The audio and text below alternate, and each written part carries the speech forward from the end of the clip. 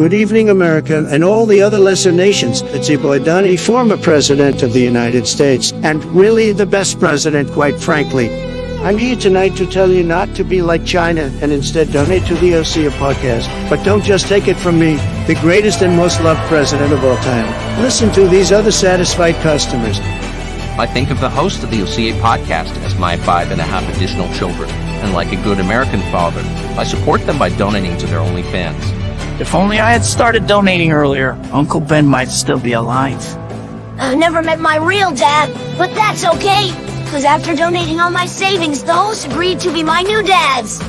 I punched the change out of his coin purse who'll donate to the podcast. No, not my coins! Yes, your coins. It's time to donate to the Patreon. All right, the OCA podcast needs my money more than my sister Serenity.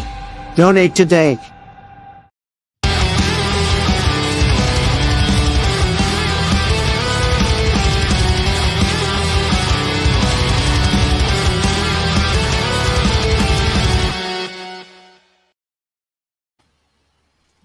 On that, I think we should just add it to the end of that other video. Welcome back to the OCA podcast. I am your host, the Anime Collector, and joining me tonight is Reese2753. Hi, I'm Reese2753. Also joining us tonight is FDEM, and I clicked the wrong button because I'm a retard. I am here. Wonderful. And then our next person joining us is Green Line. Sure, let's go with that. Okay. Protector of cringe and connoisseur of anime booty, Green Line Gelato. Also, Random Lemon's here. I am here. And King Style's here. Hey, it's me, King Style, anime enthusiast and fighting game enthusiast. Lance is also here. Maybe you think I was going to say something. Even when Lance doesn't talk, he cuts people off. You know what they say, if I gotta go out, I'm gonna go out cutting some young punk off. All right, so happy Father's Day, everybody. It is an interesting day today. I think it'd be easiest to just do this. So if you'd like to support the OCA podcast, there is a Patreon for the OCA podcast that charges you by the month. $5 a month is just $60 a year. Also, there's the Anime Collector Patreon, which is funded per video. So this is not counting, of course, podcast episodes. But if you wanted to support the creative endeavors outside of the podcast, this would be the way to do it. There are other ways to support the OCA podcast. Okay. Dogs just barreling their way out of this room. There are other ways to support us via Right Stuff, affiliate link, Humble Bundle. Anyway, so there's a lot of ways to do it. I'll remind you again, it's important that you all sign the Kick JT petition. It's truly the most pressing matter of our days. So I encourage everybody to go ahead and touch that with a 10-foot pole. And jumping past that for a second. So I just want to say, well, actually, let's cover this first. So Vic says, big congratulations to Childish Gambino, Zeno Robinson, for taking the role of Junpei.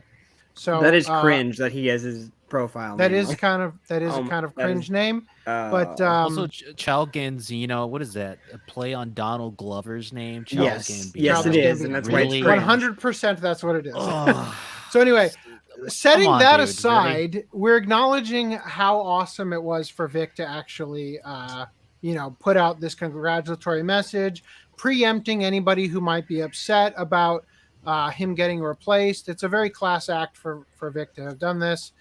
So I don't know. We covered this last podcast about Persona and the recasting, that everybody was recasted, but it's just cool to see that Vic would do this. Now, 2 podcasts ago, we talked about Farrah Fatherless and the incident with her and Vic. Now, I had complained that Mars Girl had not done a good job with posting the screenshots from the DMs. Excuse me. So I put them in order. If you are interested in reading them in order, it actually does change a little bit of your interpretation of what's happening to see it put in the actual order. I'm not going to talk about this tonight, or at least I don't plan to. I do want to say that Farah has been talking to us, and I have invited her on to tonight's episode because I think it would be absolutely fucking hysterical to have Farah Fatherless on the Father's Day episode of the OCA podcast. So Farah, if you are watching, I have sent you the link via your comment on a previous video. Go ahead and join us, or hit me up in the chat live and we'll get you on the show tonight. I would love for you to be able to clear the air on exactly what happened so that we're not speculating on it.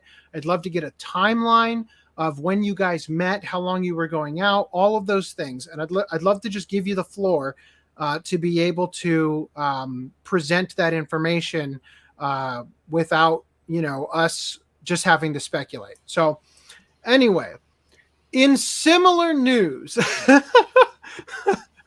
the Yellow Ranger joined OnlyFans. So I guess this is from SPD, right? Yeah. So the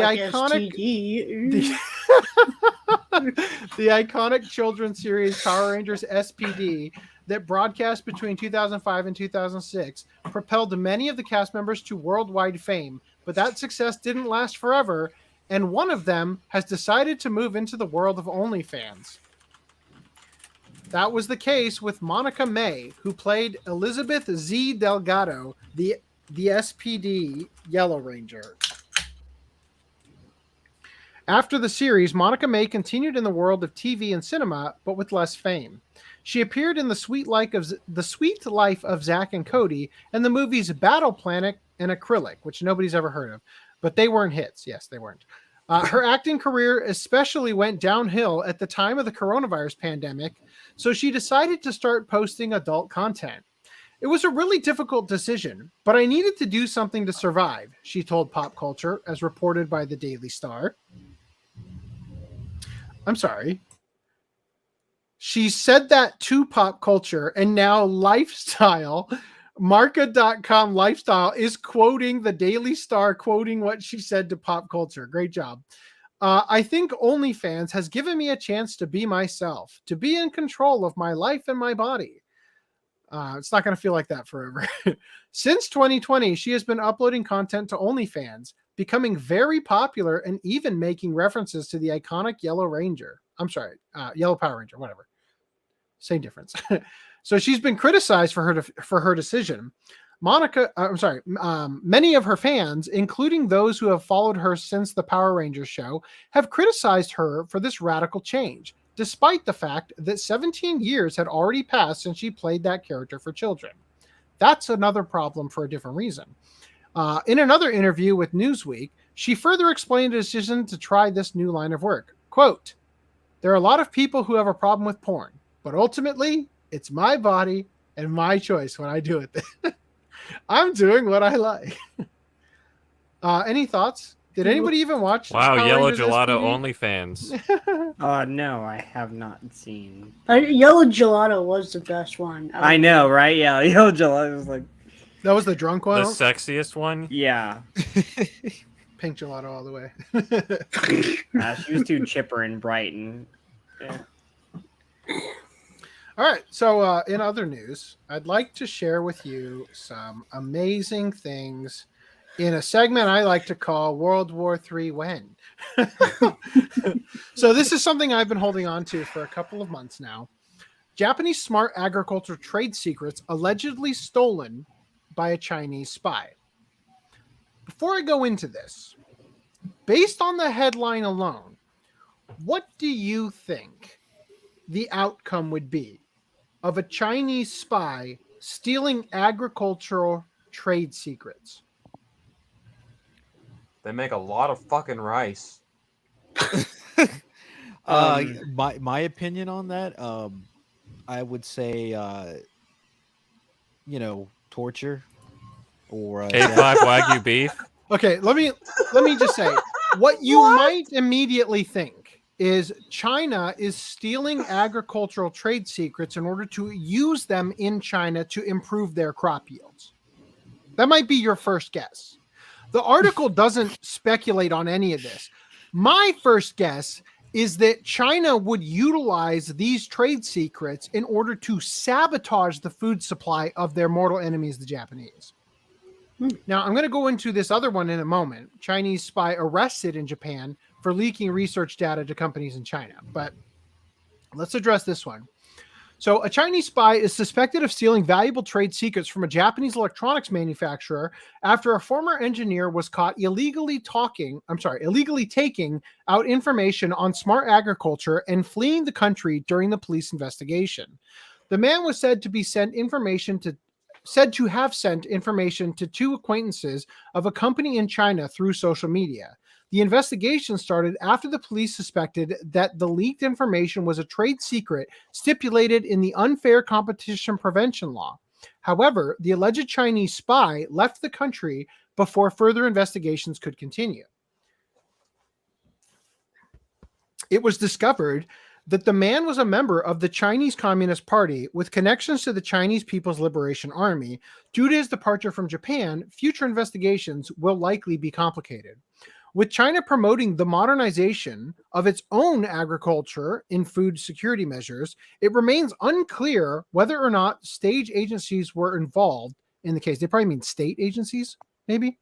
But I do think that there is a strong likelihood that, I mean, this is probably just an image that they grabbed, right? That guy's clearly probably not even Japanese, right? He's probably not involved in this. I don't even think he's even Chinese. He could be. Yeah. I think it's just a science agriculture. Oh, that's the first result. Throw it up, right? Yeah, it's just a grab image. But if you I honestly thought it was Angry Video Game Nerd for a second there.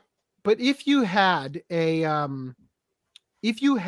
like technology that interfaced via internet, like the way that this guy is clearly using a drone to either water these plants or whatever the hell he's doing. Imagine what you could do by injecting malware into that system, Now, continuing here, skipping right past those. Sorry, Green Line.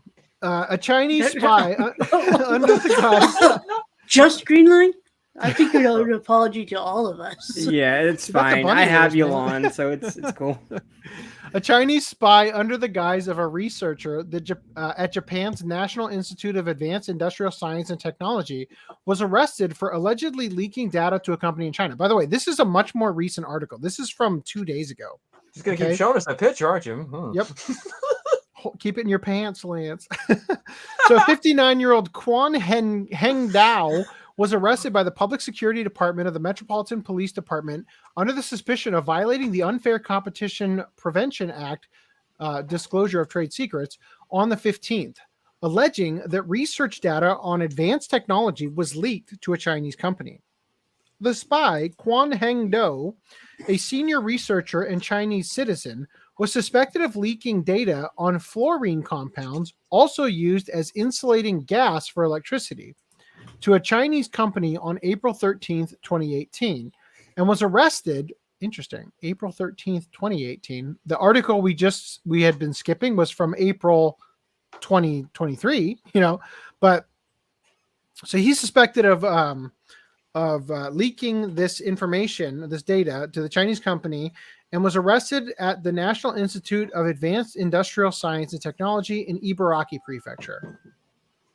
According to the investigation, Quan has been working at the AIST since 2002 and has researched fluorine compounds. He also worked as a professor at the Seven Sons of National Defense at the Beijing Institute of Technology, which has ties to the Chinese People's Liberation Army. It is believed that the spy was involved in a national project in China, and he illegally sent leaked data obtained at AIST to China, which led to his arrest. The Metropolitan Police Department raided Quan's home on June 15th, where documents were searched and seized. According to the institute, it is highly unusual for a national research institute to file a case for leaking information to China.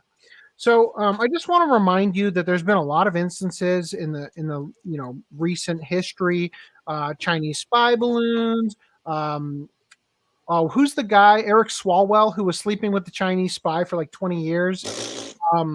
There was that incident where they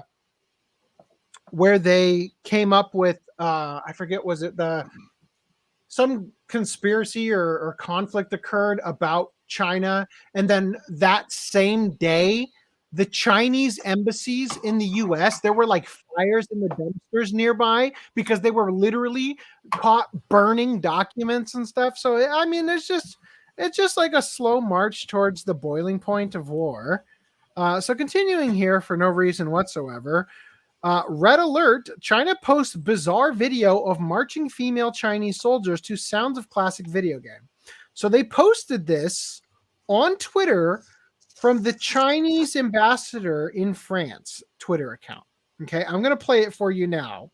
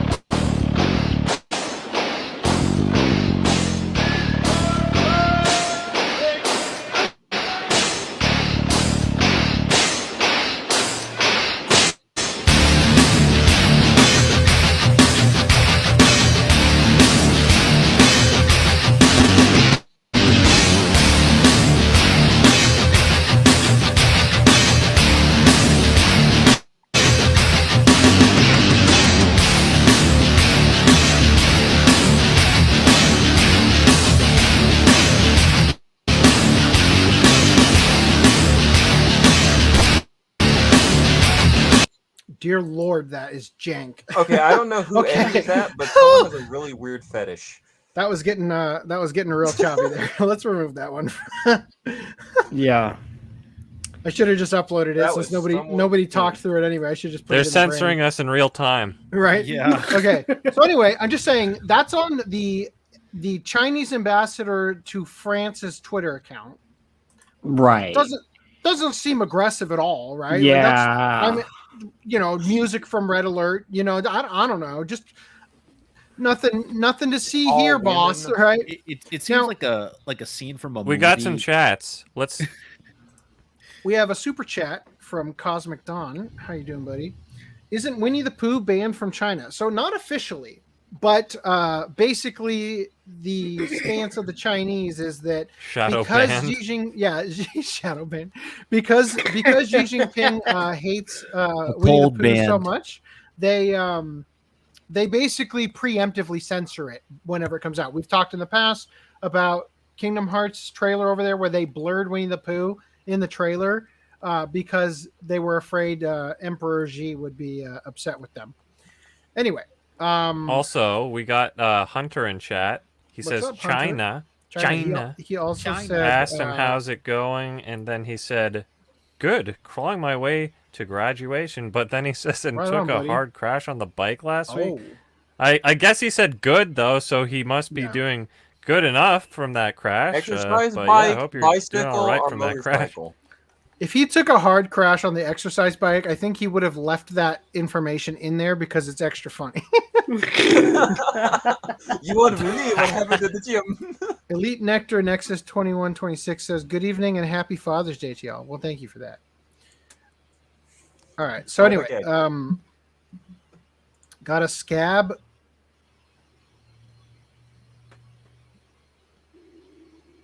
What? 20 plus inches of Got dirt? Yeah, I don't know fat, what OTB got a fat is. scab. Got a far scab. It must be on your typing hand. All right. So anyway, back to this. On the So back? Red Alert. OTB? Red Alert. So as you guys could see, there's something about how in sync they are, right? Do you guys remember when the Beijing Olympics happened? Did you just say Beijing Olympics? Yes, No, the Beijing Olympics. Do you guys remember that? Was that 2003? No, 2008. 2008, because I know. Was it 2008? Yeah, because they picked Oh, great. that. specifically for it because the 8808 because 8 is a lucky number in China. So my mom, that's interesting. My mom's birthday is 8/8. I was gonna say if your mom's birthday. So is my mom 8/8, went to the you got a lot of Beijing explaining to Olympics. do. That would make be a sense. time traveler. My mom went to the Beijing Olympics, and she when she came back, like she talked about how incredible it was, but she also talked about their Olympic display. You know, like the little like opening ceremonies that they do, and how freaky it was to her that they were so in sync, just like this video here, right? And she described way back then. You go bye bye bye. Well, she talked about it way back then. She said that like it was a display of strength that the Chinese have that much control over their citizenry, right? And she had even way back then talked about how if they're normal people, in that thing, I think that was the thing is that they announced that the people in the opening ceremony were the Chinese military, that they specifically, the people in the ceremonies and stuff that did all the choreographed stuff was the military. And that was really off-putting to my mom back then. Because they wanted it to be, And the Chinese singer was lip syncing. Oh, she was a little girl that couldn't sing. Called out.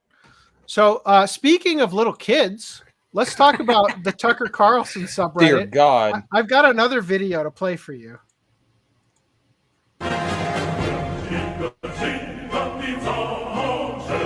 This is PE. God damn it. Why are these so slow? This is PE in China.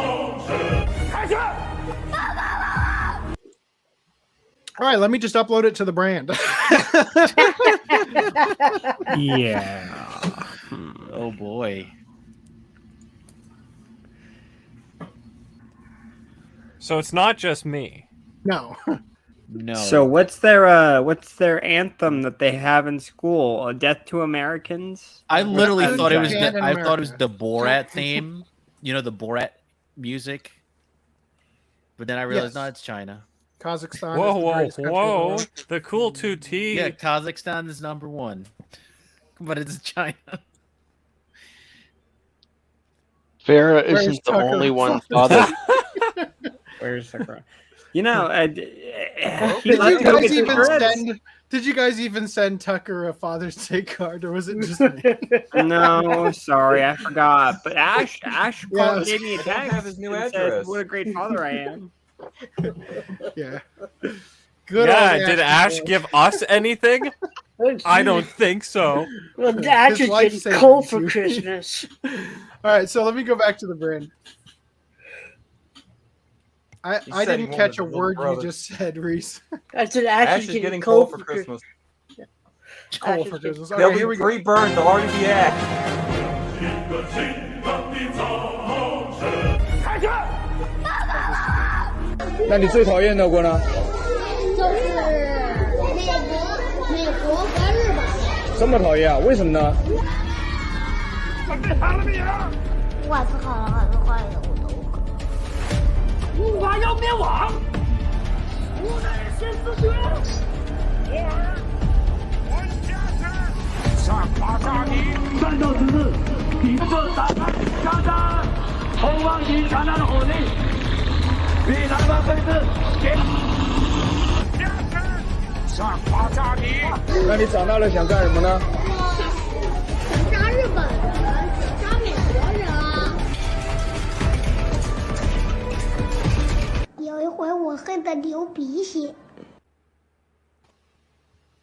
God damn. What the Right. fuck? Damn. So They need to how stop feeding come- that one kid dumplings. Yeah, so I just want to point out once again that literally from the absolute start of this podcast, from year 1, I've been talking about this. I just got to see that kid again. He needs to They be in the hate thumbnail. America, but they love McDonald's. So you know, hey, I mean, don't be a fucking hypocrite. That's fire the Big Macs. You know why? It's because it's got the same colors as their flag. Of course it is. And so was the Soviet-Russian flag. Look at that face. The face of a killer. A cold-blooded killer. Yeah. All right. Okay. Anyway, moving that. Look, at least Japan is our ally. That's all that matters. Yeah. Is there a reason why the UN For hasn't now. shown this to China and been like, "What the fuck, China?" Like, what the fuck, man? Yeah, you want to explain yourself here? Yeah. Oh, those are just I don't know what those kids are on. That's not us. Yeah, we're gonna pull the resources from like our fast food and all our infrastructure that we gave you. So bye. You know how we have Pride Month? They have Military Pride Month. They have military pride every single day. Yeah. Yeah, they want to kill us and Japanese people. And, So I just want to point out that in Larkspur, California, this week, Ospreys landed in this fucking neighborhood. Did those people just bolt? yeah, they probably thought they had a weapon on it or something. I mean, I wouldn't doubt it. If you see something was weird in it the sky, was it the U.S. you don't stay military? there. What is this? Yeah, U.S. military. Okay. In Larkspur, California. It's still concerning. Dude, you know what's crazy? Back in the day when I'd play video games, you know the Vice City or GTA 3. They had I those just mini- realized it's not obnoxiously loud for you guys, just for me. We've heard none of it. Anyway. Sucks to be you. You couldn't hear any of that. Yeah, but you know the mini. Are you pretty close to Larkspur, Green Line? I don't think so. It's a good lives like in the 8 hours or so from where I live. How do you spell that? He's spelling it wrong. It's Larkspur. Larkspur. While you're at Anyway. it, give us your full docs. No. So, for what Social it's worth, Security and credit card numbers. For while what you're it's at it. worth, Community Notes says the FAA website shows that a temporary flight restriction is issued for a VIP visit in the San Francisco, California area on the 17th of June. So, allegedly, Is this where all the UFOs are coming from? Well, allegedly, this is like a drill for that. This particular Twitter account has been very weird about this stuff. They've been saying stuff like, I feel like they're using like cultural fear for clout. Like, you know, I feel like they're jumping into the They're coming for us. They're coming for us. Yeah, they're using it as a way to grow their own presence and whatever. No, and the reason no I one would say ever do that, the reason I say that is because they had a tweet that was like, I do very specific cropping of my videos so that I know when you stole them from me. And it's like, bro, if you're cropping the videos from somebody else, you stole it from them. Yeah. You shouldn't need to They had to crop remove it. the watermark. You shouldn't need to crop it like 2 pixels on one edge just so that you know somebody took it from you, because that means you cropped it from somebody else. And otherwise, if you obtained it yourself, you would be able to know just by looking at it and not having to look for the cropping. Right? Yeah, this guy is very paranoid. I can tell. Number two, he says he's going to come after you if you're using his stuff without crediting him. And it's like, so are you actually interested in raising awareness about potential martial law in the United States? Or are you just interested in raising your own, political clout on Twitter? Right? Because it seems like the latter. He wants to come for the fatherless on Father's Day. Now, I just want to show you guys a little bit more because it has been going on. This is Idaho Falls, according to the same guy. Tanks driving down the highway. So Larkspur is like 2.5 hours away from me. Okay. If you guys, I know. Honestly, the tanks thing bothers me a lot less. But I hung out with a friend who lived not too far from a military base, and oddly enough, I've seen. That. I live For down some the reason, street that's from less one. I alarming pass in the one every plane. day on the way to work. Honestly, the tank thing the doesn't plane, bother yeah, me. well. due to movies and video games. So I'm like, that's fucking cool. But normal. So what person you're be saying like, is "Holy shit." GTA does cause real life violence. No. Well, the drone thing, right? That was in the I'm just game saying- 20 I'm years just saying- before. They had the plane. I'm just saying, unprecedented military mobilization activity happening across North America right now. So I'm just saying. Now, look, I've given you some very specific things, right? But I'm just saying that if China is spying and getting caught, right? If that's happening right now, and it's happening in the United States with the spy balloons, with Eric Swalwell, and all that stuff, if that's all happening, then they're gearing up. Clearly, they're gearing up for war and have been for generations with how they've been training the children in order to build them up into, military prepped fighters. And if I hate to say it, but if China landed on the West Coast and stormed the beaches of Huntington Beach, like where I live, they would take over in an hour. Like I do not trust. They would steal all your anime first. I do not trust the rest of the So you're saying Californians Hunt- to be able so you to say fend that them off. You saying California would basically become part of China at that point, right?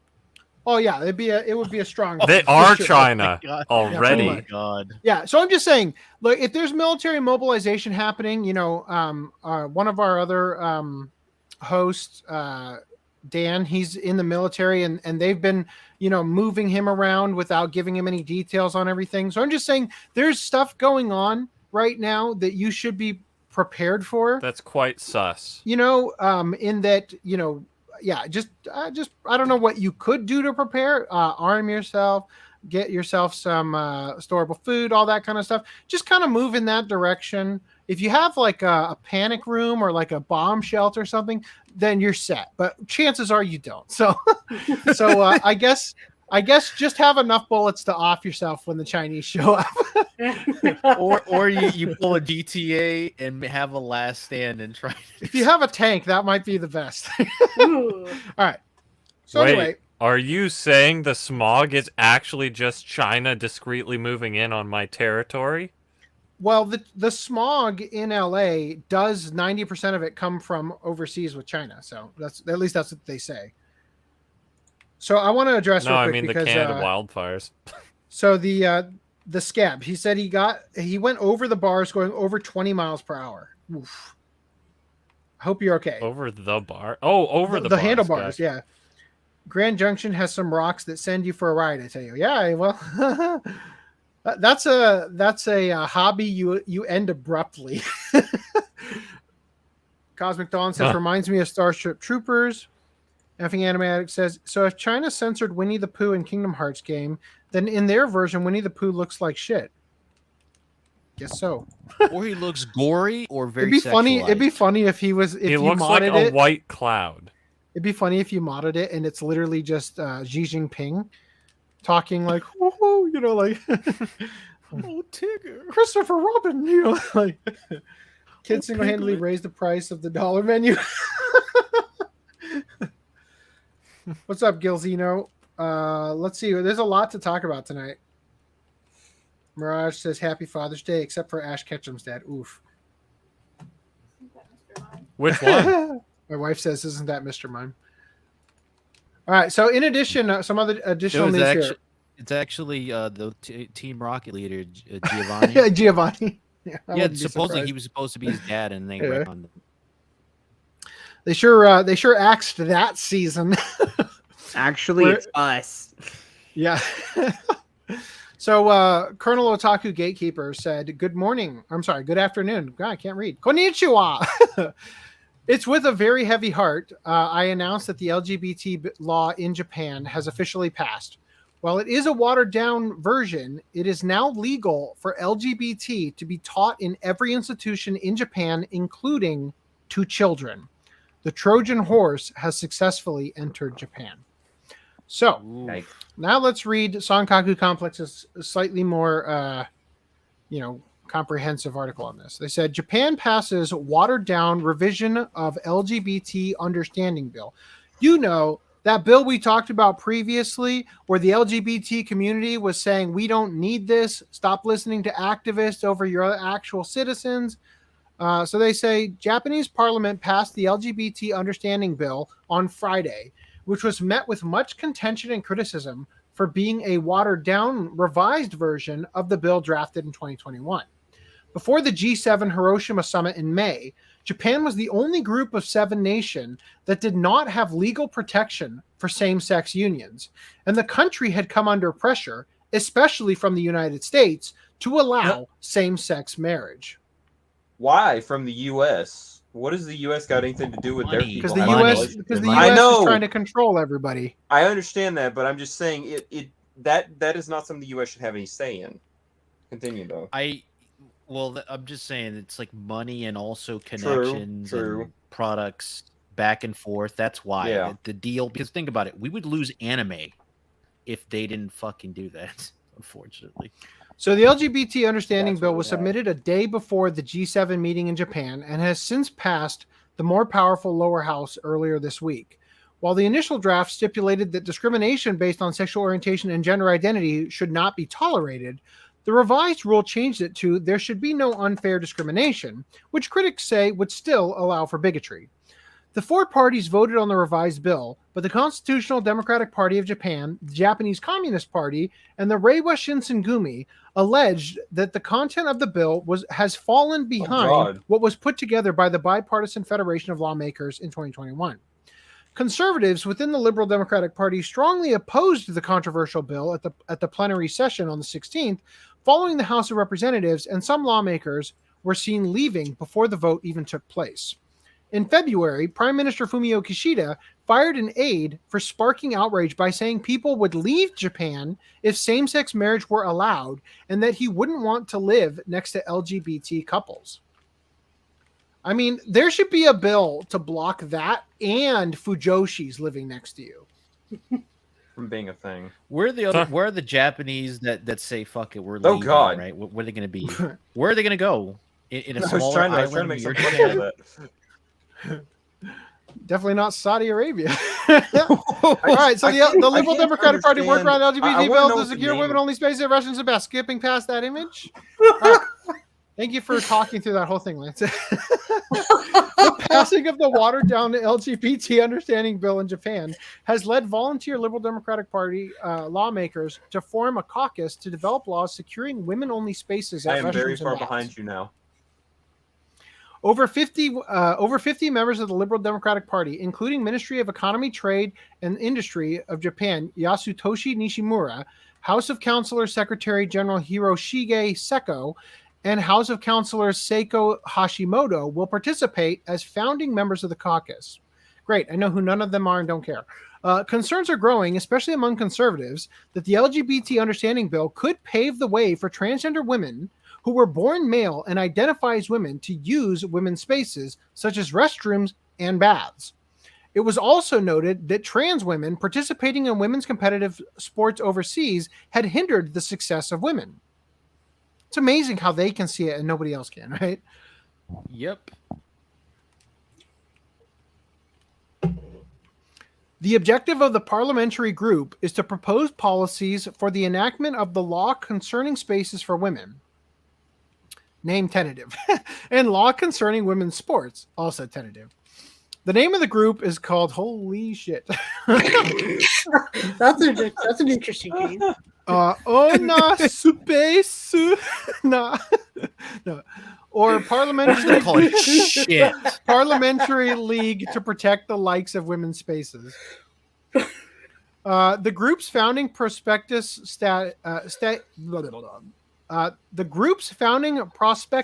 states, quote, "We must establish a system to protect the safety and security and to secure the right to live for women and girls. The legislative reform is being done to alleviate women's fears and anxieties about the LGBT understanding bill." So there you go. That's the state of Japan and China. Who wants to do pickups? Yes, let's all go pick up. I have pickups. How far am I behind in latency, please? Because I didn't talk during the quote unquote image earlier. Oh, it was the title I was reading that you were talking through. Here, I'm going to start counting. I want you to start counting along with me. 1, 2, 3, 4, 5, 6, 7, 6, 7, 8. Okay, we can stop that. Okay, He's so like 2 I think seconds behind. he's about 2 seconds delayed. Or we can continue. Cool. Let's see how far we can go before everybody. Let's see how many viewers we can lose. Ooh, So, what a collection! Hell yeah! So Annie Metal Viking says, "LOL XD, nice try on guessing in Photoshop on the show. I apologize for the bad picture quality, but here's my full collection and what's actually on the shelf." So it turns out that this was actually the end of the collection. And what do we have here? You're going to enjoy the next podcast because I believe this is Aya and Maya Natsume from Tenjo Tenge. And that's going to be our watch club going into the next podcast. That's what's his name from My Hero in the Middle, right? Yeah, this is Mamillion or whatever his name is from My Hero Academia. Mamillion, yeah. Mamillion, yeah. And then this is Cheatery and what's her name, I think, from Full Metal Panic. Oh, that's Holo! Yeah, and then Holo. And then hell yeah, dude, you got an awesome collection, bro. And then the girl Wasn't that from the guy from Battle Vixens or whatever. What's it called? What is that called? Why can I not remember the Japanese title? Ikitosen. I can't. Oh, Ikitosen? Ikitosen. Okay. Of equal importance to address is the fact that what do we have here? Like 28 volumes of Berserk, maybe more. 41. 41. Yeah. He's got all of them. I think. Nice. That is a Vinland sexy Saga. collection right there. Hell Yeah, he's yeah. a huge Monster. Berserk fan. Nice. What's this next to Chainsaw Man? Is that Black Lagoon? Black Lagoon. Black That looks Lagoon. like Black Lagoon. Nice. Fuck Spicy yeah. Wolf novels. Okay, Very this nice. dude knows what's up. And then I think this is one of those Masamune Shiro ones. I don't know. I like ours better, where you had like weird ornamental glass walnuts or Anal beads. Green Line says he got his Tsunade statue. Not sure why you simp Tsunade. That's a gold. Because it's like Why the not? best looking Naruto like statue that I've seen. Like, Oh. you know, I it's thought you were gonna say Naruto girl. So do you walk up to her and How say many Tsunade? kidneys did you have to sell for this? Let's see. I just want to know, do you do a both. like the window breaks pose every time you walk up next to it? Like, Why God. is Does she it have a bunny outfit? She's wearing like fully gold. Missing the most gold? important angle. Shake my head. I will get it to you when I get the chance to absolutely take a picture of it. I can't reach it that high. When I get that Chinese spy camera that can go up between. Yeah. the one that's the size of a gnat. So Reese, The Reese one that picked can up fit Dead in Man Wonderland. urethras. Oh, Yeah, this is God. not Dead Mount Death Play, volumes 1 Oh, I'm through sorry. 8. That doesn't say Dead Man Wonderland. You're right. So, this The is the one manga from you were talking second from about the in middle. a chat, Reese? Yes. Well, maybe. Yeah. The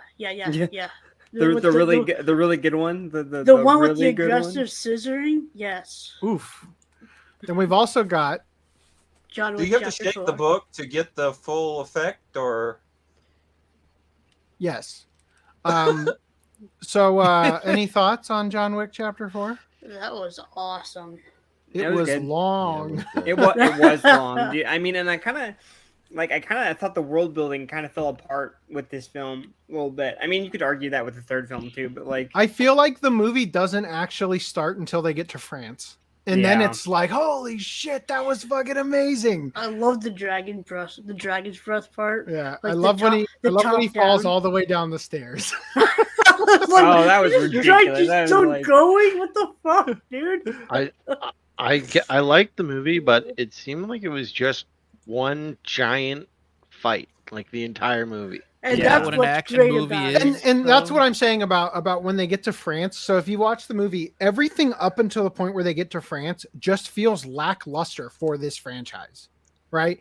Once they actually get to France and they're outside the Arc de Triomphe, it's like, holy shit. Like, this is what I've been waiting for this entire time. I have been yawning up until this moment. And then they got to that, like, unbelievably well choreographed fight where the cars are circling them constantly. That was unbelievable. And then every single thing after that was just insane.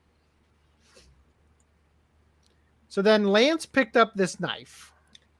That he Yeah. should have I- opened all the way Yeah, because it's it a looks like a buck, gun. which It's cocked and loaded.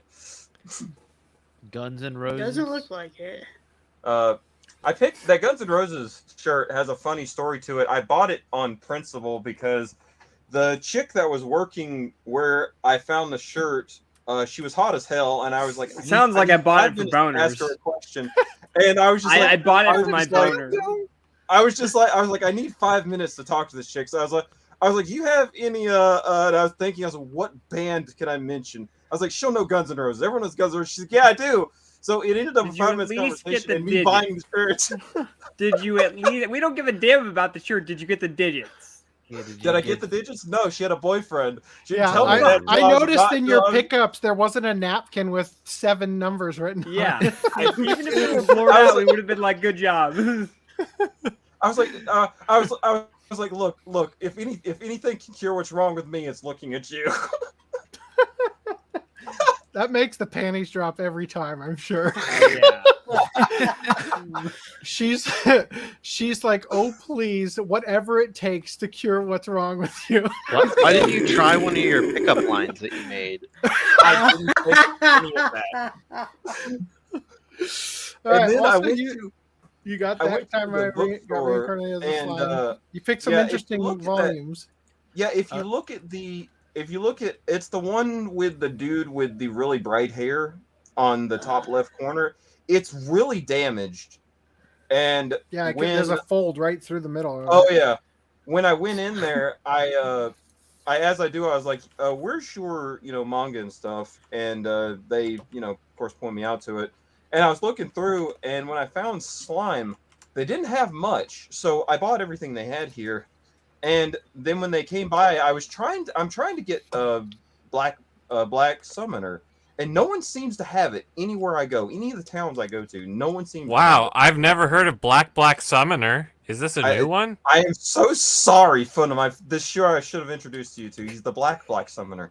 But the thing is, though, when I asked him, like, could you tell me if you've got it anywhere? If it's like maybe in the new releases or anything you have.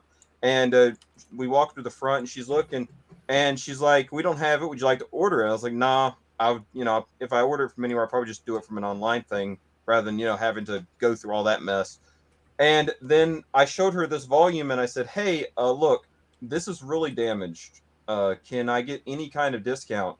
And she stops and thinks about it. She says, "Look, I can give you half off on this damage." And I was like, "Sold." I have never heard of them giving half, but I only paid like $6.50 for that manga. Hey, what was the sauce? But no one wants a damaged manga. What was the sauce on that GIF, by the way?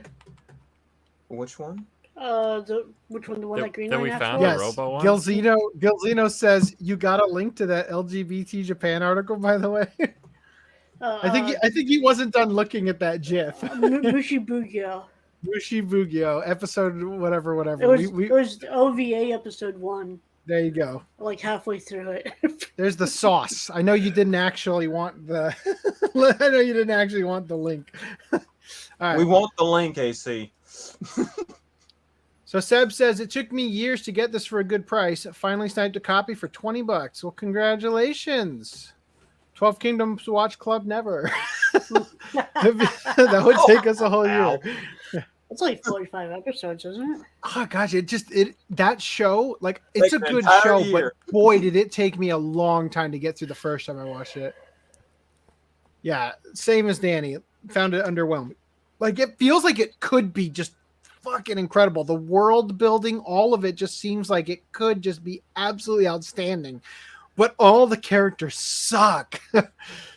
Soundtrack was fucking amazing. He's right. Yeah. like the world and character development of the main character. Yeah. Okay. Well, we'd have to do it for a watch party or a watch party. But Anime Fan 007 says was gone Yeah, for a let's just month keep from committing home, to but these arrived things. They're later like gone. 40 episodes plus. Yeah, My we can't senpai is even get annoying through in Spy Family. a 13 episode or 12 episode show. Also, Xenoblade Chronicles. All right, cool. So let's put in our podcast. I have on camera pickups, by the way. Cool, I let's do did those. try to mention that, but That's cool. Yeah, we're already in Discord. That's all right. I'm gonna Are kick you- myself real quick. While Are you guys in do a yours. good Green Line wants us- position How are your drapes? A good why. All right, cool. I'm just making sure. Okay. How are her curtain? So, I finally picked up because I don't like Stardust Crusaders, but I like Diamond is Unbreakable, so I picked up Stardust Crusaders set. So this is set 2 of JoJo's, and then I have set 3 with Dio. I think that's Dio. It's on the cover. And then finally, part 1 of Diamond is Unbreakable. So I just need part 2, and I'll have like all that I want of it. So nice, dude.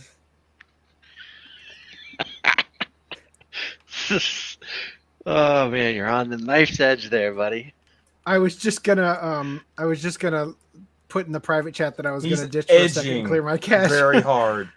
I guess that's not happening. All right, cool. Let's Guys, go back to. Can we please have a moment to take a moment to put F's in the chat for the tragedy that is not seeing what Farah's pickups would have been? I don't want to know. I mean, would it have? Like, you can come on and show us, Farah. Expected to be put him. He said, "Not at all worried." I just want to know what Footnum would have thought it would be. So, convention news. According to she Anime could have Expo, picked up that dude who was in that video and confirmed who it was. That it wasn't Vic. Well, we know it She wasn't. could Vic. have I done a confirmed hands-on that last check of his podcast. gender, for all you know. Effective date, January 11, 2023. As the effective date of this guideline, there are currently no COVID-19 restrictions in place by federal, state, and local city and health officials. We will update this page in the event of a health and safety guidelines change with regards to vaccination verification and or mask requirements. SBJA reserves the right to change this policy/guideline at any time. Proof of vaccination or negative COVID-19 test. SPJA will not be requiring proof of vaccination or negative COVID-19 test to attend Anime Expo 2023. So if you're a pansy who's worried that I'm going to get you sick, just don't come. Just don't come. Yeah, I fuck plan off. to be COVID. Do not come. I plan to be COVID positive for you. So what the hell? So just don't come. I'm still bummed I didn't get to go in 2020. Exactly. So I wanted to go in a hazmat not suit. That come. would have just been the most. You would have looked like the Simpsons characters that worked a nuclear power plant. Yes. All right. So also, Crunchyroll. I mean, you can still cosplay as one. No, it's not funny anymore. I wanted to go when it was going to be like there's literally nobody there. Like I wanted to be there, be like you go to all the panels and it's just empty. Not even the guests are there. You know, you go to the screenings and it's like it's hit or miss. You even get one guy there with a laptop with a USB stick playing something. So Crunchyroll reveals Anime Expo 2023 plans, including over 20 panels and premieres. So they got a lot here, and I guess apparently my highlights aren't here. That's fucking wonderful. Okay, here it is. So they're doing the world and international premieres for why? Well, it fucked you My up, man. highlight. They're doing the world and international premieres for Undead Murder Farce, The Rising of the Shield Hero Season 3, God damn you! Rent a Girlfriend Season 3 and more. Then if you are eager to just get some bullshit you can't throw away, they're also giving you Crunchyroll bag swags. There's also going to be more than 60 items at the Crunchyroll store, including never-before-seen merch that's exclusive to Anime Expo, exclusive skateboard decks emblazoned with iconic visuals from Jujutsu Kaisen, Cowboy Bebop, Attack on Titan, Spy Family, Yu Yu Hakusho, and Chainsaw Man, an exclusive Chainsaw Man silver chrome figure pictured below, and limited reprints from the Team Liquid X Naruto 20-year anniversary collection are among the offerings.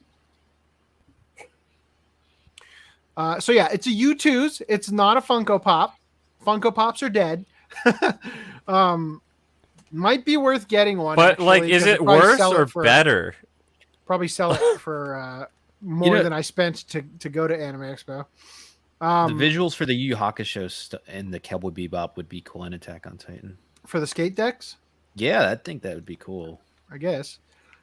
The problem with skateboards is like when you have to buy them and with the intention of mounting them instead of using them. Because as soon as you start using them, you ruin them. You're gonna scut basically. So here's what they've got going on. There's going to be a any mappa panel. usable collectible. That's my philosophy with those body pillows. Mm-hmm. Oh, so that's the why second you use the body yours? pillow, you ruin it. So there's going to be a mappa panel. Studio Kafka, X, The Ancient Magus Bride, Spy Family Panel, blah, blah, blah. Skipping all this crap. I did have highlights. I don't know why they won't freaking load. World premiere of Bungo Stray Dogs Season 5. Mushoku Tensei Jobless Reincarnation Season 2 North American premiere. It's probably One Piece Episode 1000 world dub world premiere. Link Click Season 2 premiere with director. Fuck, why are these highlights not staying? Rising Shield Hero Episode 1 world premiere. Sugar Apple Fairy Tale Season 2 Episode 1 world premiere. It's probably because when you move your mouse, it touches it and it deactivates it for some reason. Undead Murder Farce world premiere. Gridman Universe premiere. So that's the movie. I think I want to go see that, even though I haven't seen the show. Next podcast, watch Club Gridman. No, I'll watch on my own. I'd be down. Crunchyroll presents Free: The Final Stroke Part 2 US premiere. Oh my god. I forgot about that. Free the point of no return, part 2. All right. So also TMS Entertainment and Bang Zoom are holding open auditions for the English dub roles of Undead Unluck anime at Anime Expo.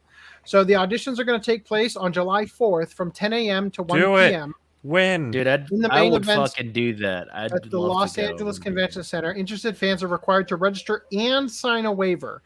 Now, I went to the website, and the waiver is mostly just like a release form that they're probably going to film parts of the thing and all that. But they probably also have some other stuff in there that you're probably not going to want to do. But I don't have a voice I want to hear in anime, so I'm going to go ahead and skip. Man, that would be cool to audition for that, though. Shoji Kawamori of Macross fame is going to appear at Otakon as a guest of honor in 2023. Otakon is what days?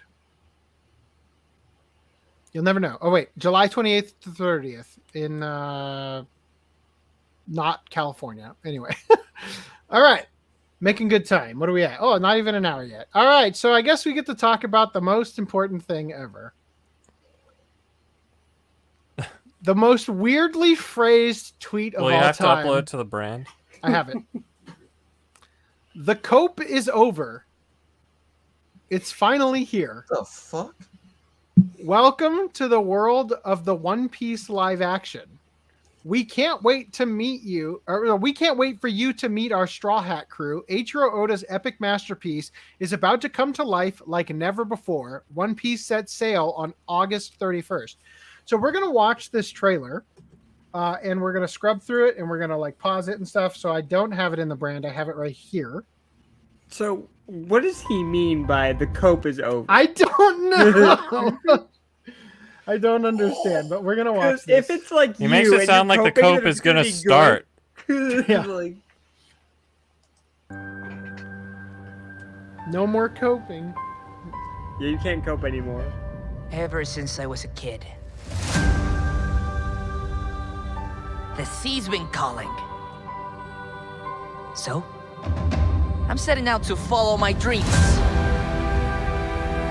I'm gonna be king of the pirates. All I need is a loyal crew. And I think together we'd make a pretty good team. We're heading up to the Grand Line. Treacherous stretch of ocean with bigger islands. Okay, I'll upload it to the brand. Jeez. I literally. That's what I meant. I literally turned away from it so I could take a picture of my wife. Luffy. I don't know if he's supposed to be Brazilian or Russian, but damn, man. What? Luffy? What? Yeah, Luffy is Brazilian. Well, he's Brazilian. Yeah, he's Brazilian. Brazilian. Hold on, I've got it. Don't worry. We're taking a copyright hit for this, by the way. Yeah, but does he have a Brazilian accent in the Japanese dub? Yeah, but does he have a Brazilian wax? He's technically not Brazilian, actually. I think he is. It's probably really. I don't think he grows hair. It's probably really easy for him to get a Brazilian wax because he's got the ability. He's got the ability to stretch, you know, so that the hair follicles are really easy to get out. Guys, I have to know now. No. Okay, everyone shut up. I'm going to play it. Does he have a what?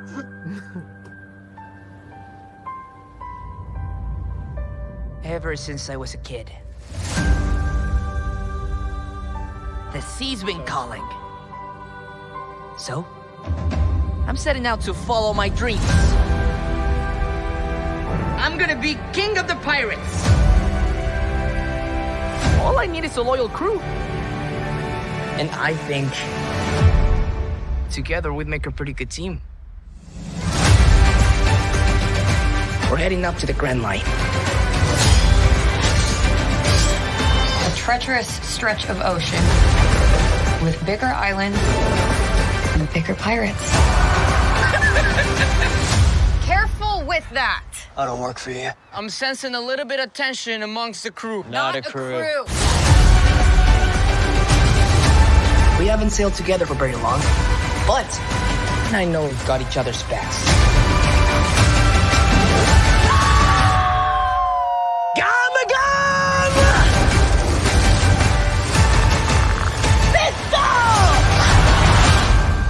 All great fighters call out their finishing moves. No, they don't.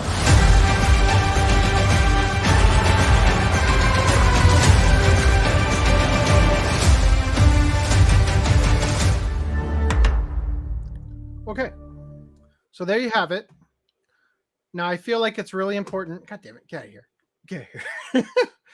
Go away. Not a cringe challenge. I think it's really important that I showcase this tweet. He can shove that fist up my ass from the verified company account of Vast. The giveaway and social media management agency that works with your favorite creators and brands. Celebrate giving business at vast.gg. So a verified Sounds like he wants to celebrate receiving. Yeah, and then this guy said, I'm 100% getting fired for this tweet. And who is this? Oh, operations manager for Vast. Also, I thought it was funny. E semicolon R said, welcome to the ouch, motherfuckers. All I could say is yayo. Right. So Luffy would never have been noted. Luffy would never have noticed. Oh, there's tension among the crew. Oh, guys, is anyone hungry? So I'm just saying that. Yeah, exactly. Right. I've never. He's so aloof. I've never seen One Piece. I would totally, like, I'm looking Luffy's forward like to this. Goku but dumber. Okay, that's great. I'm looking forward to this. Having the opportunity now to go in blind, as I've been saying. It's always interesting. So I'm kind of looking forward to it. I think it's going to be a little cringe, but having not watched the original, I think it'll be significantly less cringe than Cowboy Bebop. Now I do see this. You're gonna need some special soap. The for Cool this. 2T says it was a typo. Cope was supposed to be hope because all hope of cancellation is over. Oh my god. And Mirage Narrow says, angrily typing in the background, hey Siri, look up One Piece porn parody One Penis. Oh. I don't know why you're angrily typing if you're saying, hey Siri. One piece of shit. Okay. Bruno Mars is Luffy. What? Okay, let's see what Luigi's saying now. NRID says, I have so much spite for One Piece fans that I'm just going to watch this and nothing else One Piece wise just to spite them even more. LOL. Well, good for you. Okay. I'm sure you're not the only one getting hurt by that. Anime fans demand that anime should be anime. No, that's what you demand. You cannot make anime for Netflix, okay? I don't know. Ajin, Knights of Sidonia, Baki. It's called commissioning. If you have the money, they'll make it easy. You cannot make anime for Netflix. You also cannot make anime for both anime fans and Netflix. That doesn't make Shaq any sense. Fu tried to be for both fighting game fans and basketball fans and failed. This is Right. not basketball or That's a fighting perfect allegory right there. Definitely. It is going to be a mess. Live action is never a good way to make people easily interested in anime. Tell that to Edge of Tomorrow. Anime is able to have characters, stories, worlds, and visuals that you cannot get with live action. Well, they're going to try. Not I necessarily. honestly enjoyed the Look, speed live racer action, it's cringe and AIDS 90% of the time, probably even more, but it existing doesn't erase the existence of the anime. You can just ignore it as much as it's cringe and shouldn't have been made. What were you saying, Greenline? I was saying that I actually enjoyed the Speed Racer adaptation that came out. Oh in yeah, 2008. there you go, another good one. Well, Definitely- most people did, yeah. Yeah. So he says there is a risk that Japanese fans will reject both the live action and anime works altogether. Yeah, totally. Definitely think that's going to happen. Yep. You're projecting the future here. They're going to bankrupt the Japanese companies in the process. Yes, that is a very real thing happening. Definitely.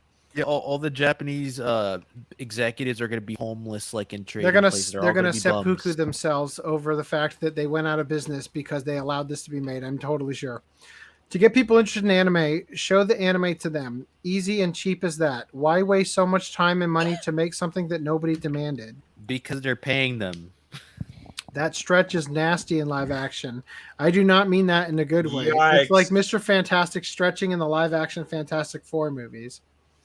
We'll see how they pull it off. I mean, what else was it going to be? I actually never liked how dumb Luffy was, so him being slightly less dumb legit makes me more interested in him. LOL. I thought So- they You just think said they never that saw his the series. character was less dumb in this trailer? Wait, didn't Riv say earlier that they'd never seen One Piece or Yeah, something? that's what they said. They said no. That I think made what me they said go was that they hate One Piece fans or whatever. But so I actually Netflix has another show. What was it called? Like remember what that one was called? The Incompletes or the no. Hold on, I'm gonna pull it up. Undesirables? No, hold on. Okay, while you think about that, I'm gonna go and explain my thoughts on this trailer. Hold on, I've got it right here. The name is The Imperfects. So Netflix did a show called The Imperfects about people who get this like weird like superpower like thing, but it's more of a curse than a blessing. And he's in that, and he's like the actor playing Luffy. He's actually like a really like likable actor. And so I'm looking forward to this just based on that alone. I thought that what the fuck? Okay, night mode, I guess. It's such a weird time at 6:36 or 8:36 for that Dark to night happen. mode. But I think that each of the actors is bringing something to it. I don't know the original characters; they might not be the original characters, but each of the actors feels like they're bringing an energy to it that I'm interested to see how that dynamic works together on screen. I think he could play Luffy, but he's not playing Luffy to his character traits like yeah, but the I right think way.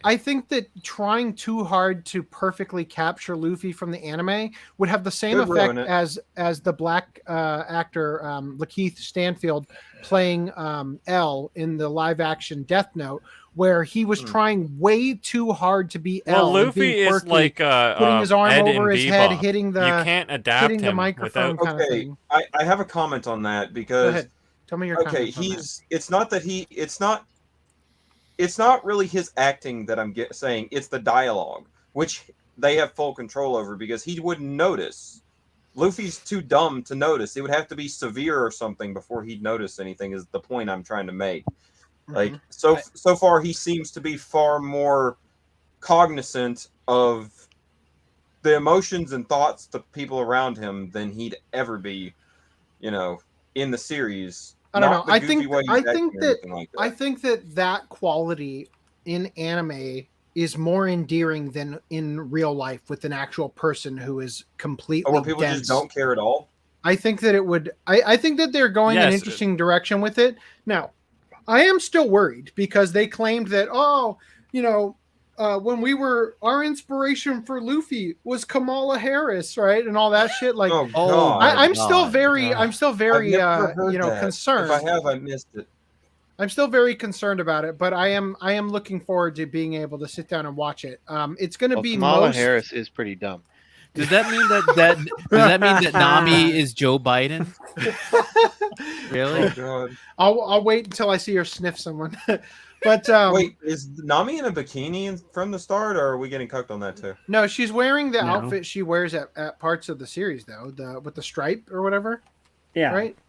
That's So the first few episodes. they're mostly doing the East Blue arc, from what I understand.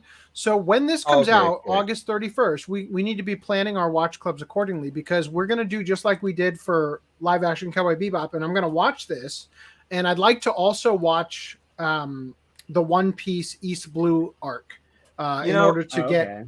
But I'm going to watch this first, which is obviously with Cowboy Bebop. I watched that like many years ago, and then multiple times, and then for the actual watch club, watch that again first before it came out and everything. So I'd like to do that again for this, but this time I'm going to start with that. So that's my plans. Why does Netflix get like a special? Why does Netflix get like a special like brand thing, like a logo with the N? No, I want that. But you have to apply. Oh wait, what? I want the Choujin mark. Twitter also has that. They have Twitter employees have that on their Twitter accounts. Anyways, I had a thing regarding the trailer after Random 11 goes, because Random 11 had something to say about it. Okay. So yeah, my thoughts were the camera was really awkward in the trailer. In what way? In that it's all like fisheye lens and like super blown out on the sides. It was really weird. I think it's Sorry, hold on. I'm gonna mute it. That's one example. So also, I really don't like his design. That's another example, although it's lesser to that degree. But you can even so see let's find the bend which in the part, post. Yeah, which part do you think is the most egregious? It looks like a post effect that they're doing. I don't think the camera is actually doing that, but it has the same effect. Like they're compensating the optics in post, because obviously they have to lay the effects on top. And then while you're scrubbing, this doesn't look fisheye. That doesn't look. This is a little weird, but I mean, this part looks weird, but I think it's like a compression artifact. This scene, I'm not sure what this is. Marine Town. First, I thought it was Marine Town that they go to. Yeah, that's got to be Marine Town. I thought it was I Water forget the actual name of it, but it's got to be Marine Town, because the like Marine. Remember we looked at the uniforms and stuff. Where Zoro's being held. That's where he's at. Where Captain Morgan. Yeah. But see this, like, I do not like this at all. That whole no. That what is so camera angle, egregious about it? I don't know. I just really don't like it. It completely takes. Does it feel a little? So I'm pretty sure that this literally is a shot-for-shot recreation from the manga. Is it not? Yeah, they might be attempting to recreate the manga. I'm 100% sure that's what they're doing, because then the very next shot, when you see that him, scene right there with him with his feet kind of like splayed out, that's also shot for shot from the manga. Okay, but right? just go back 2 seconds. That's easier said than done. Just him turning like this. I don't need a super close tight shot on his face in this weird fisheye lens scenario. I am not seeing this fisheye effect you're talking about. Fisheye is the wrong term, obviously. You're talking about like the depth of field, maybe? Are you talking about the depth of field? Yeah, so depth of field is like the fact that he's super in focus and everything else is super out of focus. It's not just the depth of field, because I feel like there is a warping. It's just not as bad as what a fisheye would actually do, but it feels like there is warping on the edges. Like, how do you feel about his hair? His hair's okay. It's okay, right? Like they've kind of pulled it off, right? So you can see it in this, as they go to the edges of the screen. Oh, okay, so you're talking about blurring gets way crazier. I get what you're saying, right? So yes, there's like a vignette.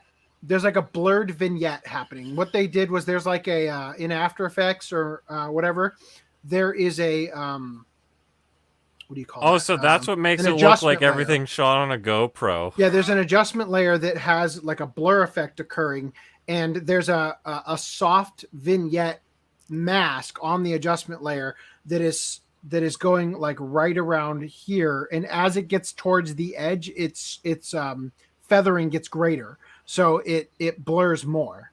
Yeah, that seems like what's happening. And I really do not like that effect. So we've seen Captain Buggy in the trailer. I Did think we they're see trying to Tashigi? emulate the viewer's eyeball. It's like, oh, it's like you're right in there. I don't think they're in the trailer. And then the other weird thing about this trailer is there's scenes at night that are not at night in the show. And I think they're doing it purely for budget reasons. And it throws me off. Like the scene where he does the gum pistol and hits Elvira. It's completely at night. It's like pitch black. It seems like it was shot on a weird set. This holy crap! I mean, I guess he could have been inside when that scene was shot with Buggy. Probably to mask the fact that they're using CGI to hide that because they want to save money. That's what I'm saying. Yeah, it seems like a fucking atrocious. Wow. So this is the only shot of what's his name? Usopp. That's the only shot of Usopp in the entire trailer. I don't see it. We'll go back. Right there. Holy crap! Wow. I don't think Sanji's not really in it either. I think No, he shoots is. his boomerang. Or not, sorry, not his boomerang, a slingshot. Why did I say boomerang? Slingshot. I think Oh yeah, there's a you're shot- right. They do show his green nose, and they didn't. So give there's Sanji, I guess. Eyebrows. Yeah. they didn't give Usopp his penis nose. So are we gonna get some Master Roshi moments with Sanji? Do you know who I he hope. kind of looks At like least to that- me? that would at Is least- David Bowie. Jean-Claude Van Damme. He kind of looks like Cowboy Bebop live action Vicious. He looks like Jean-Claude Van Damme to me. Like he looks like David weird. Bowie to me. I guess I kind of see it. He does kind of have a Van Damme looking face. There's another shot of Usopp. Yeah, that's the shot I was Yeah, talking that was about. that was the That other a shot, yeah. random caught. Okay, yeah, you can. They're putting their feet together. They're copying Yu-Gi-Oh. That's in the show.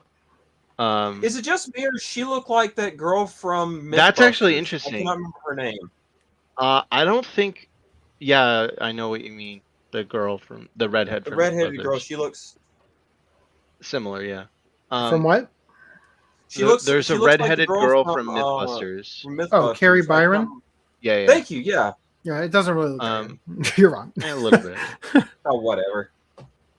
I don't. I think Nami tried. fights anyone in. Yeah, same. Any of the I'm with scenes. random. She doesn't fight in. Yeah, any of the beginning. She's not a So, fighter. so I what think you're they just saying kinda is throw it's not canonically accurate because she doesn't use that move where she flashes them and then charges them. No, that's she's the bathhouse mainly what she's doing in the hand first just few punched. arcs is stealing from people. She's in the background Yeah. stealing from people and stuff. Is that how he holds his sword? He's supposed No. to hold it in his teeth. He is, Zoro but for Dark. but He does he is, hold but it it's with the blade backwards. facing up or down? No. No, It- he holds it with the blade facing forward. He bites it from Yeah. the back. Yeah. So this CG sword, they need to fix that for the. It's almost like the gun Oh, from Cowboy that's Bebop. Kobe. I was wondering who that was. Okay, Kobe's. And that's the Yeah, scene I was talking I thought about. that in was the black. Fred from Scooby Doo. It's like super dark for seemingly no reason. So we're not going to have Chopper, Brooke, or Brooke Frank won't and come. Beth. wouldn't come until later anyway. I know, later. but they're skipping through way a lot later. here, Way though. Yeah, but I understand that, but they're skipping through a lot for one movie. It's not a movie. It's not- It's yeah, an it's not a 8 movie. episodes miniseries. Oh no! Yeah. Yeah, And so that they're gonna be that skipping a lot. that scene with their all their feet, Oh, that should be the last episode. Yeah, 'cause Dude, it's this on their almost way- looks like it was actually I'm filmed hearing during every the other daytime. word. Look at how brightly lit he. You can like almost Dude, see I- the mask from the green screen. How come I just want cannot to say find that this I heard product? like every other word, and I heard Lance say, "Where's Brooke?" And I was like 200 or something episodes in, and I still hadn't seen Brooke yet. I think that's a stretch, bro. Yeah, Yeah, he doesn't come in until probably like the 500s. I get that. I've seen No, One Piece. earlier That's than not that. the point I'm trying to make. I'm not even Probably kidding. He shows in the early volumes in the 300s. manga. He shows up in like the late 40s. Finally, jeez. Also, Chopper doesn't show up yet either. I get Yeah, it. I I'm doesn't just show up saying anymore. that they're putting there. I thought this. I don't know why I was under the impression this was going to. I'm gonna Google it. If I had to guess, it'd be like 400, maybe 350 in that range, 350 to 400 for Brooke. Yeah, episode. Okay, I don't think so, but you're more than okay. Because 535 is the time Why skip. is He this was an there issue? before the time skip. You guys are like Dragon Episode Ball 337. fans. Okay. Live action One Piece is Dragon Ball Evolution. That time I got reincarnated as God Shark Chronicles constant Kickstarter delays. Dragon Ball Evolution is hyperbole. Dragon Ball Evolution had barely anything connected to Dragon Ball. Love or hate One Piece. This looks more like One Piece. There you go. I will mean, say I'll give this. them that. The only Just- good thing that Dragon Ball Evolution had was that video game on the PSP that was a reskin of the Budokai, Shin airbending. Budokai. That Says was here, yeah, just show anime to people who aren't interested in anime. Makes sense. They're trying to appeal to more people, Luigi. Never other watched thing Netflix. Go ahead. Sorry. The other thing I wanted to say just quickly was I liked the music. It doesn't seem One Piece though, but I liked it. But it doesn't seem to fit One Piece. It's kind of weird. So the major problem I had was when Luffy and Zoro are first introduced, right? And he's saying hi to him, and I expected like a quip from Zoro or something, like a trash talk almost. But he didn't do that. He was just silent, and it was like, well, that doesn't seem like Zoro. I feel like that would be a good shot for the trailers if they had in the script like, who the fuck are you? Obviously not the F word, but like who the hell are you? Because Zoro always has this banter back and forth with the crew, particularly with Sanji, but like with Luffy in the beginning, he was very like abrasive. Yeah. Well, and that's the other thing. Like, so Luffy's character in the trailer monologue is a little off to me. Doesn't seem like something Luffy would say. So I hope that's just for the trailer. You talking about like his like over voiceover at the beginning? Yeah, it does feel it feels narratively kind of cringe. Yeah. So I hope that's literally just for the trailer. And then the other thing is Zoro's line where he's like, "We're not a crew." Mm-hmm. In the anime and manga, basically as soon as he is recruited, he's like, "I'm on board. You're my captain." Yeah. There so we go. there people are saying somebody in the tweets that we were looking at originally said the one change I would make is at the end when he says the best fighters call out their moves. You would wait 2 to 3 seconds, and Zoro would say, "Well, he's not wrong," or something like that. Like that. That's what they were saying. So I think that the take that McKenna is giving to Zoro is a little bit more like too cool for school than probably the real character it does. But yeah, I know. I kind of dig it. I like the dynamic that they're creating between them. I think it's gonna be a fun. I don't. So in the show and in the manga, Zoro is like he does get in on the gags a little bit, where he's like, "Oh, like I want to be part of the robot thing," or like, Robin, join the robot. That needs to happen. Like he gets in on the gags a little bit. Mm-hmm. So the whole thing about like I need a cool name for my attack, I could see him saying like, yeah, like his character. But if they want to say, well, we're not going to go in that direction, we're going to make him say, no, that's not a thing. Fine. But the bigger issue I have think they're setting up a character arc where he is going to be reluctant to be enthusiastic with them until the end of the first series. And then towards the end, he's going to warm up to the crew, I think is what they're kind of setting up. I suppose. It's but while there's a specific thing that happens in the Baratie arc that is a big payoff. If he's like I'm part of the crew, if his character is well, I don't know, I'm kind of just joining you because if that's his character, then that whole arc or that whole plot point, assuming they do it, would be weird. So I kind of feel like get that before the end of the series. I know nothing about One Piece other than what I've figured out from this podcast.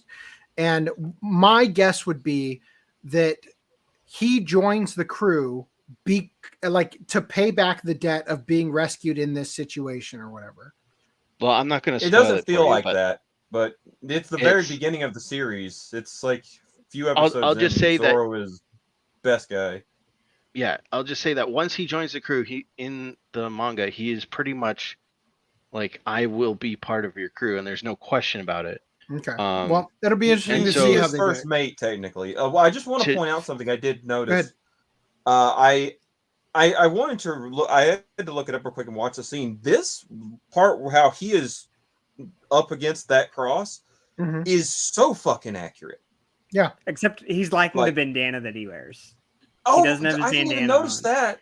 But he does have wear his bandana on, like when they're tying later. rope or doing some shit when he's not fighting, and he always wears his bandana when he's fighting. That's a nitpick. So it looks like they're doing it. They're doing the opposite then. So he is missing his bandana. What the fuck? It's fine. It's just a nitpick from Green Line. It's a nitpick from me now. I didn't even see the bandana. Oh wow! Hey Buggy, what's up? Buggy looks like he grooms children. He looks he's like giving Pennywise. mothers advice on the late night channels. Yeah, so he's wearing the bandana there. That's like the worst. By the way, this next shot is like the worst CGI. That shot of the boat wearing that cannon is just like so ugly.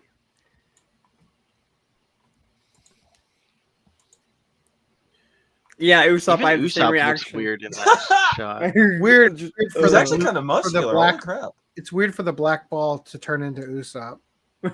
Oh no! It looks like it's hitting him in the nuts. It looks like it's going up his ass.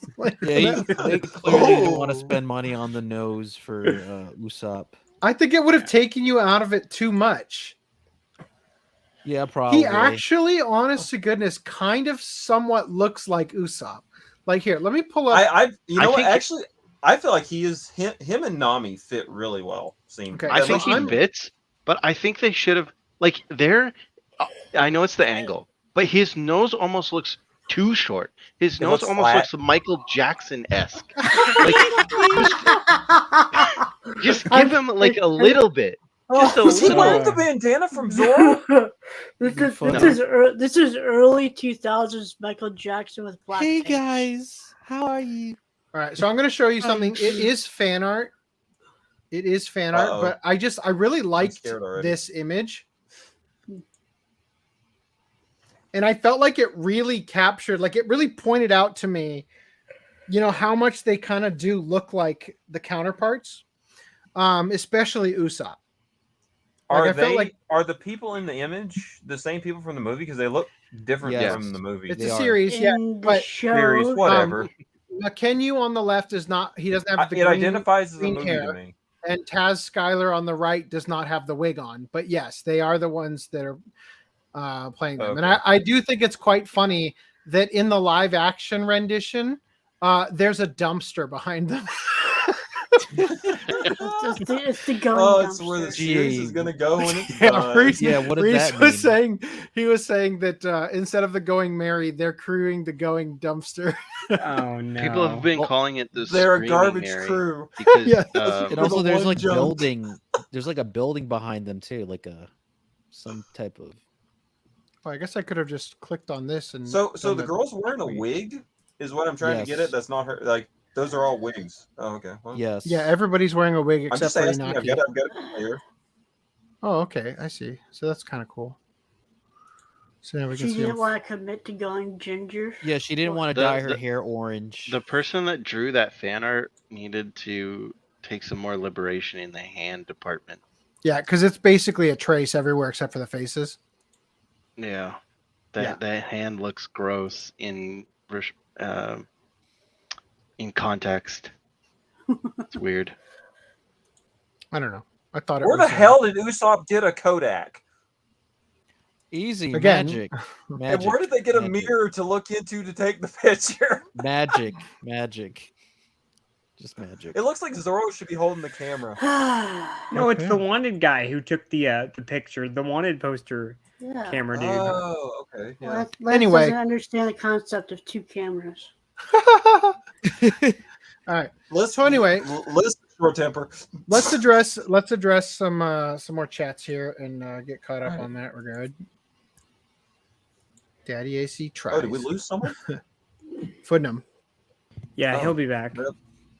Never watch Netflix because they shut down subscribers who view shares with family and friends. Oh, damn it. Yeah, I can't watch Netflix anymore. We'll cover that in a second. Well, I guess we'll just have to OCA watch party it. Blockbuster are fine with view sharing as they care about the videos being returned on time. Yep, that's definitely how that business model works. Also, the part where you had to be terrestrial to do it, like you literally physically had to be in the same house. That's how that works. Doki Doki makes more sense than Heartbeat, except for a better a better thing instead of Heartbeat is bottom, right? You can translate Japanese into English. The dialogue can flow right. Even the Okama can be called kettles. Japan is Japan, not the US. Why are the shots dimmed? You know it is bad. That is really a problem. Even Cell anime do not have blurred backgrounds. They would if they could. Yeah, Depth of field? Jesus. Like, even Cell anime doesn't have blurred backgrounds. Like, because they physically can't. Like, CG is not live action. If you say otherwise, you are saying pixels are live action. Everyone, pixels are live action. Well, Disney says that for The Lion King. They want The Lion King to be live action. There was a weird thing that happened for Superman the animated series, right? Where their background, when they try to make everything HD, it had green screen on certain episodes with Lex. We covered and other that. characters. Yeah, it was covered that. weird. Yeah, they forgot to put the background and stuff back in. that's true. You are correct. Green screen lines. Can you guys continue on to the next comment? Big comment. While I bring up our amazing thumbnail from that time. Fans can do better. Well, if they have the money and the resources, yeah. Oh, the Cool 2T got an ad. That's great. That means we haven't been blocked from monetization yet. Nice. Keyword Daddy97 invited me to play Halo. Your daddy from 97 invited you to come play? He is out of disk space. Are you now? Is that what your daddy from 97 told you? Lights is low on disk space. I could dip out and try to upload it because it's going to end with me not being able to pull him upload. from the thing and let him sit there until he's got disk space. We'll let him sit there until he figures out what he's done. No God. He could just remain in there. We'll let you know when your disk space is back. But it almost sounded like dick space. Dick space. Oh, dang we can probably pull Green Line out. You guys can play with each other. No. Okay, so that was the episode where we covered the Superman thing, and we used the green screen for that awesome Lex Luthor background. I don't see my plate of taco pizza in there. Somebody needs to do a joke like that, like as an April Fool's joke next year, with Batman having a mess up background, like with green screen and shit. Totally. They should just put that in the Flash. I think they did. One shot in the Flash where they don't actually have the CGI and it's green screen. There was an article that I chose not to cover about how the director defended the bad CGI as being intentional. or like the Ezra Miller green screen suit malfunctioning. There you go. So are we done talking about One Piece? I think so. I guess. I don't know. Cool. So she loves to cook. She loves to eat. TV drama to get a second season. I bet you can't guess which one's which. Ooh, let me think. The one in the green shirt loves to eat. Green shirt? Skirt. Okay. Yeah. Anyway, there you go. That was a joke that hung around too long. Knuckles live action spinoff series adds more Hollywood stars to cast. I want to ask you, do you recognize any of these names? Because there are only two that I know of. So the aforementioned film cast members will join previously confirmed cast members Eddie Patterson. Wait, hold on. Did I read the wrong ones? Hold on. let's just start from the beginning. Hollywood Newswire Deadline has revealed new casting details on the forthcoming Knuckles live-action series being produced by Paramount Plus, Paramount Pictures, and Sega, following that smash success of the Sonic the Hedgehog live-action feature film franchise. I think they mean the smash success or the success. I don't know why smash is in there. They want to see Sonic's feet.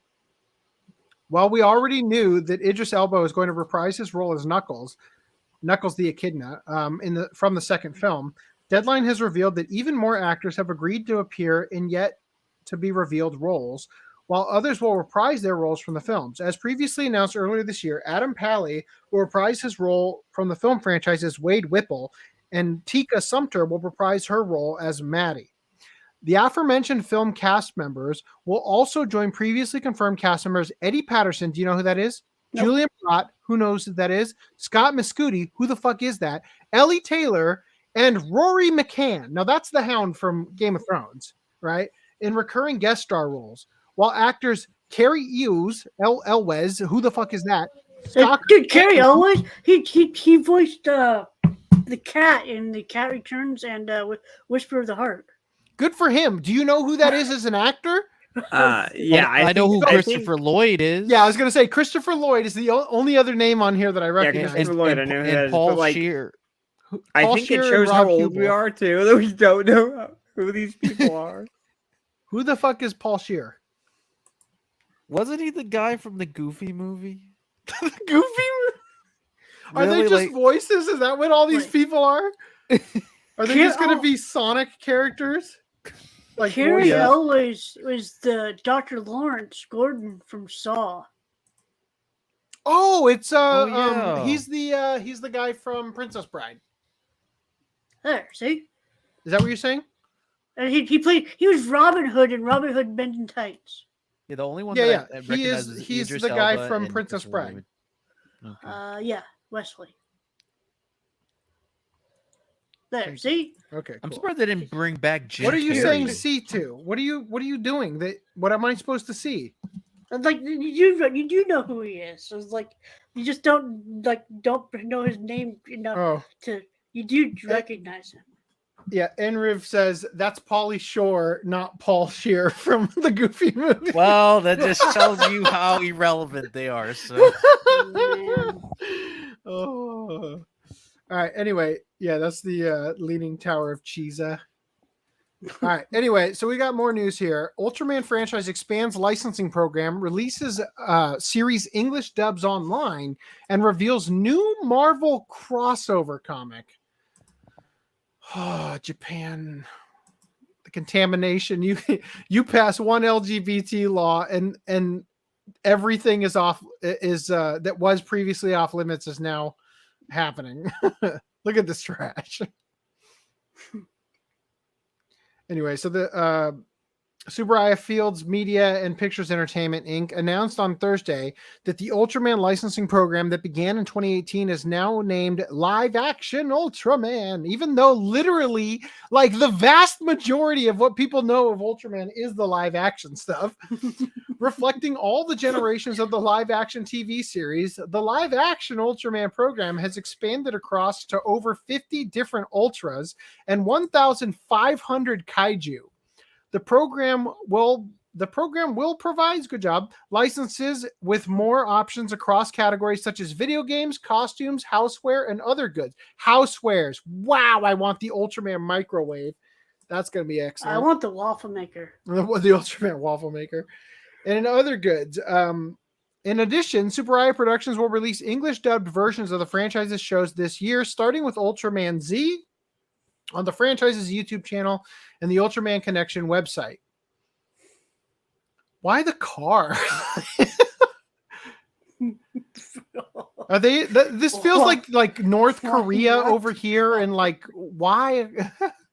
The company also announced that Marvel Comics and Subaraya Productions are creating a crossover comic book miniseries featuring Ultraman and 3 of Marvel's Avengers. The preview image shows Ultraman with Spider-Man, Iron Man, and Captain Marvel. Wow, terrible. Thanks. Netflix and Subaraya Productions are coming. Okay, the rest of this is just like recap stuff. Anyway, there you go. I covered it. You're welcome, Mirage. All right. So In other news, Johnny Somali's Choujin redemption arc is not going as planned, as seen in this clip. I said, as seen in this clip. Right now, hop in Discord. Oh, whoa, whoa, whoa, what the fuck? Yo, you tripping, nigga?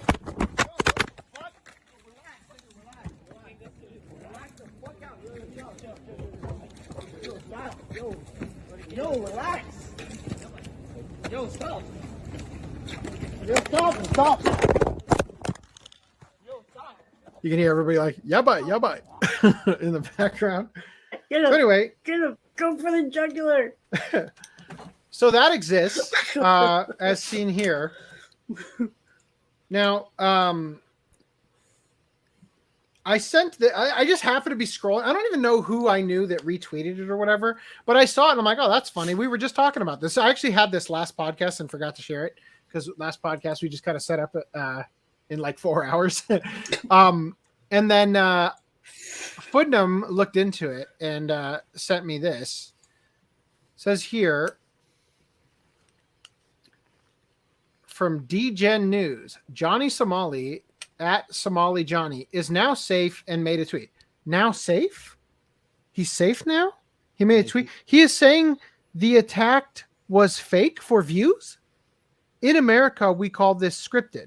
So you telling me this is fake news? Why did you need to tell me that he's now safe? Number one, just throwing that out there. Don't everybody, don't worry. He's safe. So here's what I think happened. I think that they strangled him, lynched him in Japan. You didn't read the second tweet. You didn't read the Hold on. tweet. Then they took his phone and they tweeted this. You bastard. I'm trying to read something here. Fucker. Dear Lord, why is it not going back? There we go. Then they took his phone and tweeted this out. You believe anything we create like ants. Ah! And then this person said, he's now safe. You see, he made this tweet. Right? Oh boy. This person says, I think he's just embarrassed he got beaten. You believe anything we create like ants.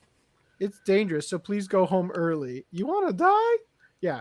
So I'm like half convinced that actually the people who strangled him just took his phone and said, I'm okay. It's just a prank, bro. So I'm just saying. Seems like that to me. Johnny Somali's dead. Yeah. Yeah, he's in a river somewhere. Johnny Somali's body found in missile silo where nukes were once held. Anyway, tongue missing. Yeah. Choujin redemption arc over. All right. In other news, Kenny Lauderdale had tweeted this out. Someone found the lost English dub of Dream Dimension Hunter Fandora. I knew this would happen eventually. Now, what's interesting about this is that it wasn't just someone. It was actually Neil Nadelman. According to Jefferson Taylor, Dream Dimension Hunter Fandora, 1985, English language dub synced to Region 2 Japanese DVD. Master audio file courtesy of Doc Sane. That's Neil Nadelman. Every bit as goofy as I'd always hoped it'd be. MKV download here, so you can go to Mega NZ and download the where's the link? Doc? Right, it's in the doc. Cool. So I should download this, or should I wait for Discotech or? I hope Discotech releases it. Wouldn't that be nice? Anyway, so there you go. In other news, continuing.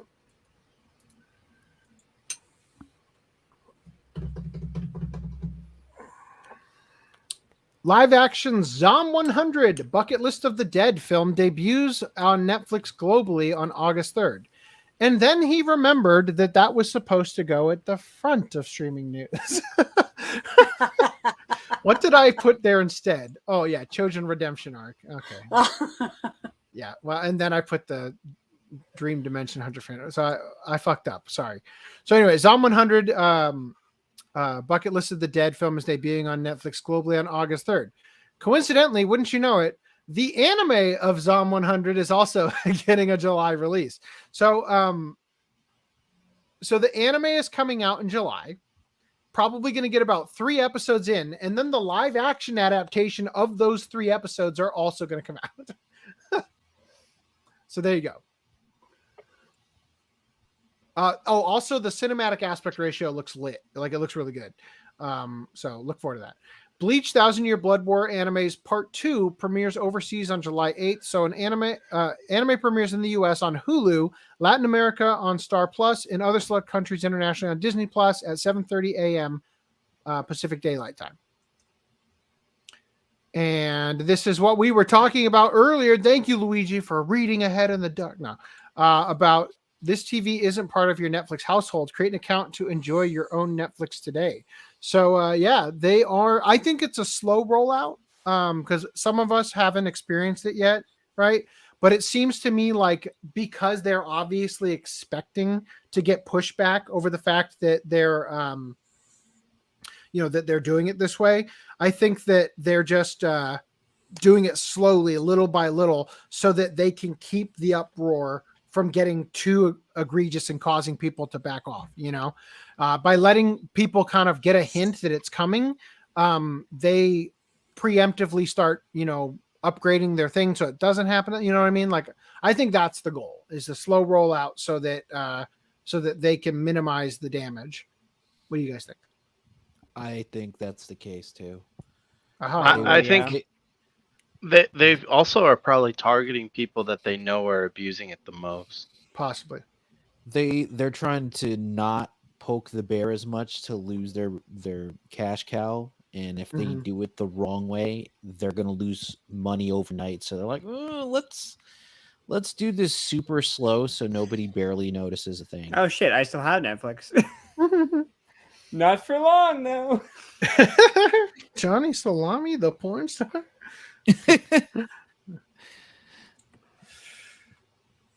Oh yeah, Johnny Onigbashi is in the newest Ultraman series. From Power Rangers to Ultraman, he's done it all.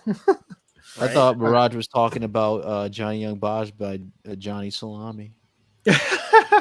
So I vowed not to read this article on podcast because it's long and I cannot pronounce 90% of the names listed in it. But here we go.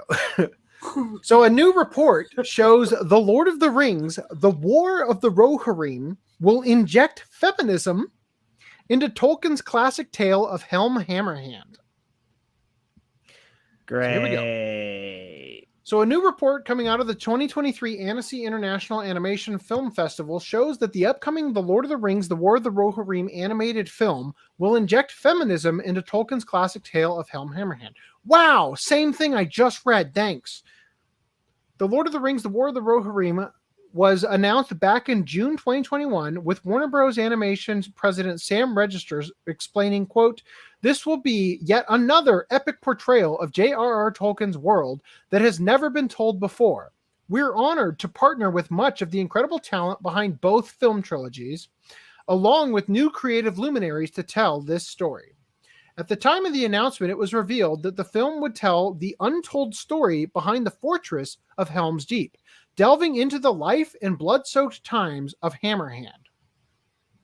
Tolkien provided a short story about Helm Hammerhand in Appendix A of The Lord of the Rings, with a war erupting over one of Helm Hammerhand's lords named Fricka, demanding Helm marry his daughter to Fricka's son, Wolf, during a council meeting. Get this. Is this not the most anime thing ever? Following the meeting, Helm confronts Fricka and fells him with one punch. Hammerhand. That's why they call him Hammerhand, because his punch is like getting smacked with a sledgehammer. So Hammerhand then declares Fricka and his men enemies of Rohan. A couple of years after this confrontation, Rohan is besieged by 3 fleets of corsairs up and down its coast. Fricka's son Wolf has allied himself with the Dunelindings, and is leading an army from the east that also includes enemies of Gondor that landed in the mouths of Lefnui and Eisen. Helm rides out to meet Wolf's forces but is beaten. However, he is not defeated as he flees to the Hornburg, which would later become known as Helm's Deep. Wolf would then have his forces lay siege to the great fortress. However, he would defeat Helm's son, Haleth, while he defended the doors of the Meduseld in Edoras. The Meduseld is this building, by the way. While the Hornburg was besieged, the long winter set in, covering Rohan with snow for 5 months. Helm's people began to starve. Attempting to take matters into his own hands, another of Helm's sons, Hama, led a sortie in an attempt to find food. He would never return, being lost to the snow. Hammerhand would channel his grief into vengeance by dressing in white and stalking the enemy camp like a snow troll. When he attacked, he killed as many as he could with his bare hands. Now, again, you're telling me that we get to hear the story of Helm Hammerhand, a man who punched someone to death with one punch. And you're like, I'm just reading to you what the appendices tell you about this badass and the anime we should be getting, right? In fact, he refused to carry a weapon, with Tolkien noting, quote, "It was believed that if he bore no weapon would bite on him." The Dunlendings said that if he could find no food, he ate men. That tale lasted long in Dunland.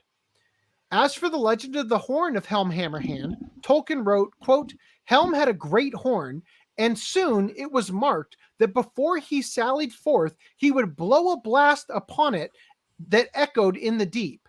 And then so great a fear fell on his enemies that instead of gathering to take him or kill him, they fled away down the Coombe." Helm would eventually succumb to the forces of nature, but his people would continue their fight against the Corsairs and Wolf's forces. Helm's nephew Freyalaf came down out of the Dunharrow and launched a surprise attack on Wolf at Edoras and killed him. As the snow began to melt, the Rohirrim would receive aid from Gondor, would drove the Dunlendings out from Rohan and even Isengard. Freyalaf would be crowned king. It appears some significant liberties will be taken in the upcoming animated adaptation, according to Slash Film, who attended the film's presentation at the 2023 Annecy International Animation Film Festival. Much of the story will focus on Helm Hammerhand's unnamed daughter. So I want to give you something here, okay? So again, in the appendices, a short story is written about Helm Hammerhand. In this story, he has 3 children. 2 of them are named because they're important. They are telling you a story of the one who is not named, because that's how insignificant she was. In the film, she has been given the name Hera, and Slash Film claims she, quote, is the protagonist of the War of the Rohirrim. Producer Philippa Boyens explained the decision to make her the protagonist. Quote, "Everyone else dies. And before you start complaining, this is already in the text. And also the story takes place centuries before the movies." It's like, seriously. I'm explaining the decision to make her the protagonist. Everyone else dies. And before you start complaining, this is already in the text. What, that everybody else dies? Who cares? Have you never seen a story where the main character dies? And also the story takes place centuries before the movie. So like, who gives a fuck, right? What does that even mean? What kind of an explanation is that? That's just like a please don't challenge me on this, right? Not only is Hera the protagonist, but according to Slash Film, the character is based off of Aethelflaed, Lady of the Mercians, and daughter of Wessex King Alfred the Great. Aethelflaed was married to Aethelred after Alfred was victorious at the Battle of Edington in order to cement a strategic alliance with Mercia. Aethelred was the lord of the Mercians. So this is based on real European history. So again, I just want to point out to you what's happening here. Okay? If it wasn't clear. They want to tell a story based on a real like Viking fighting princess or whatever, the ruler of Wessex or whatever, or the Mercians or whatever, in real European history. That's who they want to tell a story about. And they are cloaking it in Lord of the Rings so that they can say, oh, it's a Lord of the Rings story. But really, they just want to do a woke bullshit story, as they always do. And they're just stealing and cloaking it wolf in sheep's clothing style in Lord of the Rings.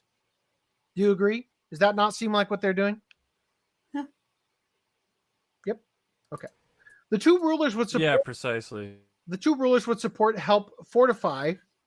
Sorry, what would help support? The two rulers would support, help fortify a number of towns to ward off Viking attacks, and also were heavily supportive of the Catholic monastic communities under their purview.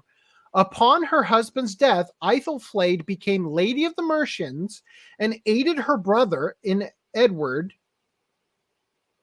In fortifying more of their territories. She would also fend off a number of Viking invasions in 917 by having her army capture Derby. Not only is the character inspired by Aethelflaed, but the film's director reportedly, quote, described Hera as tomboyish, a young woman who is wild and vulnerable, with a character arc that sees her grow in a time of war. Because you can't really have a Middle-earth story without war. That's Kenji Kamiyama that they're quoting there, by the way. One thing the film does appear to get correctly is that the war begins over Fricka wanting Wolf to be married to Helm's daughter. The outlet reports, quote, according to Boyens, both men think with their muscles, and Fricka's proposal of marrying his son to Helm's daughter is the inciting incident that begins the titular war. Aside from having the film focus on Hammerhand's daughter rather than Helm Hammerhand, the film also reportedly features a scene that, quote, shows the politics at play in Edoras, with a Lord of Rohan wanting to erase the history of a group of female warriors and banner women to the king, a prelude of things to come. It kind of seems to me, just a little bit, like they are trying to make the Eowyn's fighting the Nazgul and whatnot in Return of the King. And is that in Two Towers too? I think it's in Return of the King, right? Yeah. That they're trying to basically make that like, oh yeah, it's because she comes from a line of warrior women who were erased from history. And it's like, apparently that didn't even happen in the books, that whole scene. Yes, thank you, Peter Jackson. The I am a woman. I am no man. Yeah, I think it did. Okay, I heard it. I'd never read the books. I heard it. I'm pretty sure it's like almost verbatim. In fact, okay. I know for a fact that Mary stabs the Witch King and is actually the true killer. So it's not that a woman had to kill him, it's that a half man had to kill him. It looks like Warner Brothers is pulling a play out of Amazon's playbook with The Lord of the Rings, The War of the Rohirrim. So anyway, I got more here. And then I've got some very interesting news that we'll cover in just a second about it. So more details emerge about The Lord of the Rings, The War of the Rohirrim. Edoras is destroyed. Movie explores female point of view. Gasp. More details have emerged. Oh, God, I'm not going to read it. It's the same fucking thing. Warner Brothers Animation recently showcased the film during a presentation at the 2023 Annecy International Film Festival. International Animation Film Festival, rather. And according to an initial report from Slash Film, it appears that the film would be injecting a heavy dose of feminism into Tolkien's The Lord of the Rings. Slash Film's initial report revealed the film would not have Helm Hammerhand as the main protagonist, as one would expect if they were adapting the brief story found in Appendix A about Helm Hammerhand. Instead, the film is focusing on the unnamed daughter of Helm Hammerhand, what the movie has named Hera. The film's producer, Philippa Boyens, defended the decision to have the film feature Hera as the main protagonist, saying everyone else dies, blah, blah, blah, blah, blah. It takes place centuries before the other movies, so you shouldn't even complain. Not only would it feature Hera as the main protagonist, but according to Slash Film, there is a scene that shows the politics of play. We just read that, right? So we're going to skip over this part. Now, a second report coming out of the presentation at Annecy International Animation Film Festival reveals that the city of Edoras will be destroyed in the film. This report comes from the OneRing.net, who details Edoras is destroyed at the end of Act 1. We saw some beautiful art of a burned Medusal. I don't remember how to pronounce it. And the rest of the movie is about the wreckage of war. So this is the Medusaled in Edoras. So that literal place they go to that's not destroyed centuries later is talked about being destroyed. Okay. So it says the destruction of Edoras is contrary to Tolkien's short story. Rohan loses to the forces of the Dunlendings and their allies led by Wolf in a battle at the crossing of Isen. He would lead his people to the safety of Hornburg where they were besieged. However, Wolf would also take a portion of his army to Edoras and take the city. Tolkien wrote, quote, Wolf took Edoras and sat in Meduseld and called himself king. There, Haleth Helm's son fell, last of all, defending the doors, right? The city would eventually be recaptured by Helm's nephew, Freyalaf, Tolkien detailed. Then Freyalaf, son of Hild, Helm's sister, came down out of Dunharrow, to which many had fled, and with a small company of desperate men, he surprised Wolf in Meduseld and slew him, and regained Edoras. While there was clearly fighting in the city was not destroyed. Wolf took it as his own seat of power and declared himself king. It was then retaken by Freyalaf. Not only does the report from the OneRing.net claim that Edoras is destroyed, contrary to Tolkien's writings, but the site also provided further information about Hera, claiming Warner Brothers wanted to have her as a protagonist because they, quote, wanted to explore a female POV in Middle-earth. The outlet went on to note that, quote, she's not a warrior princess per se. She doesn't become king. Okay. They also provided a physical description of her, saying, quote, she has red hair and a messy braid, leather armor, and a sword. We also see designs of her in a formal dress. The OneRing.net also affirmed that Hera is based on the historical figure Aethelflaed, the daughter of Alfred the Great, who goes on to become Lady of the Mercians and defended her people from the invading Viking raiders. In fact, the outlet claims that the entire societal structure of Rohan is based on the Mercians and described them as a warrior culture with a code, family-based power structures, and struggles with honor and loyalty being more important than wealth and riches. A positive sign is that the outlet noted Freyalaf does indeed become king, as Tolkien wrote in his story. So, there's story-wise how this is going. Now, previously, as we reported on this, you guys will remember that that it was going to be full CG, right?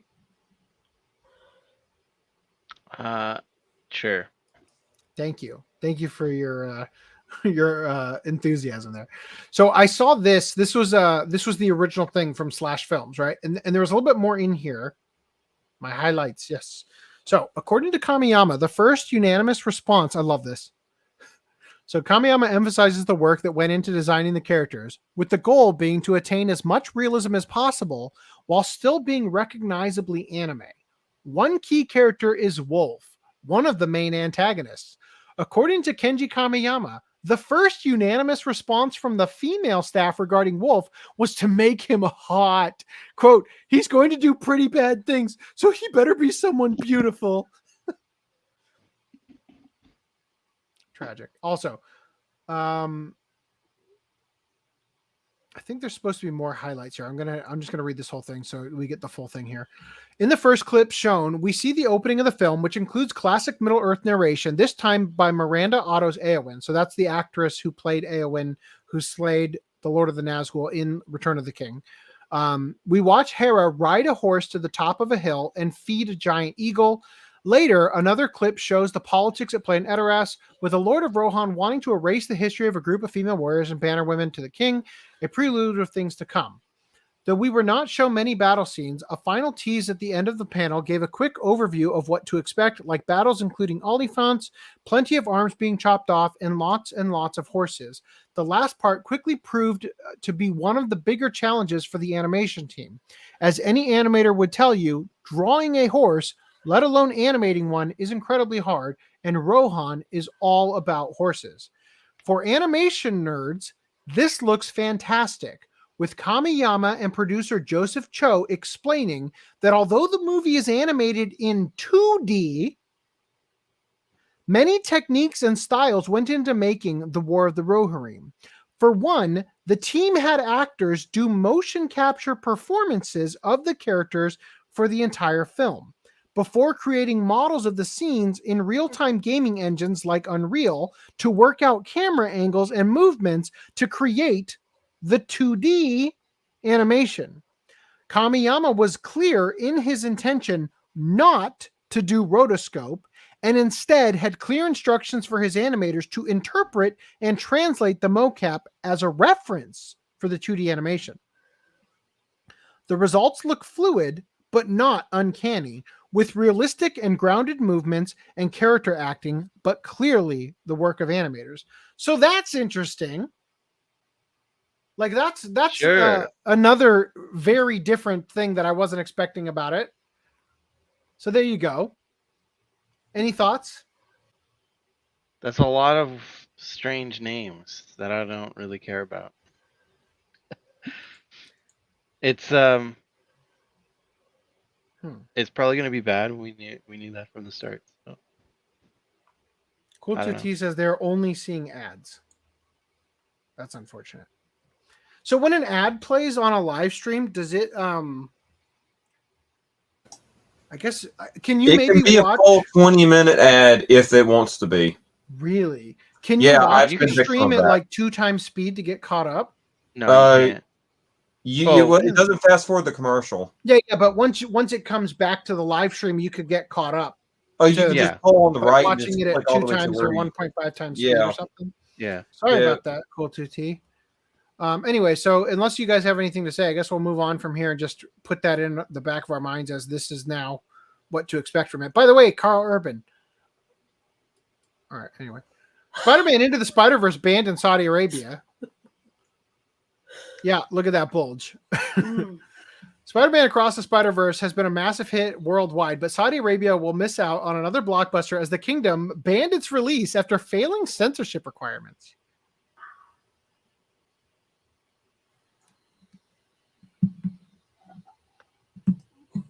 It just looks like absolute dog shit.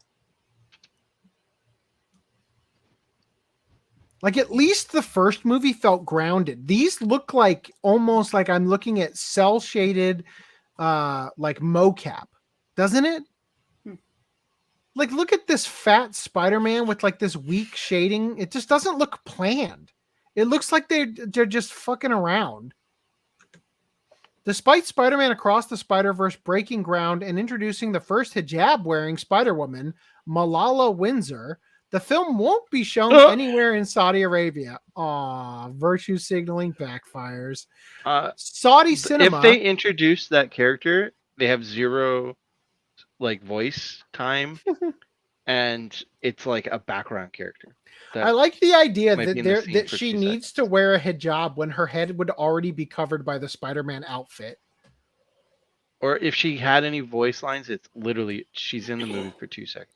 Like the hijab actually seems like a Just part of her costume. No, it seems like a liability at this point because you're swinging around and it gets caught on something and strangles you. You know, like it just doesn't seem like a good idea. You know, the hijab is already like you only just need to be in the outfit to be covered up, right? You don't need the actual thing.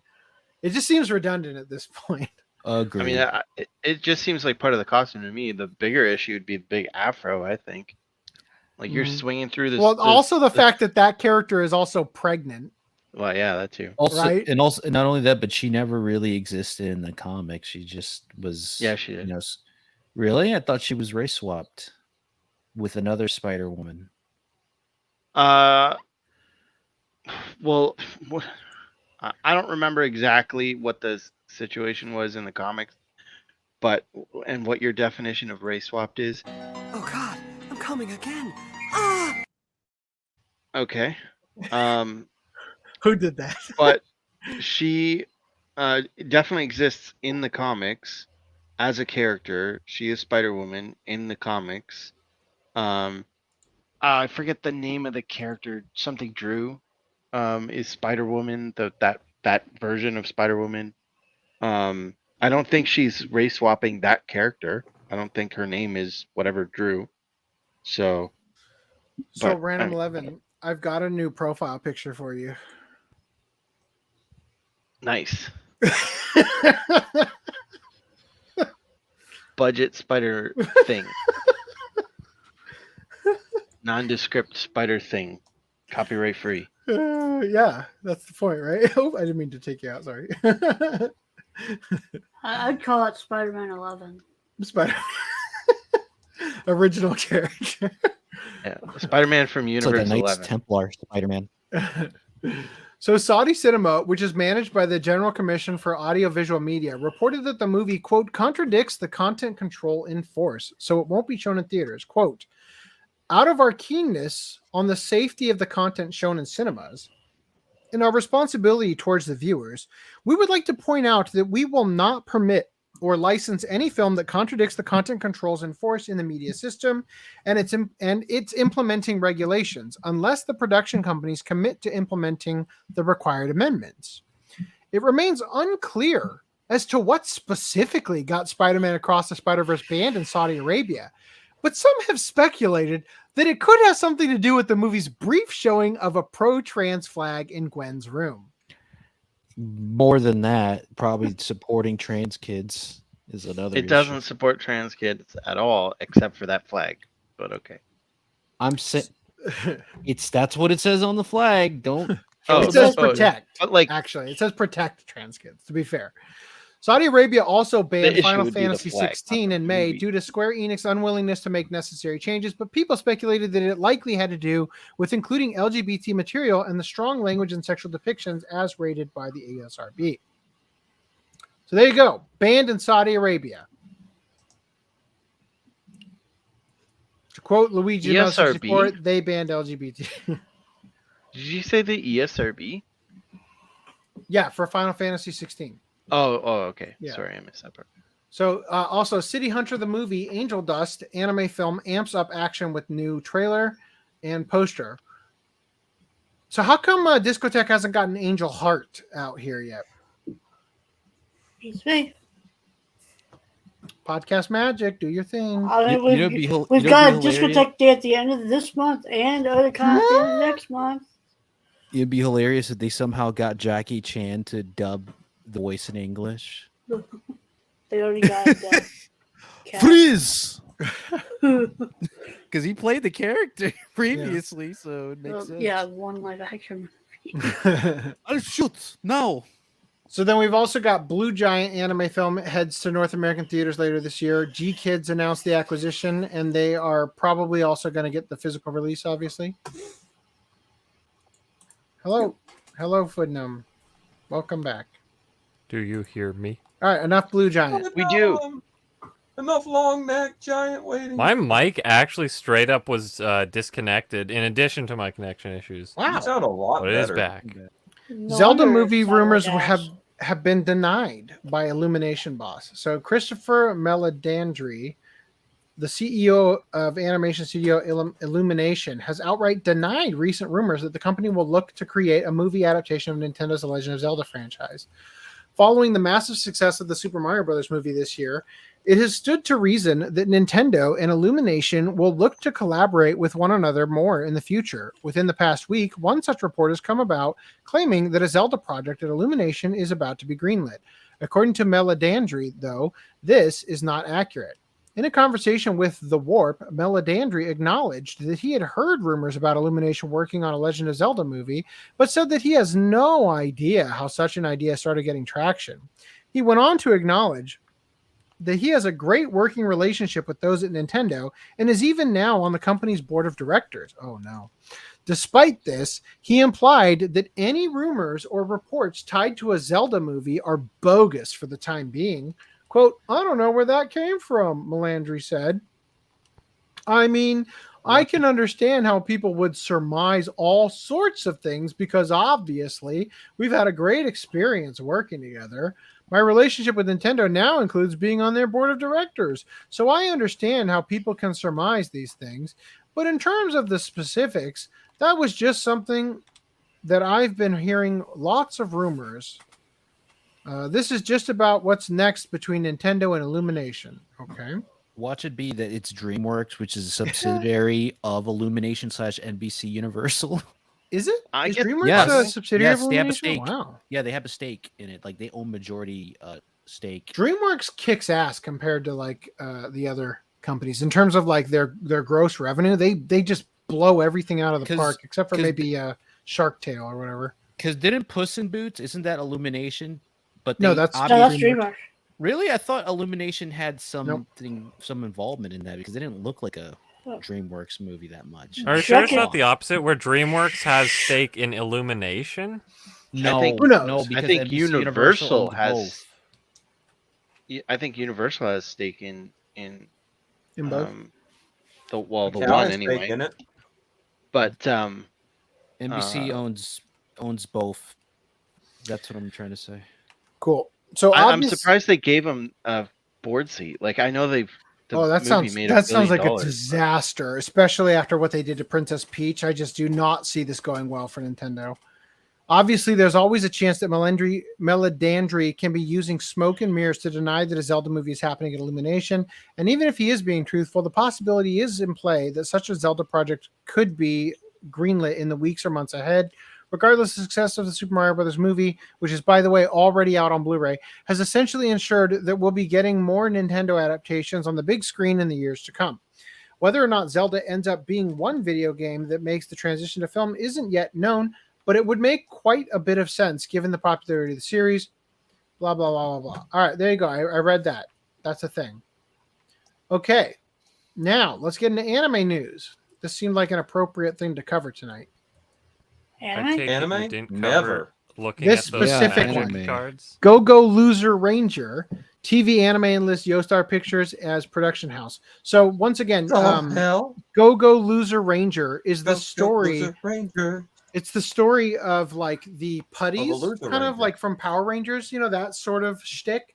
That They're the that Loser group Rangers? is losing every single time, right?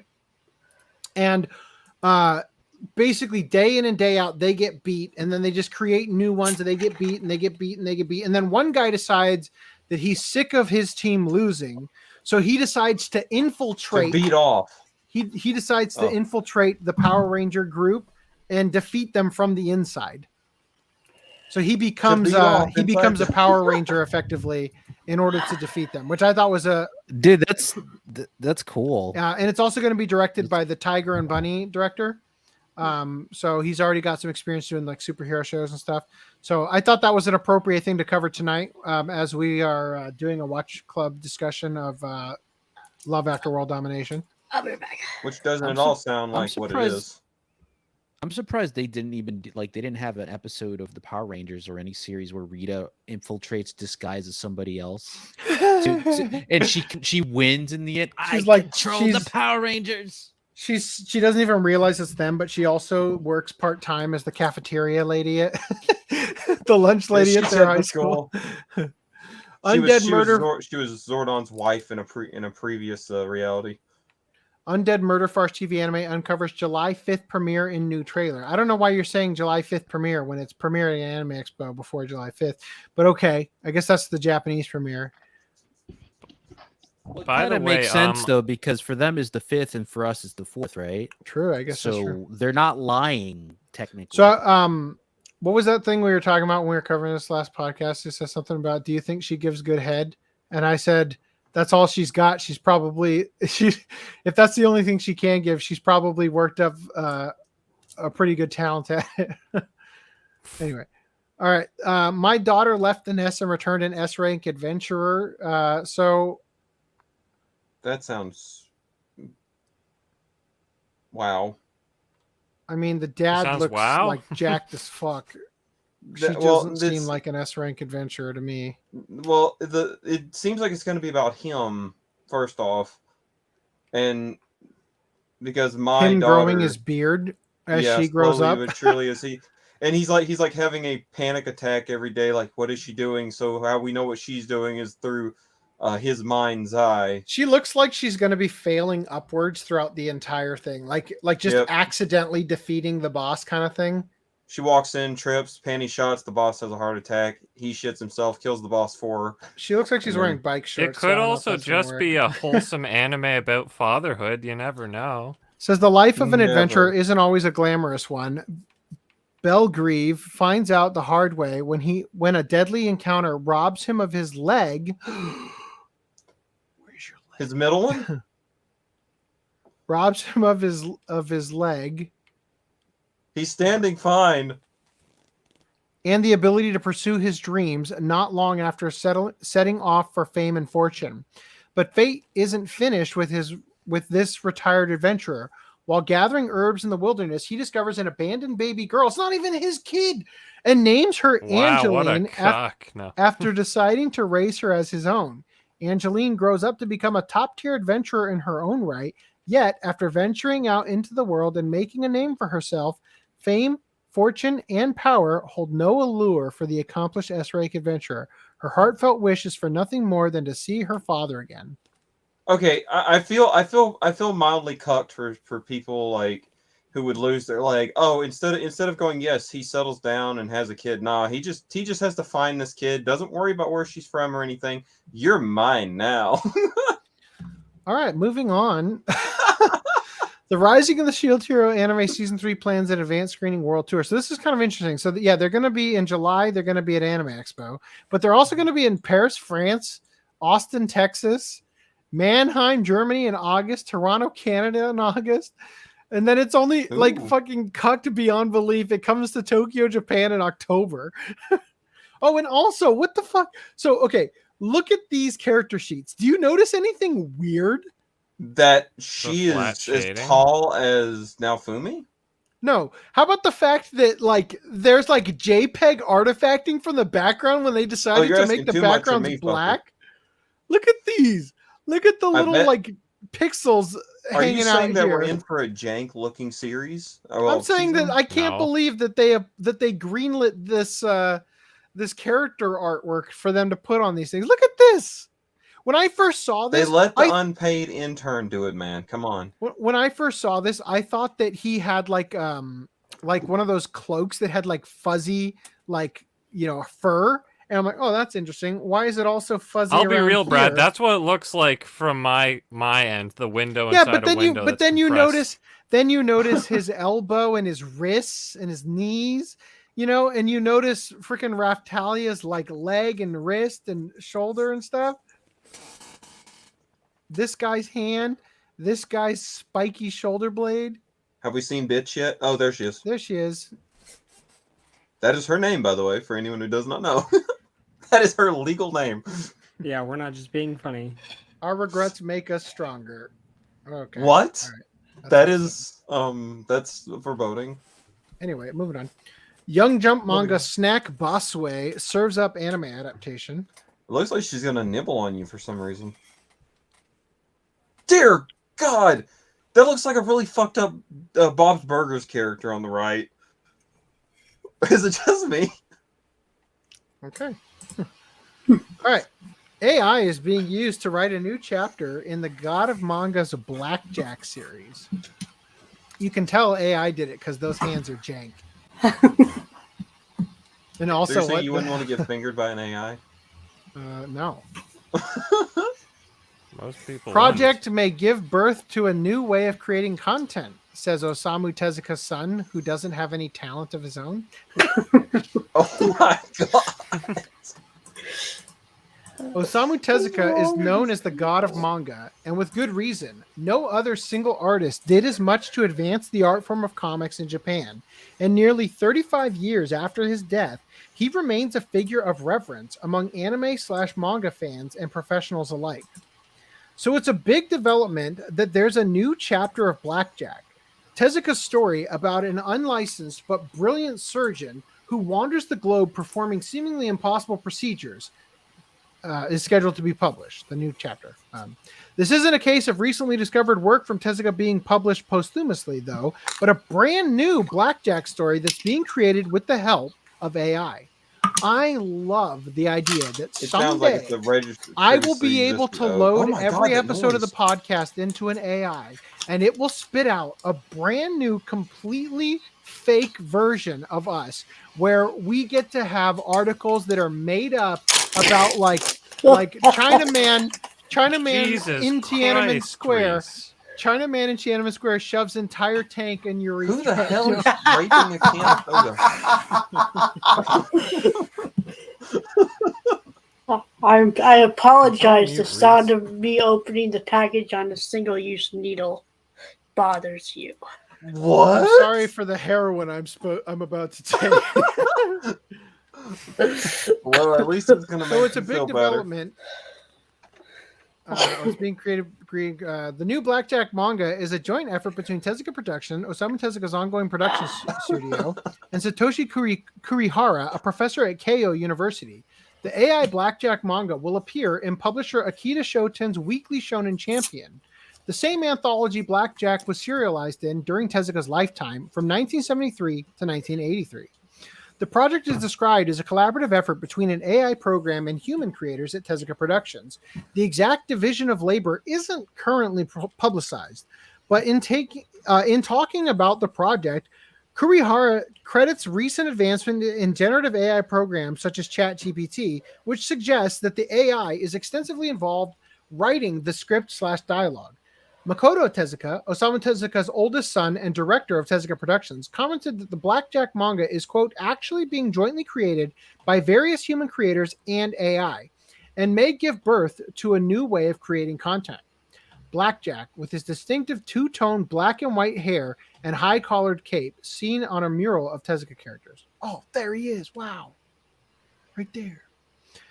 The announcement comes not long after Japanese publisher Shueisha put an end to its AI-generated swimsuit model Ai Satsuki for reasons likely related to ethical/legal issues related to ownership of the original inputs from which generative AI programs learn.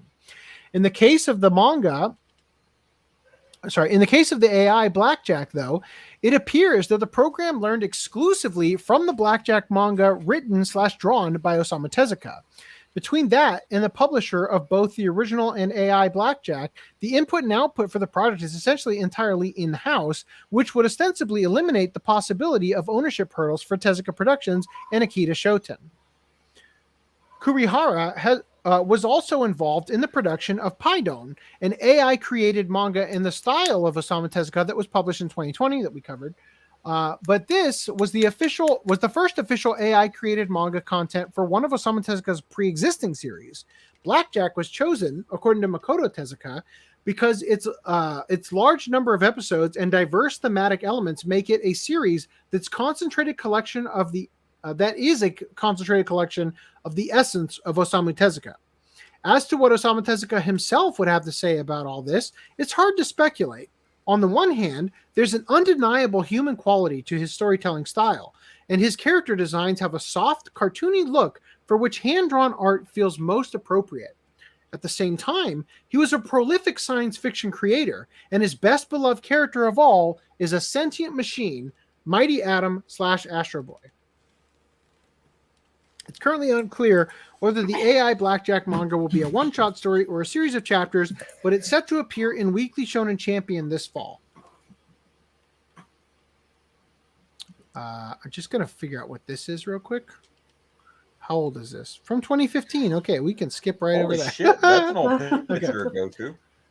Woo! Western localizers insert mansplaining reference into English releases of The Dangers in My Heart manga and anime. It seems Western localizers' desire to force modern socio-political buzzwords into Japanese works is showing no signs of slowing down, as fans recently discovered that a reference to the concept of mansplaining was forced into the English-language releases of both Norio Sakurai's romantic comedy manga The Dangers in My Heart and its subsequent anime adaptation. Real quick, I need to really address the fact that I have not looked at the chat at all.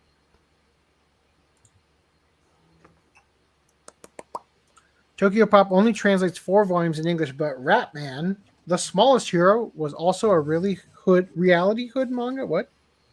You mean it was also a really good manga? No, it was a really hood manga. Oof. I could skip the second one. Oh, Cool 2T, I am sorry. That time I got reincarnated as the bounty paper towel mascot. What? I skipped the inn for my daughter, returned as an S-rank adventurer, so I don't know. Okay. Oh, okay. You skipped past it for the ad. Skip the intro. Gotcha. I never knew Blackjack was worked on by the same team that worked on it. I mean, that's fucking Tezuka.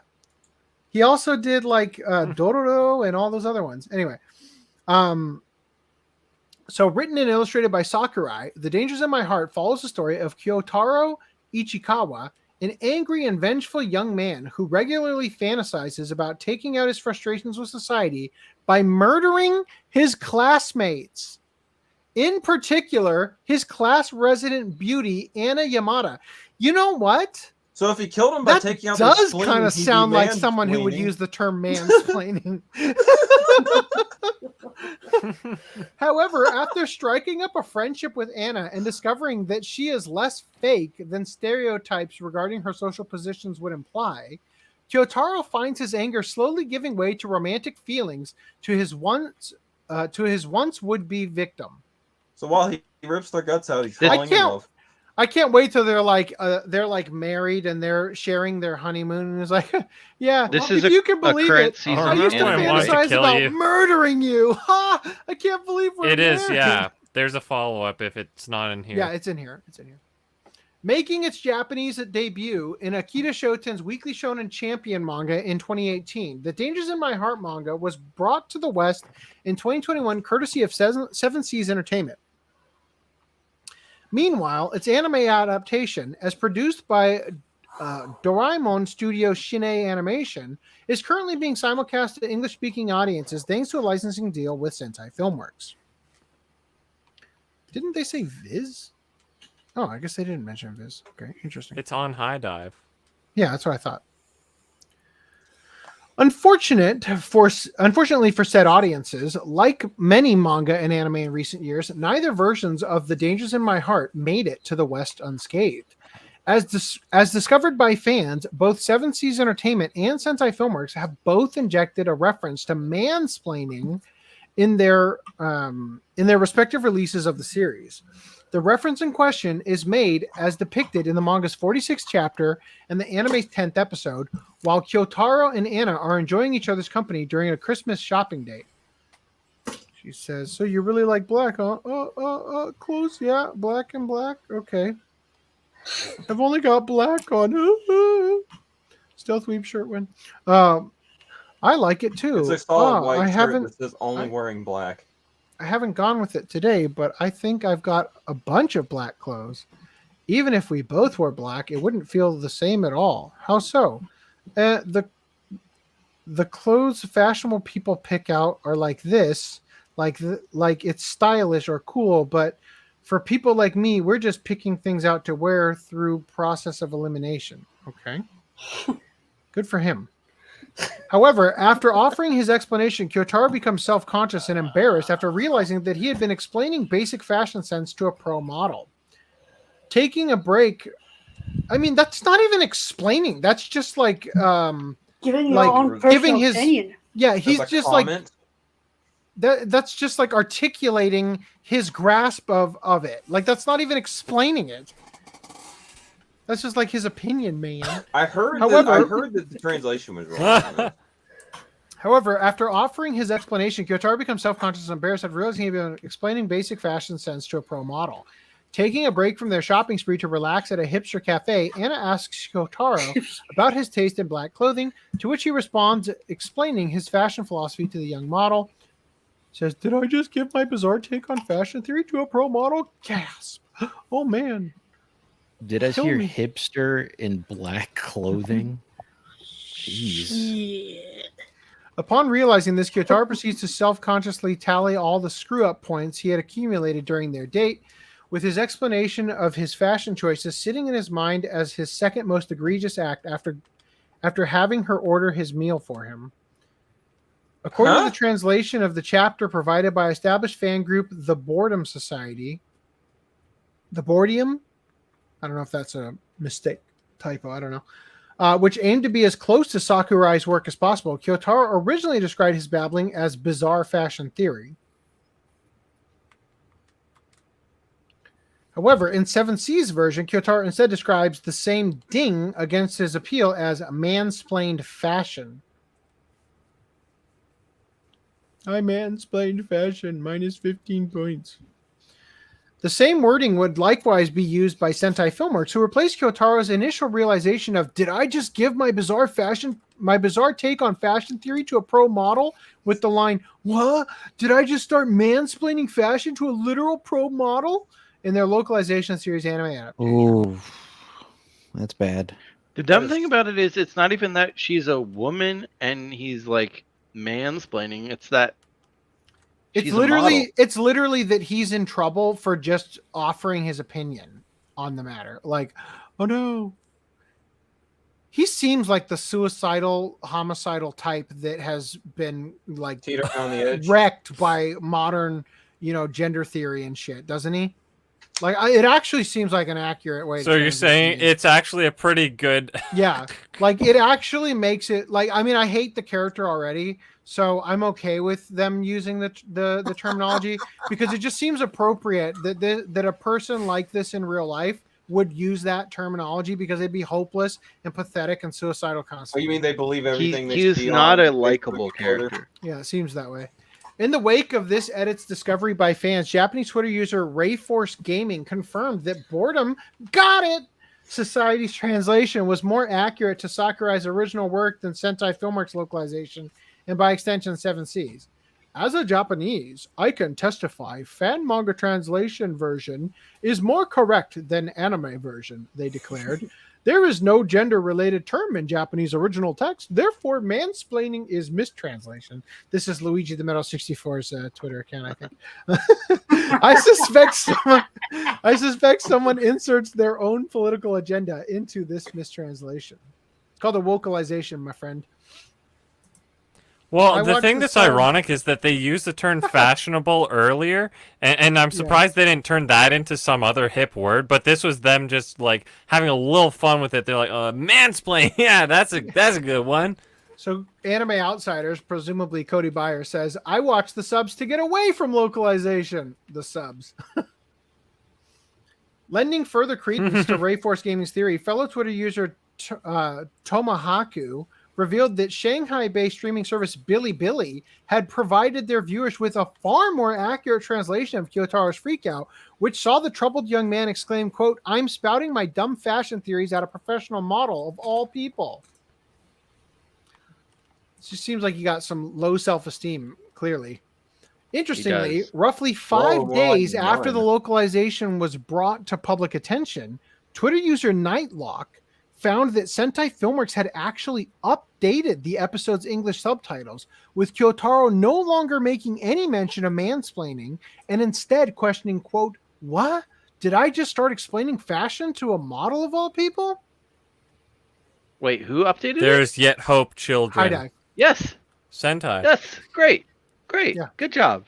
As of writing, neither Sentai Filmworks nor 7C's Entertainment have offered public comment on their respective mistranslations of The Dangers in My Heart. Further, while Sentai Filmworks has corrected their translation, it is currently unknown if 7C's will be taking any steps to do the same. What about the dub? What do they say in the dub? That's what I give a shit about. I'm not going to watch this. It looks like dog shit. Well, this is airing, right? So we're going to have to find out. But I imagine they won't touch that in the dub, because I'm surprised they haven't they used the already term walked it back. incel in it yet. Like, I can't believe we haven't reported on that. The character just looks like all the things that are current year. I was watching. Give me a second. Is this? They say this happens in the first episode? No, it's the 10th episode. 10th episode. All right, so I apologize. Are you going to verify the thing that's already been verified? I'm going to see if there's a dub. I apologize to everybody for the amount of articles I am about to actually read. All right. Let's read the chats first. Oh, so romantic.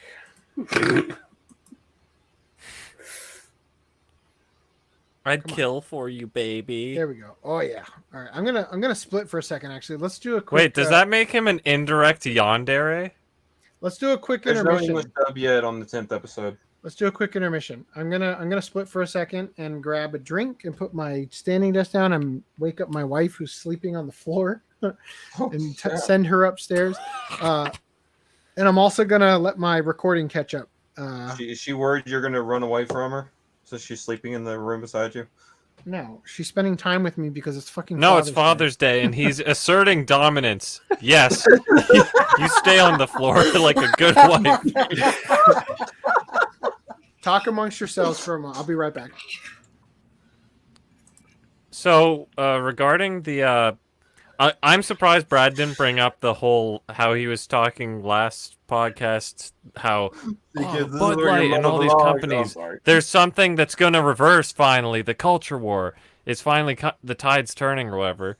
I'm surprised he didn't bring that up because, the timing is kind of interesting in a way. Well, it's not the it's not the tide. But I'm wondering, is the Huh? I'm really delayed, Lance. So we have a double delay. Go for it, bro. I'll shut up. I was just gonna make a comment on that. Go. I'm wondering about the 7 Cs, if they already printed it like years ago or something, or if they're also like simulpubbing it because it's a simultaneous anime coming out. So let's publish. Let's go to our friendly neighborhood right stuff. I was wondering if it was Dangers in My Heart Volume 7 is out in Reese, you're not October. screen sharing. I know I'm not. I don't intend to. He's just gonna verbally update us. Yes. Okay. He's gonna give us the audiobook version of the update. Listen with your ears. Volume 5 came out back in December, so I assume this is probably earlier than Volume 5. So it sounds like it's in print with mansplaining. It's already set in stone. Yeah, that's what it sounds like. But at least Sentai had the balls to go back. They didn't. So you're saying there's gonna be no dub? It's gonna come out without a dub? Because there's no dub on. We're talking about the manga. Wow, Lance. Well, it's to be determined, really, because High Dive isn't as on point when it comes to their dubs. A lot of them, they still do just after the fact for the release rather than simuldubbing that's them. right. And they'll make a release with a sub and a release with a dub too. That happens. Yeah. Yeah, so it might not even get a dub. Or it might especially get if a dub it's in, as like, good 10 as years. Random 11's saying that he dropped it. Ooh. Exactly. That's what she said. So what has everybody else been watching this season that they haven't dropped? Oshinoko. Oshinoko is good. Doctor Stone Season 3. I've been Dr. watching Stone's great. Love After World Domination this season. I watched it twice. And by this season, I mean today. Yeah, so have I. Green Line. What are you thinking about Doctor Stone, dude? It's actually really fucking good. The new I one? wasn't expecting the kid. I'm enjoying it, but there's a few things. That Whoa! me. Don't spoil anything. I haven't even seen let's season wait 2 till yet. the Watch Club in like 10 years when we cover Doctor Stone. 10 million years. Speaking of Dangers in My Heart, Season 2 is announced. Okay, maybe it will get a dub. That still doesn't guarantee a dub. I don't see anything about a Then dub again, being announced. Sentai did license the sequel to that amazing masterpiece series called Handshakers, which Funimation didn't care to re-license the second season or dub. Well, Sentai didn't even care to dub it because it was probably so bad. But just What was the the one reason called like WZ. Yeah, WZ or whatever. Yeah. Why even get a show rights if you're not going to use it? It's so dumb to strong arm something like. If you're not gonna what? If you're not gonna like produce it, you know what I mean? Like dub it. Like why just have it to strong arm? Like look, I know it sounds on paper from the consumer perspective like that's the logical conclusion, but it's like there's a They get lot the that shit goes blind behind a lot of dubbing times. something, and sometimes they license something before it even airs, and then it flops, and then they're like, okay, it's not worth us putting resources behind it. We've already bit the bullet and gotten the license Just to slap stream it on and Blu-ray. put You it out don't on even video. dub it. Don't pay for it. Because that's Yeah, what so they did either you with- get it or you get it or don't get it at all. basically. Or sorry, you get it without a dub, or you don't get it at all. Is the alternative? Because that's what they did with interspecies reviewers, and also a dub without a dub, like Yu-Gi-Oh! Season 0. I mean, they were dubbing it, but then they developed their that's standards suddenly. That's a very specific case that does not fall into the norm. It's the For exception. interspecies reviewers. And Yu-Gi-Oh! Season 0. Yeah, Season 0 just... Wait, what? Oh. They But should've Well, done yeah, that. no one actually picked that up, though, right? Yeah. Nobody, And it which is didn't, weird. and it didn't get picked up because the anime or Market the confusion. manga completely changed direction, and they decided to make a new anime going in that direction. That's why no one picked it up. They probably didn't even offer it to anyone. I'm pretty sure it's a market confusion thing. They don't want people to see the one that has guns and I think they even swear in it, so that's why I'm hyped to make I don't know the about swearing, but they like, were- AI burn audio. someone alive. What? Yeah, No, but no, then- no, no. He says the word kuso. You know what that means in shit, Japanese? It's like a 1-1. Yeah, that's the 1-1 translation. So I'm like, damn, dog. Well, they can just Okay. say crap. But even and then it's still, why 7. he burns someone alive. But the word shit is so offensive. Isn't I remember I learned what kuso meant because I could have sworn in an episode of Naruto I was watching in Japanese, they went kuso, and I was like, what does that mean? And I spent like half a year trying to figure out what that All right, meant. Brad, weeaboo in training. What does kuso mean in Japanese? Lie? Oh, Or, no, shit. uso means lie. Kuso is like damn Ah. or shit, right? He's got Oh! it. That'd be right. I've actually seen. I will Shit. give AC this.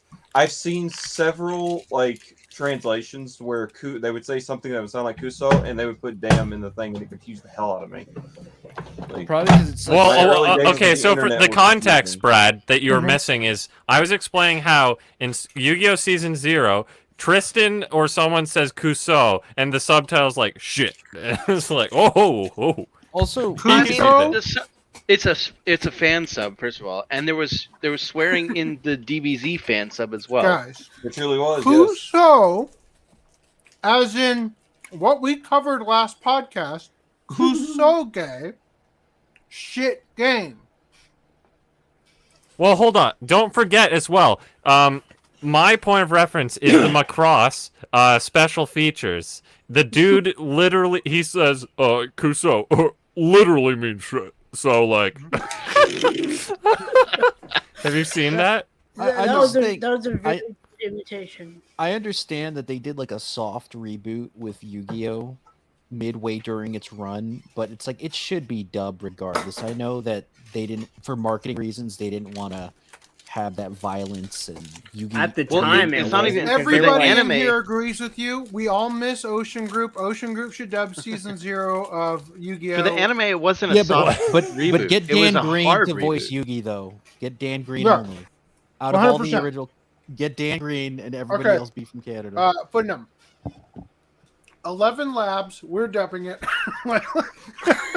Yes, I we believe could. in you. Well, that's what I was saying is that I was looking at Zero because I wanted to do that, and that's how I stumbled upon Tristan's line.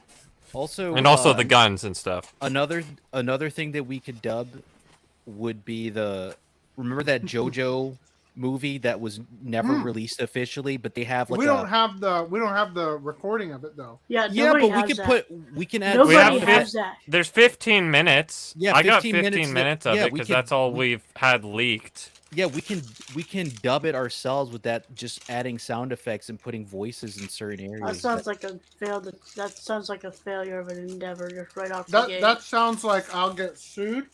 It A sounds lot like of I work. already don't have enough time. It's look, as long as we don't make money, like here, buy this on our website. That's not how that The works. fact that That's we have kind a of copy the problem, review- King Style. Not making That's a money deal. can't sustain us That's doing a deal it. breaker for me. I'm making the cool 2T watch an ad every half hour. And he actually gave me a super chat earlier. Now I just feel bad. Are we still monetized? Have you checked that yet? I'm just saying, like season 0, we could probably get sued too. There's a bigger We've argument. We've already received the copyright claim. There's a bigger Really? argument for copyright claims against the- people who. For the Netflix and ad suitability. Let's see. Yeah, but oh man. Well, dude, you can find all of season 0 on YouTube. I'm sure there's ways to get around it. I'm just saying we somehow Oh, wait. Ocean no, that was Group the with Dan copyright Green claim is needs from to do last it. podcast. It's just a notification about the I, Transformers. however, got a copyright claim on my Yu-Gi-Oh! In the This Month in Anime video when I showed a really cropped-in version of the Dark Side of Dimensions That video that includes trailer. my acting prowess.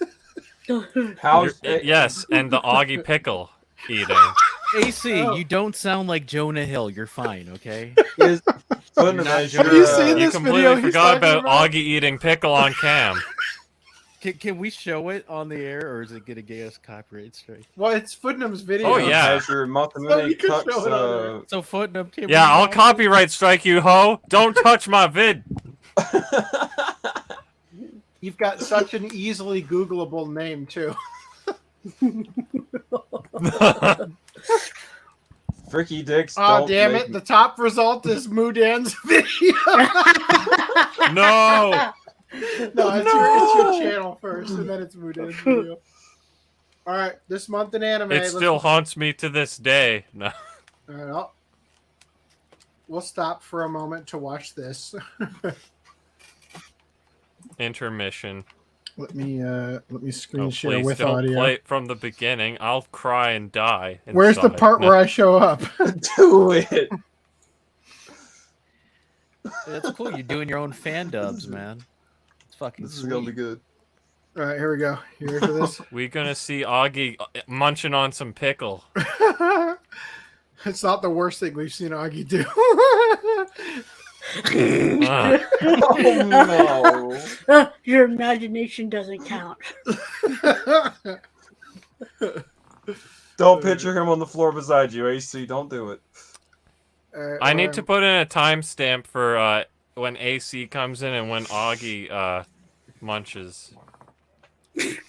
So this was a project that Footnum thought was actually going to happen every single month, and only Month? one has come out, and it was like 3 months late for the month it was supposed to be for. Oh my god!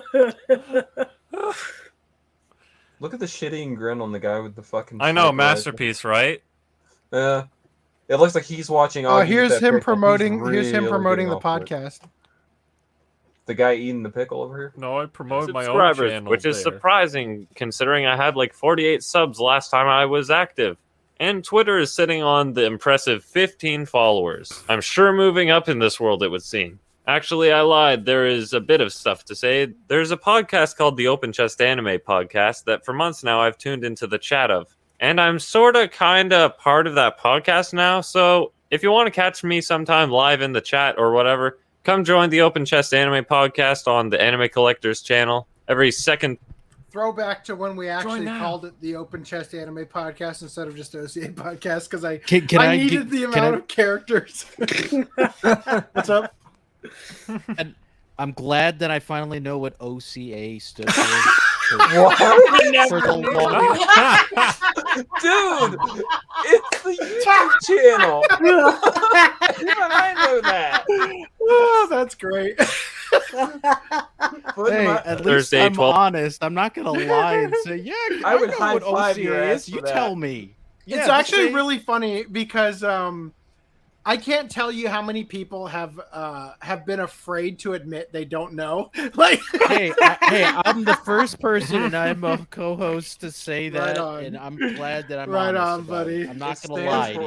orgasmic. 12 o'clock a.m. Eastern Standard Time. That's the current Orgasm schedule for it cosmic. anyway. I've already been in one of the podcasts. I'll be sure. Uh-oh. Let's skip past this part. Okay, where am I? Oh, here I am. You're lost. Wait until you see Thanks, your Footnum. face in the That's all news. for me. Sending it off to you, the anime collector, for the release forecast, which, by the way, is completely in date. Thanks, FDD&M. Starting out our Rise Up career forecast of the week of January the 2nd, we've got a very interesting choice here from Funimation in that they are choosing to release Time Travel Girl as DVD only. This, of course, is an interesting choice due to the fact that this show is currently airing on Crunchyroll at 1080p, so we'll see how that affects their sales. Conversely, it looks like Section 23 is making good on their promise to start phasing out DVDs this year, as they will be releasing Kissdom R on Blu-ray only. Also on Blu-ray, we've got Ninja Nonsense, which... guys, this says it's in stock. I guess they got a month early? So why is it in the segment? It still comes out on the 2nd. Anyway, moving on to January 9th. Viz is releasing the 33rd box set for Naruto Shippuden, a show that they've got the HD source video for, but choose to release on DVD like many shows in the past. Based on their release strategy for Bleach, I'm going to recommend that you go ahead and wait because you'll save a lot of money to just get those Blu-rays. Still waiting on the the Monokun Blu-rays. and the Seven Witches is finally out of limbo and into an actual release date on the 9th, as well as we'll be getting a HD release finally for My Hime and My Otome, and a DVD-only release for the 2008 series Naisho no Tsubomi, which is also in stock, apparently. Moving on to the 16th. Why is the graphics so high? Hold on. I don't care. You know what?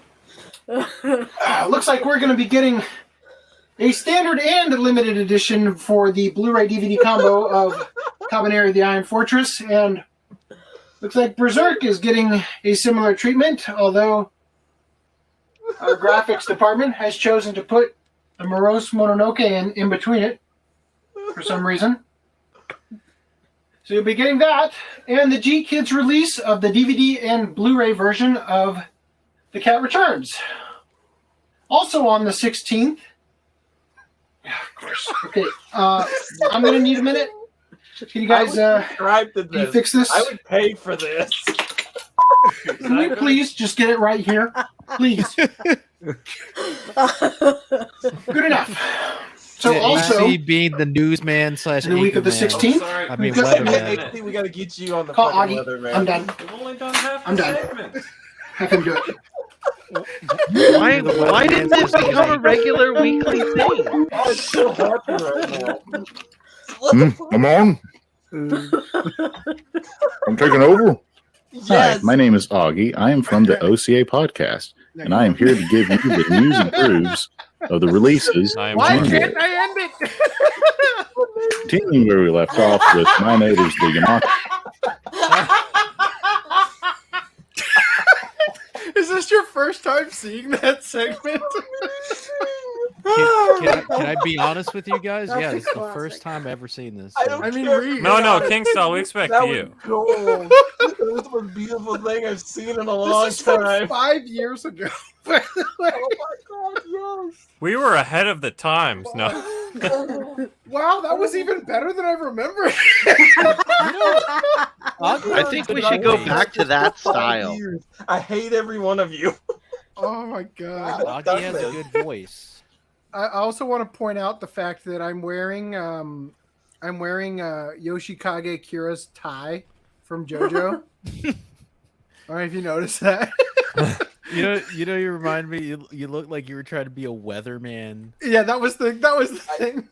He described That's it. the point, yeah. He described it as I want you to As just the release continually forecast. getting more and more unhinged. Why is this already out? Right. And one of the funniest things about it is that FDD&M, he keeps saying back to you, Footnum. Thanks, FDD&M. Like he's literally talking to himself throughout the entire thing until he throws it to me. I love how he called himself FDM instead. All right. Anyway, let's get back to the topics at hand here. And was it like you didn't shower for like the 3 Yeah, days prior? he told me he wanted me to look disheveled, right? So I stopped showering for like 2 weeks so that my Your hair was method really fucked acting up. took But place. then once I finally got like the script and stuff, I started wife to hated act you. it out. And I'm like, you know what? I think this will be way better if I'm just annoyed at the graphics not being perfect because of the fact that I'm supposed to point out the fact that it's in stock, even though it's like, no, I'm taking this a whole different route. You're gonna, and then I threw in the part where I said, "Call Augie, I'm done," and I made you have to talk to Augie to get it finished. Oh my gosh! That was no! We're not done. I'm sorry, we're not done. Let's play. I forgot about the retroactively changing the titles. I forgot about plus play. Hold on, I would be doing you a disservice. Yeah, the classic. To end this segment here. Hold on. I would be doing you a major disservice to cut it off there. My crowning achievement. Music grooves of the releases of January. Continuing where we left off with My Neighbors the Yamatas and The Whisper of the Heart, which contains the Baron. We're finally getting the freedom from Disney and John Lasseter curating as to why you should watch this movie. As you press play from the Disney release, he gives us 20-minute lecture instead of just press play and watch the movie. Up next. That's it. He's still wrong. Like, it gives you the option. He's wrong on every single thing. That was amazing. John Yeah. You don't have to get into the part where he says, and Typhoon Toradora, where I X out the title and rename it to what he said. We have the latest Sentai limited edition release of Haikyuu Season 2, which might have been delayed due to quality reasons. In any case, though, for all the single ladies who sadly can't afford it, there are standard editions available for this release. Then on the 23rd of January, mind you, we're finally getting a release of Terraformers, just in time for you to farm raise your own cockroaches to take over the world, learn how to play the board game, and finally write that TV series of Joe's Apartment. Then up next, we have Ace Attorney Phoenix Wright Part 1, along with Typhoon Toradora, which may not be the alley based on the... This is Eric and Andre to a T.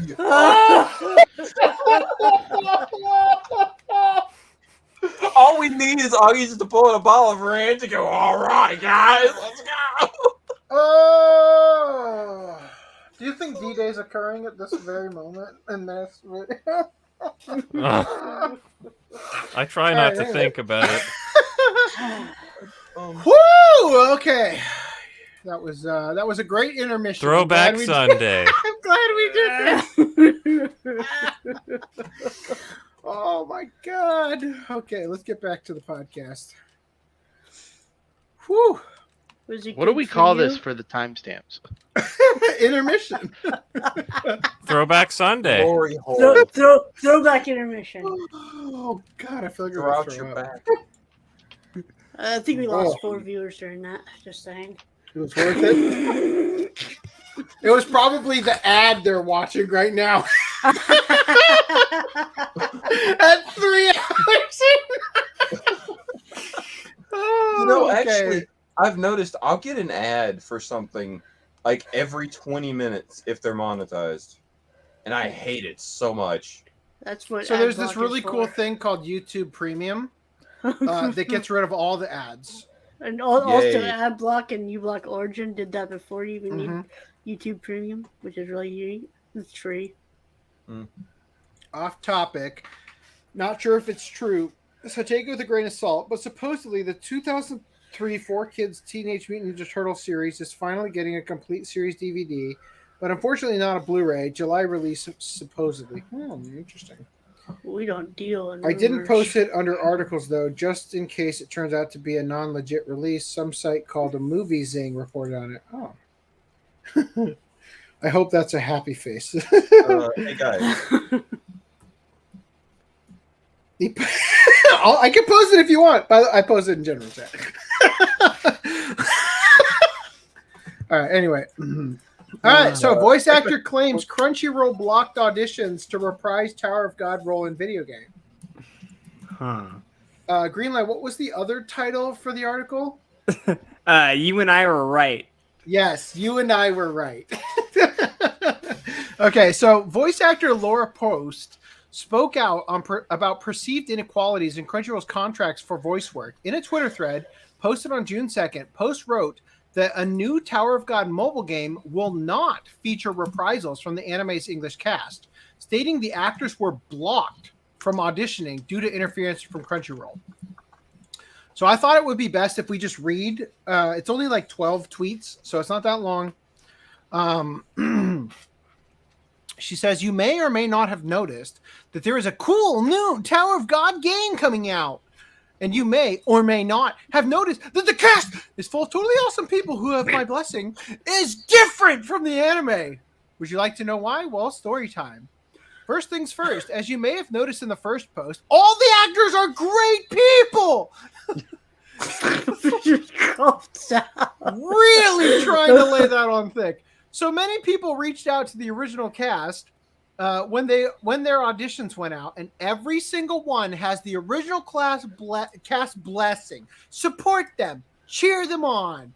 The English production team, studio director, they're also great. Look at how hard she's bending over backwards to make it clear that the rant she's about to go on is not about the people who replaced her and that she's not at all butthurt.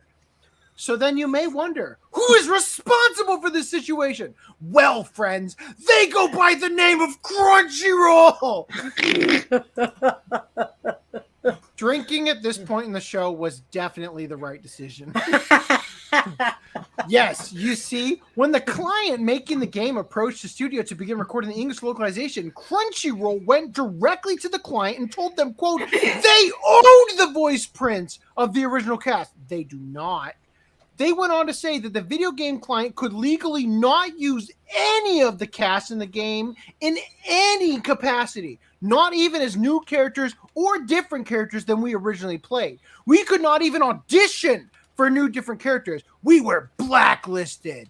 What Crunchyroll said is completely 100% untrue. Not only did I personally review my contracts to be sure that there was no such clause, some jobs do actually have clauses where you can't perform a character outside of official capacity. It's why I don't do voice requests. In addition, I also had multiple lawyers look over the contract, and they agreed. There is nothing in there to stop us from being a part of the project, at the very least as new or different characters. Crunchyroll was completely out of line. Not just ethically, like, come on, your actors need to pay rent, but also legally. They have no ground to stand on to prohibit us from playing different or new characters. And any ground they do have to prevent us from reprising is weak at best. I love the echo I'm getting. But the damage was done. The client was too scared to get involved in an overseas legal battle, so they would not entertain the idea of including any original cast members in their game. They thankfully decided to do their own thing and not try to voice match us. Moral of the story, fuck Crunchyroll! Oh, wait, I don't know. We already knew Crunchyroll was not actor-friendly, but in my opinion, this is a whole new level. They obviously have no problem going to potential future clients without our knowledge and robbing us as voice actors of the opportunity to even audition for work.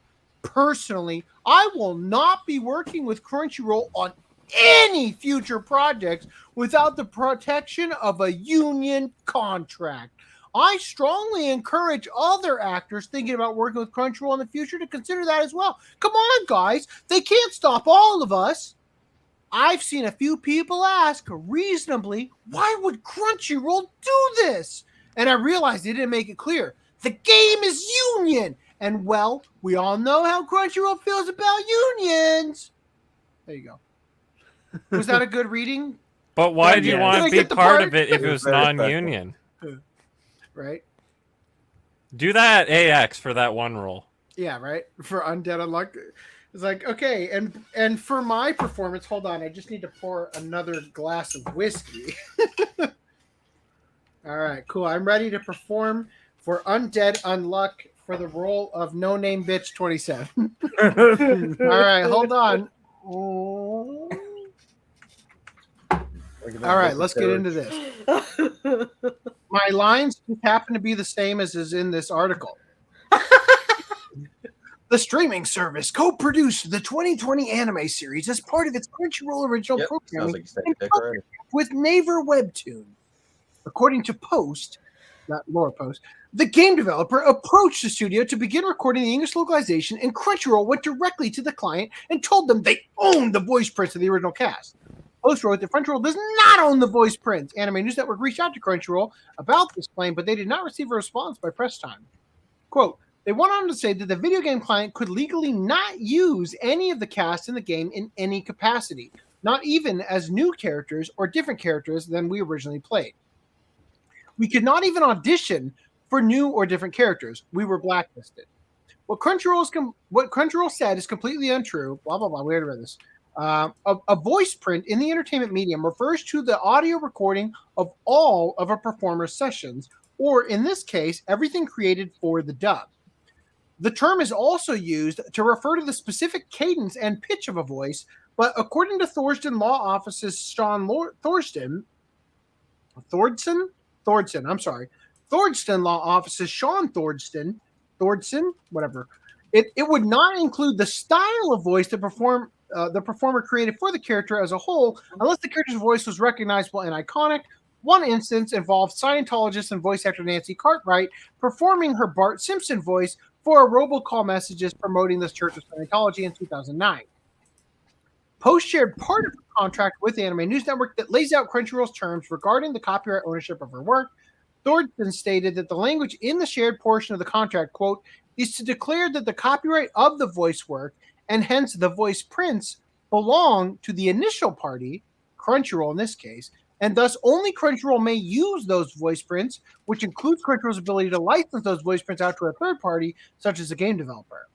The ability to license out the voice prints would be subject to other terms of the contract. However, according to Thornton, while the shared contract clause, quote, limits who owns the results of the work, it does not prohibit an actor from reprising their role in any other medium. So I guess they're saying that the specific lines, which in this case, I guess like a catchphrase, like "believe it" or something, you can't use the recording that Crunchyroll owns the rights to because they paid for all the time that it was you like that you said "believe it" in their recording studio, whatever. Okay, obviously Viz owns that, but whatever. You know what I mean? I can't think of a better catchphrase. Post did not share the entirety of her contract with Anime News Network. Thornton told Anime News Network that if there are restrictions regarding role reprisals, it would be in another area of the contract. Thornton told ANN that these types of clauses are standard for the entertainment medium. Quote, without them, the studio can be prohibited from exhibiting the work, as an actor can claim that the results of their work, i.e. their performance, is how do I read so much better drunk than I do when I'm sober? Is their own copyright and could otherwise demand extra payments, license their voice recordings out to other parties, or try to obtain an injunction and keep the work from being exhibited at all, Thornton said. Based on SIU's webcomic, this is just like recap of what it is. So what do you guys think about this? Do you have any thoughts? Crunchyroll is actually Funimation confirmed once again. Gamer dating.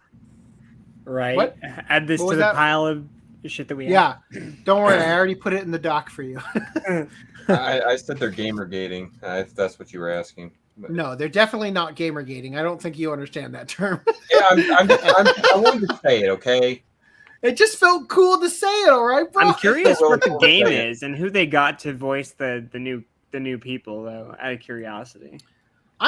I'm amazed that they're even making a game for such a dog shit thing that nobody cared about. Right? I never watched it. Lance, it sounds like we're gonna be here for a couple more hours. If you want to dip, go for it. Ouch! Basically, I just got a message. I have a friend coming to pick me up in a few hours. Basically, So go where, dude? It's like midnight where you're at, isn't it? Well, I'd say a few hours. It's actually 7 almost p.m. 2 o'clock in the morning for him, and he's got to be up in 5 hours, apparently. Yep. So, Well, Lance, go to- you have, go to- you have my blessing. If you need to ditch in order to have a friend come Not on you be or dead whatever, tomorrow? that's okay. whatever floats your goat. I mean, Whatever it is your fried friend nuts. coming is This involving. podcast is pro cum. Podcast is very welcome. And if you guys could hit me with the link to upload my stuff, I will just start that. Here's what we'll do. Here's what we'll do. I will remove you from the stream, and I'll just All right. let you know as soon as you're done, and then you can just dip out. Okay? So I'm just going to remove you, so that now while you sit in the back room, it's going to upload your stuff, and I'll tell you when you're done, and then you can fuck off. Let's see, where are we at? So you are uploading low disk space. That's okay though. We'll let that happen. I'm going to read this article. You guys can let him know as soon as it's ready, okay? U.S. judge temporarily blocks Microsoft acquisition of Activision. So Washington, June 13, Reuters, a U.S. judge late on Tuesday granted the Federal Trade Commission's request to temporarily block Microsoft Corp's acquisition of video game maker Activision Blizzard, Activision Blizzard, and set a hearing next week. U.S. District Judge Edward Davila scheduled a 2-day evidentiary hearing on the FTC's request for a preliminary injunction for June 20. Sorry, I keep looking down to see if Lance is done. Sorry, you guys have to keep an eye on that. Complete. Lance You're is done. Lance, you can leave.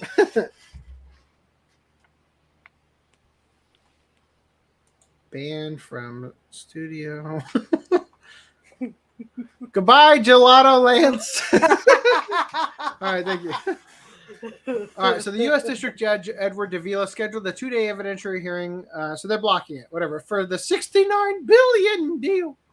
Yeah. So anyway, he says that it's going to be unfair trade stuff. Anyway, that's happening. Moving on. They're blocking it temporarily. Persona 5 Tactica brings Personas to a tactical RPG spinoff. So last podcast, Footnum said, "Oh, I hate the art style, but I'm also a whore for Persona, so I'll play it."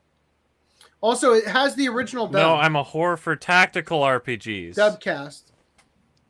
Has the original dubcast. You don't put out for Persona as well? Yeah, which is the norm. That's what it should be. But Persona 3 was like, let's not. You're referring to the dub should okay. Yeah. Anyway, okay, so there you go. So you can see why Footnum says that it sucks ass in terms of art design because none of these waifus are bangable. Wow. That's a nice upskirt. No, it's just ugly because it's like let's make their hands and their feet look larger for some reason. It's more of a Western cartoonization. Let's really emphasize how ugly hands and feet can look. Oh yeah. I don't even know why they made a different art style. A tactical RPG with the full-fledged like scale and art style would have been perfectly fine. Yes. Wait, it's being released for Xbox. Oh, and then it's getting a PS4 I don't. and PS5. Oh, it does say for. Okay, so I guess Xbox has the marketing rights. Also, did that's AC weird. just like ban himself? I don't know. Did he? Brad, is there a reason you removed yourself from a stream? That's the I'll cucking let him add encounter. himself back in case he has a call. He's out of disk space. I'm out of disk space, so I'm attempting to let myself upload the rest of my shit like Lance did. He's All right. troiling over there. Yeah, no. Oh, good God. No, Where I is- think where Xbox is has the like professional acquired the troller? marketing rights. I don't know. He was around at the beginning of the. He left. He left podcast. because we were threatening him to have It's Father's what's her Day, yeah. name, He was Farrah upset on. that Farrah might join us. So the ruse worked. He was so triggered by the thought. Oh. The ruse. Pun intended. But I think that there's earlier, like a year or so ago, when Microsoft was still on their acquisition spree. I mean, technically they still are. People were speculating that Sega was next on the chopping block. So now that they have Xbox marketing rights, it almost looked like it was Xbox exclusive for like even Persona 3 Reload and stuff, because that's all it said for PC and Xbox. But Do you think it would be might just be a off-putting? marketing thing. But Do you think it would be off-putting if a pink lady's pussy was also pink? I think you. I mean, think what about color too much. should it be? White? I don't know. I'm asking you. Purple.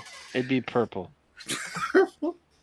Would it be off? What color would not be off-putting? All right. Anyway, moving on to Persona 3. Persona 3 Reload won't include female. Well, what I was gonna protagonists say or- about oh, the no! Xbox thing is that I'm sorry, my delay's raping you. But what I was gonna finish up about the Xbox thing was that I feel like it's really weird that this typically PlayStation exclusive-ish franchise is going like Xbox dominant on like the marketing material. I don't know if they're gonna have timed exclusive. It's just sus to me, so I feel like there could be more credence to that Sega getting acquired by Xbox thing. Anyway, that was all I was gonna say about that. God damn it! Will you not just let me fucking finish loading this stuff? You didn't talk for long enough. All right. You know I need these local recordings of me drunk. All right, so Persona 3 Reload won't include female protagonists or other content from FES and Portable. What's FES? Fetch?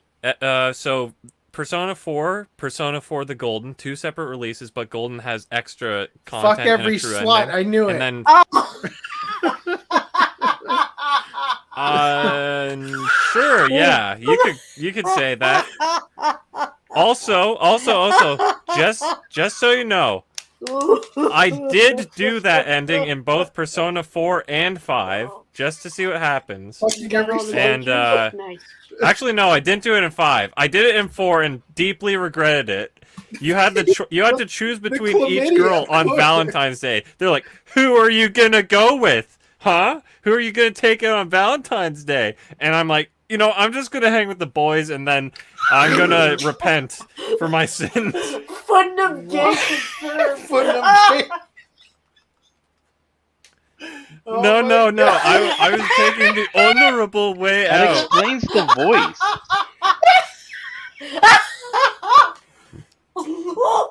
That explains so That much. explains Oh the my deep throat. Oh my god. Yeah, they actually lengthened my neck when they did that. Oh my god. Anyway, to answer your question, basically this is the Plus Ultra Edition that they release after the fact that has more game content.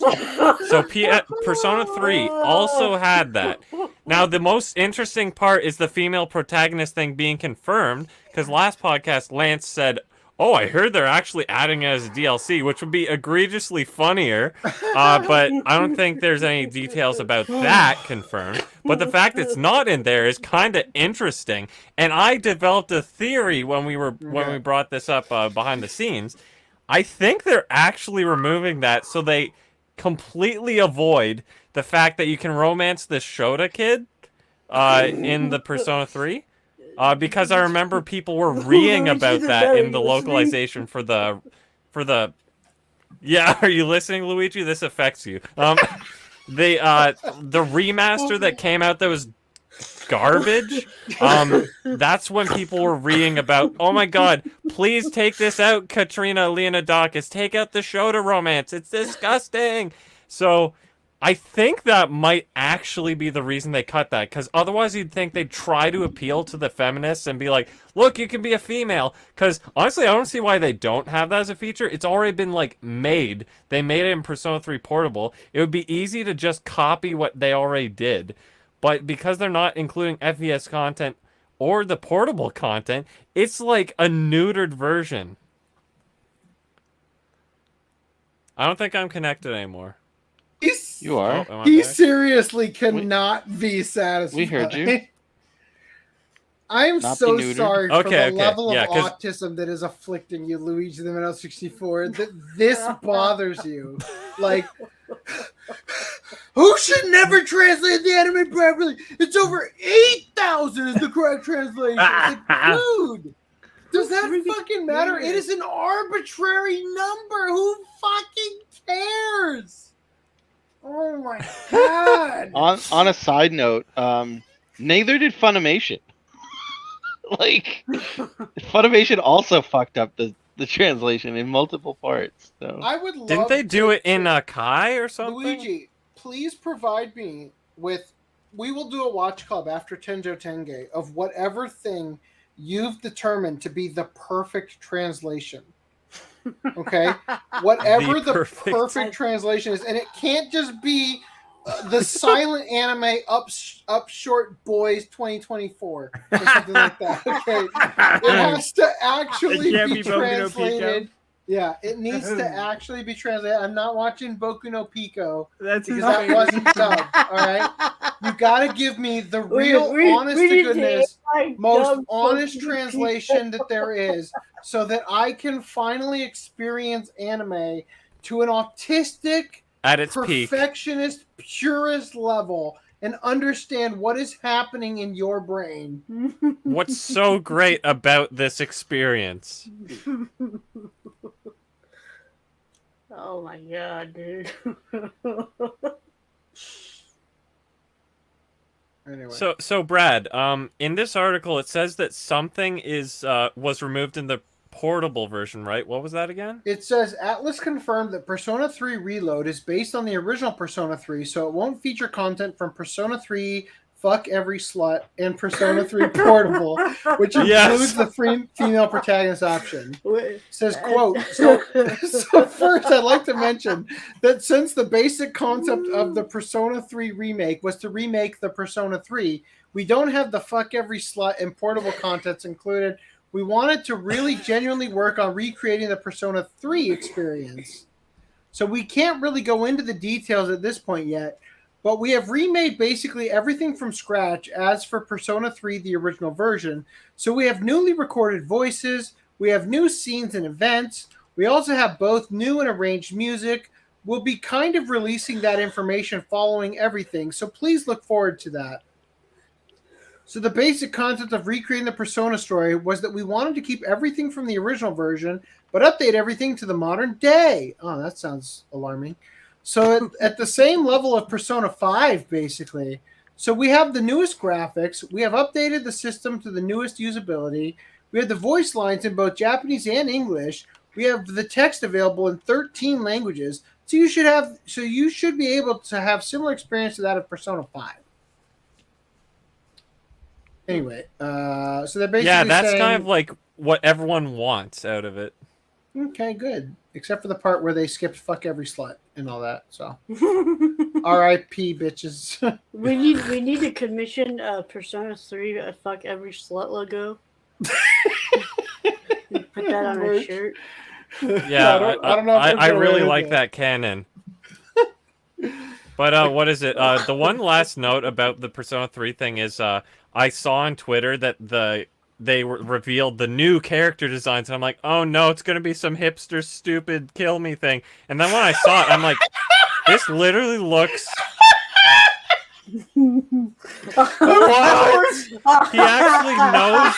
He has knowledge of how good it is. Oh no! Of course you've seen it, Luigi. Boku no Pico sucks. Why? Yeah, it does suck. It sucks a lot. That is like saying Nichijou rules, despite Japan loving Madoka Magica, Hunter x Hunter, and Steins Gate when Japan flooded in 2011. Wow! Oh my god! None of that comment made sense. Except the Boku no Pico sucks part. Jesus that Christ. makes too much sense. All right, let me change it then. Luigi, what is the most? What by your stretch of the imagination is the most accurately translated / your favorite anime? We'll watch it as long as that is a physical release over here. And it's not porn. I'll watch it. I don't care. Yeah, it's not. It's Father's Day and I'm drunk. If they could have an accurately translated porn, I guess Brad's watching it.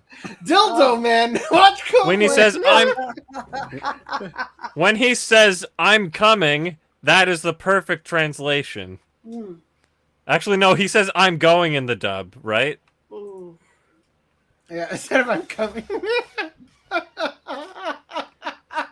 I am going. A hentai where they actually dub it I'm going instead of I'm coming. I'm going. Oh, that's great. Okay, AKIBA'S I'm gonna Strip. come. Undead and Undressed, director's cut, set switch date for the West. So this is the one they should call AKIBA'S Strip, right? Because it's undressed. Right? Okay, anyway, that was a dumb joke. I hate to break it to you, but that's the whole point of the title. You'll notice it's all one word. And then they highlight the S, so you don't know where it starts and ends. Anyway, all right, moving on, dude. Unless you have something to say about it. Tell me about how it's not. Well, the same I as your didn't brother I didn't finish. We got greatly derailed by that Boku no Pico of left field, but where I was going with this is what actually happened. What actually happened with the character designs is like, wait, because it's the same guy for every game, and I saw them and I'm like, what? These look identical to the characters as they've always been. So I was actually really happy because I remembered this artist actually has integrity and is a great artist. So yeah, there you go. Well, yes, there we go. All right, cool. Anyway, moving on from here. Whatever this archive is that's blocked that I clicked on by accident somehow. What is this supposed to be? The archive of Luigi's comment about watching Boku no Pico? No. Oh, fuck. How did that happen? How did I click on the wrong thing? Come on, mouse. You can do it. Don't let me down. Come on. Are you serious? Come on. Go on. Go on. Translate it better, Brad. Why is it an archive link? It doesn't say archive when I mouse over it. It says at the bottom. Oh, fuck. It is an archive link. Okay. But it says... Oh, fuck. God damn it. Did I put the non... God damn it! No! Okay, hold on. Just give me a second. I can do this. I have the ability. Not the brain power. No, I'm very drunk right now, but that's all right. I'll allow it. Don't worry, I got this. Fuck yeah. Oh, wait. There we go.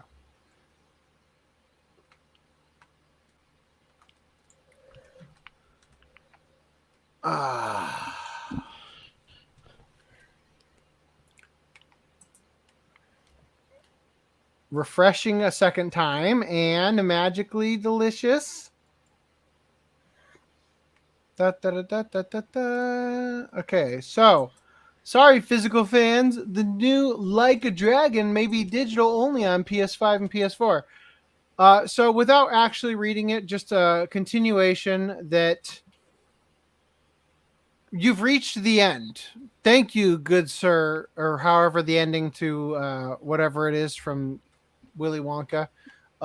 There is no physical edition. Willy Wonka quote over. All right. You lose. You get nothing. You get nothing. Nothing. You lose. Good day, sir. Good day, sir. All right. So I would like to apologize for the next 1, 2, 3, 4, 5, 6 articles. Technically, even the 7th I got to apologize for. All of these are from Mirage Leonardo. Actually, that's not true. The next two after... No, this one and the next two are not. But the ones after that are all from Mirage Leonardo. And I have been waiting on covering them for months. Okay? I am going to cover them tonight. because god damn it, if I don't do it tonight, it's never gonna happen. Okay. It is going to seem very weird that I'm covering them out of order, given what they say and the things that I'm going to read to you first that clearly negates the headlines. But whatever, we're going to do it, okay? So, buckle up. Fate Grand Order caught using AI art in the latest commercial animation. Take a good hard look at that underboob. Okay.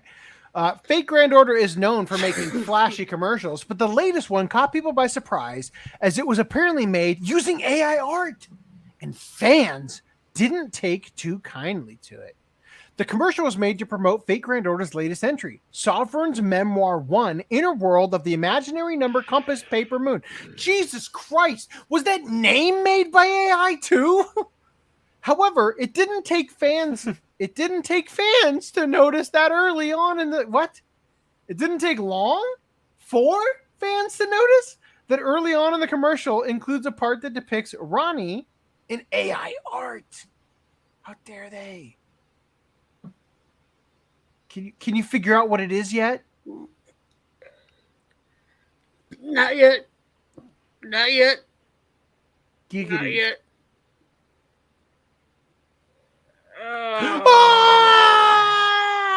Probably that one because it has no hands.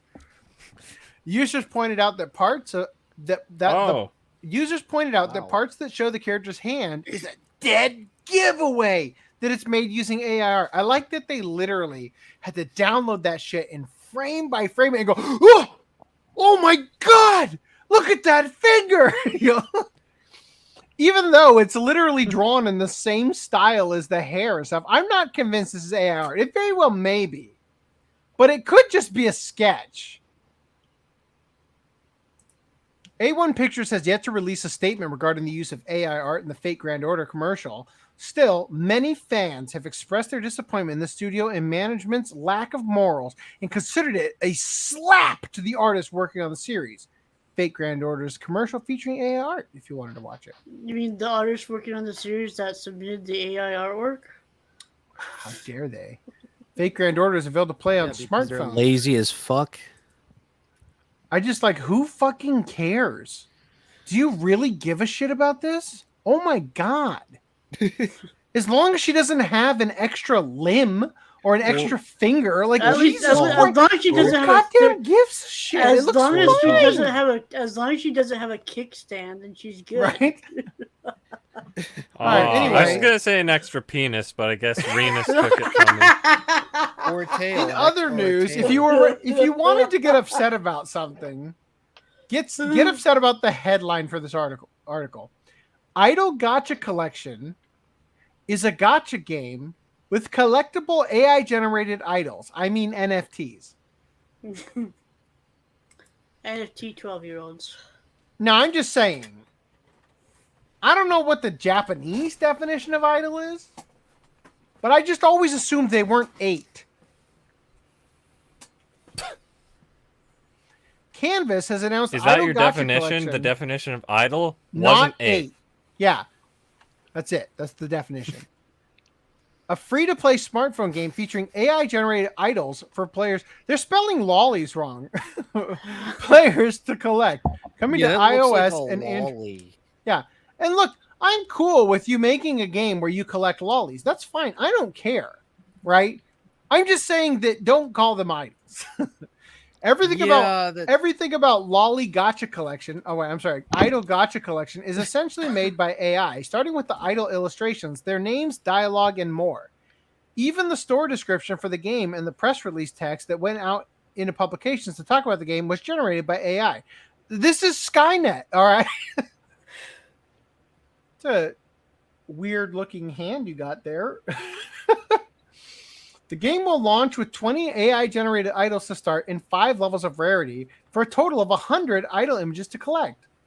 So, why this face? This face is hideous. Get this face out of there. No, it's terrifying. Put this picture in front of this picture. You know that picture looks like? It looks like a Japanese female version of Willem Dafoe. It looks that's kind of like terrifying. that thing that's a statue. No, but when he had the That's creepy a face, statement. the Green Yeah. Goblin face, when he does in the Spider-Man movies, that face. So anyway, the NFTs can be yours for the low price of whatever the game costs. They also come in bikinis. Anyway, get idols with gacha. Gacha de idoru geto. I like how you're saying it like you're like a narrator for a commercial, like you're the voiceover guy. Get these idols now. Is someone playing Zelda? How dare you get raped by Zelda during this podcast? What? No. Chinese game. I'm raping her. No. Chinese game company introduces AI, fires 30% of its artists. Now look, in a country where you have 1 billion people, firing 30% of your artists is a big deal. China's going to get raped hardest by the AI takeover, is all I'm saying. Put that negligee on tighter, girl. A Chinese video game company recently went through a tide of layoffs following the introduction of AI technology, in which 30% of the original artists were fired by the first quarter of the year back in March. The Guangzhou-based company made most of its business as an outsourced video game company with about 300 employees. What's 30% of 300? 90? Yeah. 100? 90. 90 people fired. Damn. That's pretty bad when 90% of According- the workload is gone. According to a former employee who was recently fired from the company, those who had 2 years or more of experience were given severance pay for about 3 to 6 months. Oh, shit. A director from the company expressed that since the introduction of AI, there's been a surplus in personnel, so layoffs had to be made. Japanese internet denizens chimed in on the matter. Quote, "It's just a matter of time for engineers." Quote, "I wonder if art students will struggle to find employment." Quote, "I bet a lot of artwork will start looking the same once everyone gets to using AI." Quote, "Square Enix CG creators and such will soon be worthless." Quote, "Novels, music, and movies will soon go through the same. Mass-produced video games could be dangerous. 30% is just the start. Watch them cut the other 80% like nothing." Your math is a little off, dude. Well, they were always stealing in the first place. From ripping off art to using AI that rips off art. Fart. Japan should do the same. Video games and anime will surely all go down like this as well.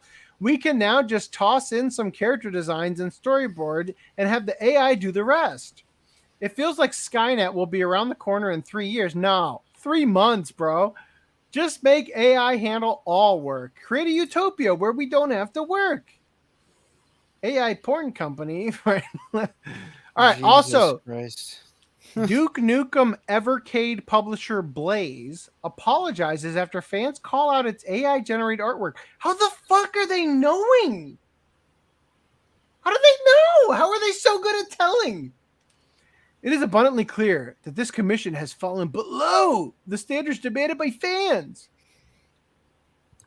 Probably looks because one really of the fans know about AI too well to tell. Like, Blaze- oh my god, Duke Nukem has 6 fingers. What the fuck? Look, Duke Nukem has so much more to worry about than using AI art. Because once again, this game released on next-gen consoles took them like 12 years to make, and by the time it was released, it looked like it was on like I think it was 2-gen 15. pass, right? Yeah. Because So wasn't Duke Nukem Forever the other game that came out like 12 years ago, right? Wasn't there something like that. another build that was like supposed to be released in like 2002 or something like that? But it was They a had completely like different probably game. at least 3 different generations. Well, not generations, but like didn't Reese, I it start need on like you to- Nintendo 64 or something? I need you to do an Yeah. important search for me. Can you find out if there's a Duke Nukem porn parody? Oh my god! Because I swear, like I thought Duke Nukem Forever was supposed to be released in like 2002 or something like that for the PS2 or the GameCube. I don't know if Reese's innocent eyes will want to see it because he'll probably find something called like Puke Nukem Forever or some shit. well, Nukem is definitely gonna be spelled with a C and a U in the Nukem. New cum. Puke new cum. Yeah. No, they'll call him Book Pukem or something. Oh, gross. Okay. Anyway, Blaze Entertainment has apologized after it was forced to acknowledge that artwork accompanying the announcement of a Duke Nukem collection shown above for Evercade was generated by AI. In a brief statement, CEO Andrew Byatt insisted that the studio had commissioned an artist to produce a lead image for the new Duke Nukem 1+2 remastered game, but because of the artist's use of AI in the process, it had fallen below the expectation standards demanded by fans. Fans and professional artists were immediately suspicious when the artwork was first revealed, with some providing a breakdown of why the image, reportedly designed by professional hybrid concept artist Oscar Manuel, looked as though it had been machine generated. Quote, real artists would do a huge thinking about every single detail, tweeted artist Hanyu Central. You're back. AI will just do a mindless kit bash without an understanding of the world, story, character, culture, anything. I don't think all artists is like, oh, I'm just gonna take this with passion of love. They just do it for. Some of them do it just for a paycheck. They said, oh, I'm just gonna sketch this thing really quick and voila. I'm really curious what this Ukraine simping person has to say.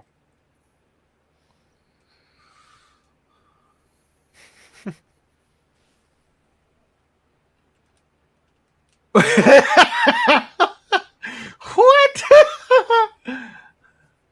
Why is he focusing on the legs? They do look like dog shit, to be fair. They're not actually grounded, is what he's pointing out. And then, like, there's like this weird thing just kind of hanging out, sticking off the gun. Magazine that's like floppy. Vodka? Yeah, like, what the hell is happening with his hand? A tower? Nice AI. What am I looking at here? What is this even a circle of? Yeah, what is this stuff? Because it's like it doesn't even look like there's alcohol on him. Why are we laughing at his ear? Like, I don't understand. This is weird. It's like they just drew over that. I guess shape the that top looks like part looks alcohol. perfect. It's perfectly translated, the top. Oh, they're pointing out there's too many fingers on this one. Like these are known things. Yeah, if it has Clock 6 is fingers, bullshit. if it has 6 fingers, then that's Her eyes are AI. looking 2 different directions, I guess. You're supposed to have 5 fingers, or 4 fingers and a thumb, if you want to be technical. But Wait, everybody calls what? it- We're supposed to have 4 fingers and a thumb? Yeah, Thanks, I now know what real hands look like. No, I'm not. I always call it 5 fingers, but some people say that. I'm like, it's 5 fingers, dude. Just, Like, well, so I've always hated that. It's like the thumb's not a finger. You don't call it thumb finger. It's like neither do you call the pinky that. Like, no, come on. the pinky's Yeah, a finger. I think people. God, Go ahead, what an autistic. I have been battling the autist from birth. No, I always say 5 fingers, like easily, because without Some people call it a thinger. Because think about it, with your thumb, without your thumb, you wouldn't be able to carry certain things with your hands. Like you can't. You wouldn't be carry able a to cup. whack off. Well, that too, but you couldn't carry Easily. a cup or a remote or anything like that because your thumb is so important. Your thumb finger is very important. Where's that thing that they were talking about that was like coming out like whoop? It's under the muzzle flare. Maybe. How could you even tell? The fucking like the goddamn. This is a different artwork. This is a completely different artwork. This is Duke Nukem. The fact that they didn't finish cutting out the stock here too is kind of weird.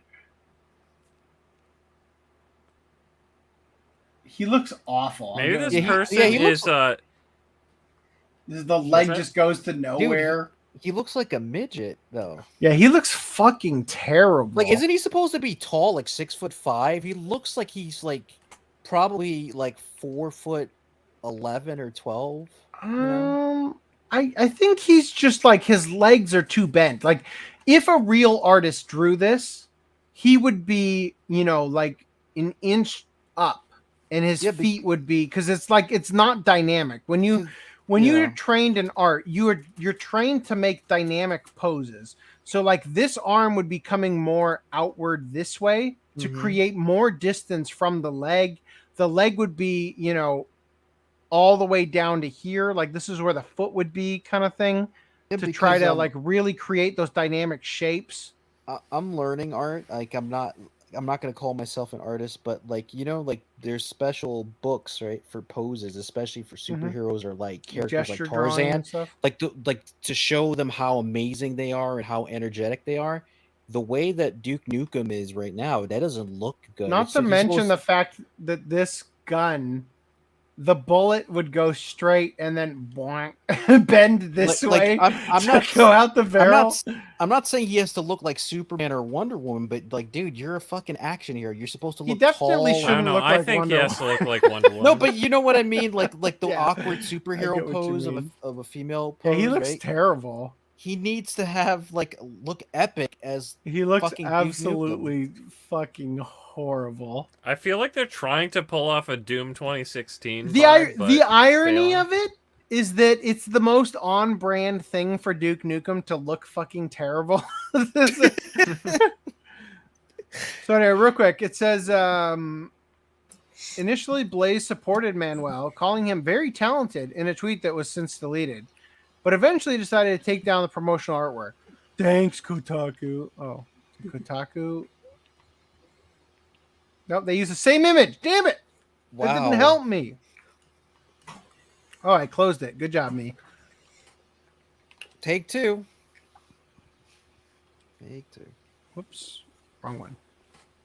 Yeah, but they had Duke Take Nukem. Two Interactive, right? Oh, wait, yeah, they didn't make it. You can't word it any way better than that. Yeah. I don't know. I think anyway, Duke Nukem needs to look more epic. That's my end of that.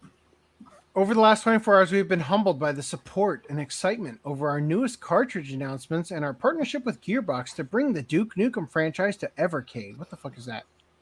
As part of this, an artist was commissioned to produce a lead Gearbox will image. at least spit out a game within the timeline. It's abundantly clear from the response on social media that the work on this commission has fallen below the expectation and standards demanded by our fans due to the artist's use of AI in the process.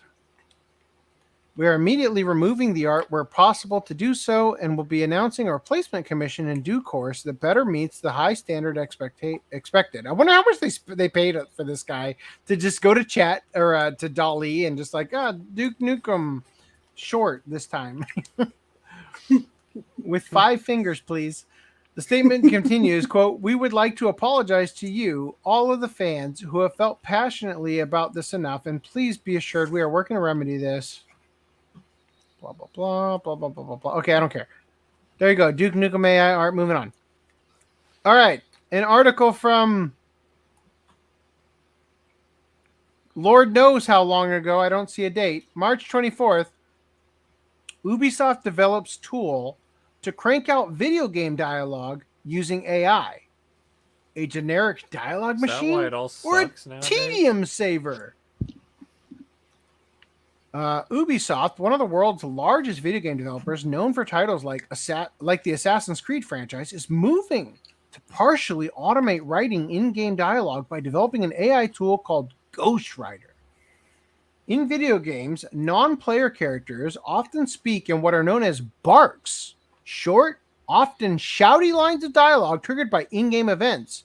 A "watch those wrist rockets," a "quick reloading," or a tired "took an arrow to the knee," to hear Ubisoft tell it. Drafting those innumerable quips is the perfect application for machine learning. Ghostwriter isn't replacing the video game writer, but instead alleviating one of the video game writer's most laborious tasks, writing barks. The developer assured in a press release. Oh, so they're telling you, "Oh, don't worry, we didn't fire anybody." Ghostwriter effectively generates first drafts of barks. So it's I took an arrow to the penis. Oh no. No, but those unique dialogues and like your research just like the Chinese boy next door. But imagine using like AI for like a video game like Scarface, The World Is Yours, or GTA. Those dialogues like, "What the fuck are you doing?" or "Get the fuck out of my way," or "I'm gonna beat the shit out of you," or "I'm gonna kill you right now." Like those dialogues are gonna replace with generic AI like stuff that they would never say in those games. Well, no. I'm going to end humanity. Oh wait, hold on. No, wait. I'm going to annihilate your being, sir. Prepare to be terminated. The thing that's going to result from this is you're going to have every new Assassin's Creed game is going to have the "I used to be an adventurer like you, but then I took an arrow to the knee" line, like or the "I will Which is rape weird you." because that's not from Ubisoft. Yeah, but it's gonna. I know, but they're gonna put that in their generation as a sample, and then they'll be like, "Here's some, organically I generated feel like that dialogue." would lead to a copyright with like Bethesda. I used to be a Can free they copyright spirit arrow until to I the got knee? married. Yeah, I don't know, but it's a I phrase used to that's be a like- breakdancer until I got shot with a needle in my eye.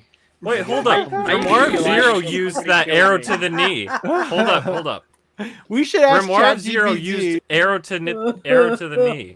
We should ask ChatGPT, write me 10 variations of "I used to be an adventurer like you, but then I took an arrow to the knee."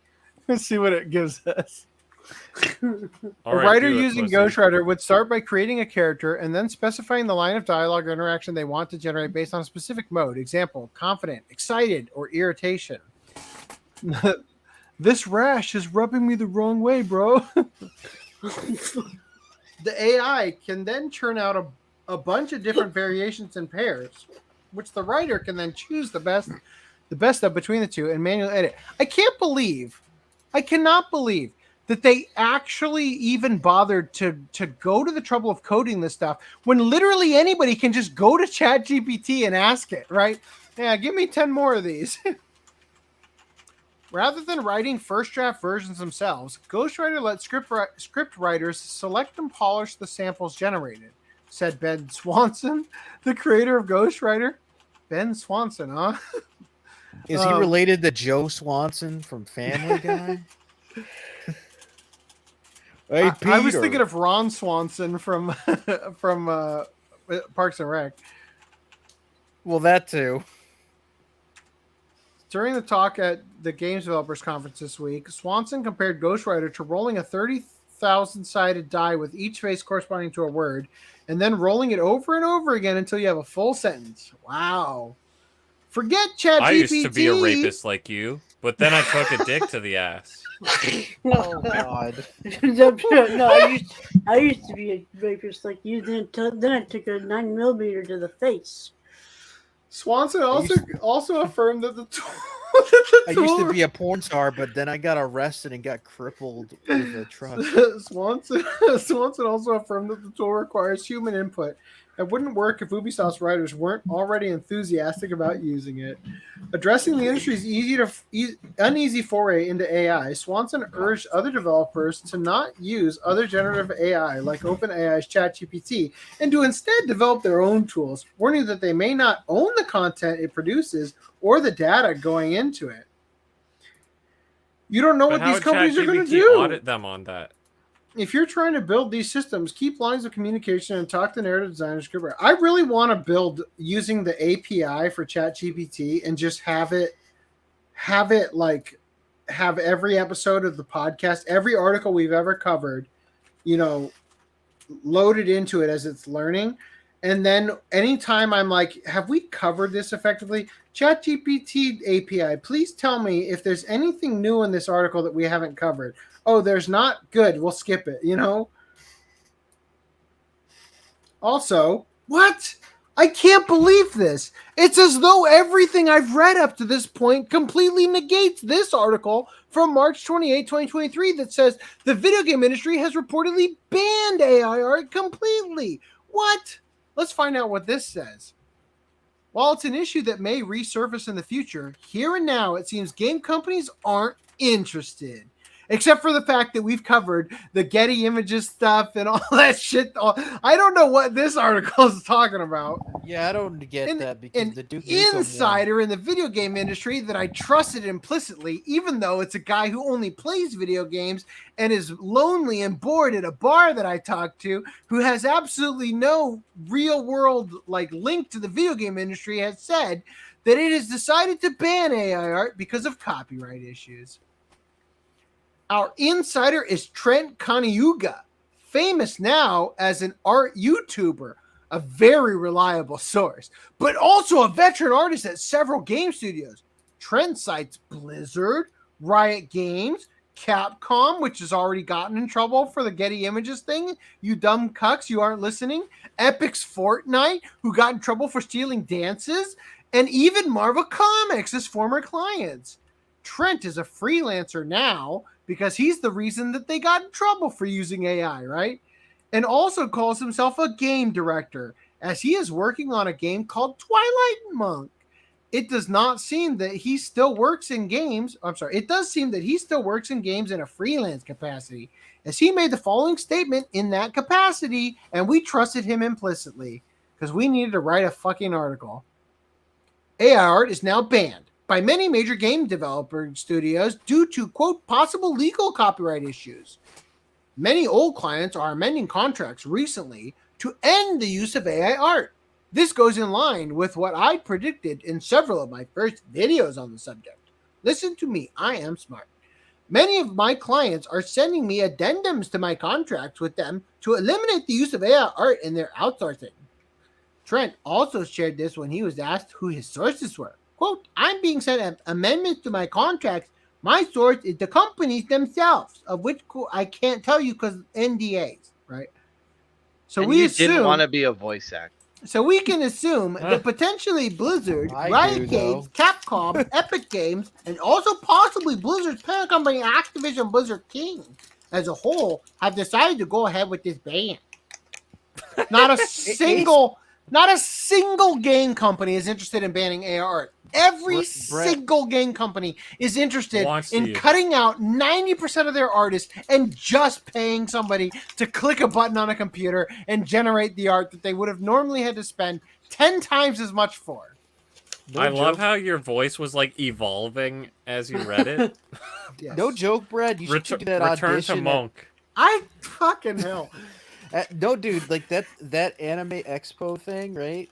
That sounds like such a waste of time. Even if I got it, I would just get. I mean, dude, that'd be. Dude, you show. You would be complaining that you need to go into a union because of it. The wages aren't good enough. Your $75 gig. You did a good job, man. It's like I'd be like range right now. Yeah, I'd love to be in this show, Undead, Unluck, but unfortunately, I refuse to work the union. That's gonna be the reality.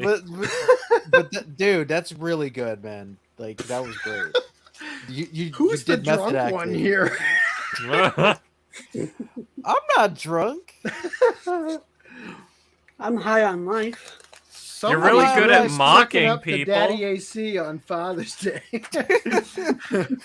So while this has remained outside the orbit of video games thus far, AI art has been a hot topic in the artistic community.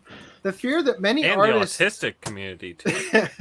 The fear that many artists have that their work will be taken over by AI is very real. And that fear sits even at different types of... I love the idea that the real reason Van Gogh cut off his ear is because, oh no, someday a computer is going to draw Starry Night! Which is the most AI artwork ever. This picture, but in the style of Starry Night. So this does affect artists in video games too, and that's whether they use CG or sprites or other kinds of art for those games. Anyway, I'm bored of this article already, so I'm going to skip it. Fuck this. By the way, Brad, it has been done. The deed's been done.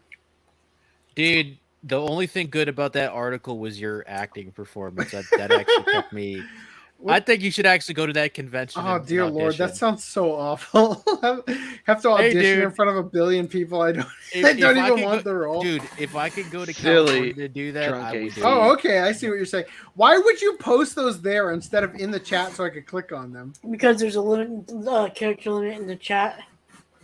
Yeah, I figured private chat would have more. But I don't know if it does. On them. No, just read them. Person A. I used to roam the wilds just like you until a fateful arrow struck me knee. Oh no, really? That's how you ended your adventures? Once upon a time, I was an adventurer like yourself until an arrow found its mark on my knee. That's in my younger days, I journeyed through the treacherous lands. Alas, an arrow met my knee with my adventuring days were done. Long ago, I was just like you, braving dangers untold. Then a knee-crippling arrow challenged my path. Oh, changed my path. Sorry. Once I was challenger among appeared. the bold souls who dared to explore. But as fate would have it, an arrow struck my knee, forever grounding me. That's an unexpected twist. Did you find solace in the other pursuits after your adventuring days ended? But have you enjoyed being an antique salesman since then? Hopefully it hasn't fallen you in the bedroom as well. No, unfortunately, I have to use Viagra. That's the Back in the day, I lived the life of an adventurer. Then an arrow took aim at my knee, forcing me to retire. Sentient arrows, just like the guns. Mm-mm-mm.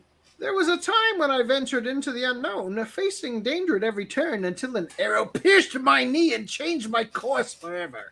I'm not going to read the rest of these. They're just lame. They're not as funny as the one you came up with. I once was a rapist like you or whatever. All right, GameStop terminates CEO amidst declining revenue. So the meme stock is apparently not doing so well. Ryan Cohen appointed executive chairman Mark Robinson becomes company's principal executive officer. GameStop announced on Wednesday that his terminated CEO Matthew Furlong as of June 5th. GameStop has characterized his termination as without cause. Wrongful termination, I guess, after the completion of a termination agreement. GameStop's general counsel Mark Robinson assumed the title of general manager. Blah blah blah blah blah. Who cares? Awesome, we got that done. That's covered. That's a wrap, everyone. The 4 watchers, I appreciate that we're going into release news, and that there aren't a single comment to cover. Thank you. All right. G-Kids licenses French-Japanese co-produced film Ghost Cat Anzu. I jumped the gun. I was ready, and now you fucker. Carry on. G-Kids licenses French-Japanese co-production film Ghost Cat Anzu. All right, so anyway, that's what he did. Cool. All right, you go into the right stuff. Thank you. Don't jump the gun again. Don't jump the cum. All right, so we got the Shinobi no Itoki on Blu-ray. I thought this was a Sentai one, just because it was on High Dive. I think if I'm maybe it wasn't. Maybe I'm misremembering. But whatever. Anyway, that's coming out. Maybe you were high. No. On life. On his painkillers. It's even got the German on his dub. Percocets. Yeah. Damn. This is like the what's it called? Platinum End almost. Yeah. All right. So one thing I want you to note. This is a 12-episode set for a retail price of $70. Okay, just mental note for that one in a second. So we also got The Girl from the Other Side OVA. Get fucked, everybody who did the Kickstarter dubs. I'm just kidding. Dubbed and on Blu-ray. I'm not kidding. I'm sorry. No. I didn't get it. I'm with you, man. I'm saying suck on D's. As one of those dumb cucks who got the Kickstarter, I am mourning my losses and drinking the rest of this I'm whiskey. sorry, AC, but You can at least sell it for $2 more on Kickstarter. To be fair, Or, I mean, it was on a eBay. Japanese Kickstarter from like Wit Studio or whatever, so I guess it was meant to be. All right. I clicked the wrong button. Yeah, AC is gone. And go back. Yeah, okay, I love how so, it's $22 and dubbed, so it's even Yeah. funnier. Yeah. Okay. So, One Piece season 13, part 3, coming out in September. All right. So, a mime or whatever, AIM, Warrior at the Borderline. This is $70, the same price as the 12 episode set, but this is 25 episodes. They're doing 2 core initial releases. What the fuck? This is cool, I guess. That seems interesting. Hold up, scroll down. Is it dubbed? Yes. It's dubbed too. God damn, son. That's great. 2 cores, just like what Sentai does these days. Why are they cucking everybody on the? I think on the other internally ones? they Because- were like, we own Aniplex now, and we're gonna make them look even more expensive by comparison. Yeah, because we got to recoup all that money we spend on Crunchyroll and Funimation. Good old Sony. What do you mean? They owned Aniplex first, didn't they? No, but they got to recoup all that money that to buy those 2 companies. Like you gotta recoup somehow by doubling or tripling the Where the fuck prices. is my dress, darling? If they want to recoup all that money, I they'd think be you're printing missing money. you're missing the point. What they're saying is that they're actually charging less. Yeah, because half. Yeah, Half. they're charging half in Okay. order to make Aniplex prices seem even more prestigious. Okay. Reese, what's in your shopping cart, buddy? Oh. Honestly, it could just be that the show is so ass they didn't think they could sell it, so they started doing this. AC's So, well, you know what show is it, ass? Well, not this next one, apparently, but Rent a Girlfriend season. You're gonna have to convince me harder with something else. Try again. It's coming up. It's coming up. Don't worry. Yeah, about fan service. They cut. Oh, but the funny part about this is They that cut Sentai Sentai. doesn't have season 2. Yeah. Yeah, like it's the that- true cuck experience. This show, you get Yeah, they season wanted- 1 for an overpriced like 150. Then you buy the second season on Funimation. God knows what season 3 is gonna be. Yeah, and there's no LE for this one, so it does have an English dub. I would hope with the same fucking people at least. All right, so ReZero season 2, all 25 episodes for $70. This show does not suck. I mean, But what if we have to replace the discs? thing that makes the PP biggest. and what I mean, I just find this funny just because they have like the extended their extended episodes. Usually a 25 episode series is Wait. like listed as They have the 620. extended edition on this? No. The episodes are just normally longer for whatever reason, just straight from broadcast. So normally a 25 episode series would have 625 minutes runtime, but this is 694 just because of how much extra length the episodes typically have. PP got massively big when I read this. Yeah. And then there's a limited edition. Will it match the first LE that I don't have and I should have gotten, but I don't for have it? $10 more MSRP. It's only $10 more. So yeah. Okay, now before we exit Right Steph, I think it does Does match. anybody know if I need to clean out my cart before I put the affiliate link, or can I still have my cart be full and then put in the affiliate link before I buy all of my discotheque stuff that I'm going to buy?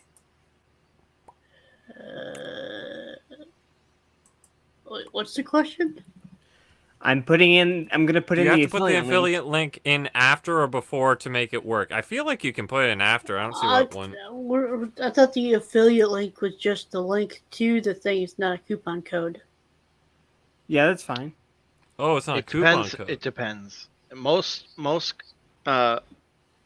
well, I wouldn't say most, but places like Amazon, it doesn't matter if you fill your card up and then go and get the affiliate link, click the affiliate link, and then check out. It still counts, but I don't know specifically about Right Stuff. AC might know now that he's back. I didn't realize he left. I was trying to empty my cache, but I couldn't because my uploads aren't done. Is your mic on the same one? No, shut up. Does Greenline have to empty his cart and re-add everything once he clicks on the affiliate link for Right Stuff, or? Good question. It is on the correct mic. Shut up. I don't know. You sound like you were in some water there. We haven't. So I will tell you this. You don't get an answer. I will tell you this. We have had 11 affiliate sales from Right Stuff, totaling over $1,000, and we have made a cool $29 in commission. Nice. Oh, jeez. Better than $0, right? That's better than say. zero. Yeah, I guess so. Is that more than what we were getting from Amazon? I don't know. I mean, you could Probably. experiment. Probably technically true. You could do like $50 increments and do each order differently. Also, just because I just still got the free $50 shipping and $250 for Canada. Canada. Do you think? I was about to say Canadian. Canada. I was saying Canadian. But do you think Hollow would come on the show for the ReZero Part 2? Does he want to associate with us anymore? The show has transformed so much since his crew donated over $100 to us that night. Also, there's the discotheque sale this week. There's weekly special. Right on. Get on it. Hijacking and telling people that if they would like to support us, there is some very good merch here at Stealth Weeb. There are lots of things I would like to make, but alas, I am poor. Alas, every moment of my life is spent working. I work 18-hour days at my job. It is tragedy. Please, won't you support us by buying stuff on Stealth Weeb so that I may take a day off to make more products for Stealth Weeb. All right, cool, thanks. And feed my family. Also, I love how it's just really favoring that header image. All you need is to play the Mad World from Donnie Darko, the instrumental, as you're talking, AC, and it would have been great. One more. Come on. We got it. Maybe it didn't save when I told it to use both headers. All right, last try. Okay. Also, there's OCApodcast.com/store where you can buy such things as Go Fund Yourself. Okay, cool. Moving on. Oh, by the way, I'm looking to try to get our Patreon up over $50 a month. That would actually pay for StreamYard and other things that we're paying for in order to continue to do the show. So that would actually set us to a baseline of breaking even, which currently we're in the hole about $6,000 from when we started the podcast. So it would be fucking awesome if we could stop digging that hole deeper and start, going the other direction. So that's just a little thing, a little request from me. Also, let's talk about this. Since we're already getting copyright claimed, I figured it was a good time to just cover this thing. Is that video in the brand? No, it's not, because I left the fucking call like an idiot. I had We're it gonna was add sitting more. there the We're entire gonna add goddamn time. the list, right, guys? Gonna add Toei on that list. Uno momento, por favor. Movies. I still have not bought anything from Right Stuff. Never support any Sony company. Thanks, We're not Luigi. a Sony company. You can support us. Luigi. Yeah, I was gonna say. Fortunately, Sony hasn't bought us yet. Oh, speaking of ruses involving JT, my ruse failed when he was like, when it's like, bro, why are you stalking Muse Mints? And he's like, I like supporting YouTubers. And I said, well, if that's the case, why aren't you on our Patreon? And he's like, I don't like financially supporting them or whatever. I only support them by like watching supporting YouTube them in ways videos. that would be considered assault and stalking. No. Well, he was clarifying that he likes supporting them only by watching, or he said not. He said not on Patreon, and I said, okay, where's your YouTube membership? And he's like, I don't like.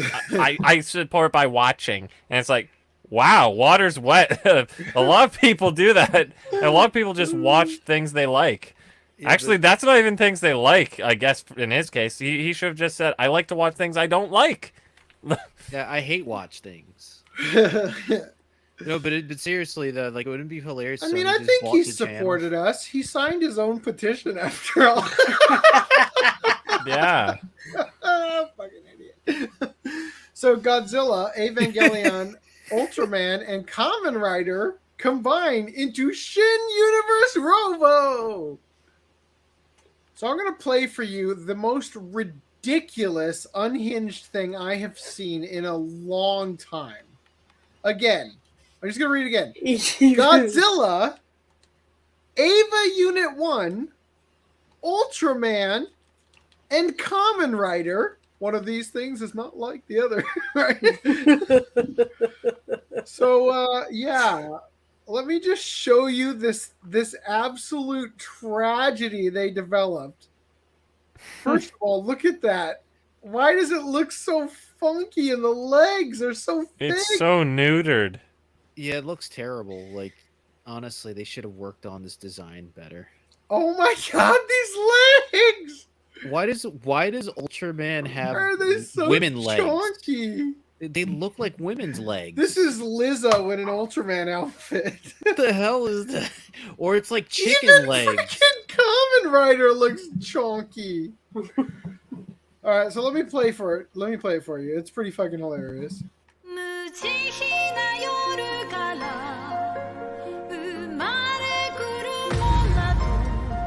We need to sing over it for copyright. It's so ridiculous.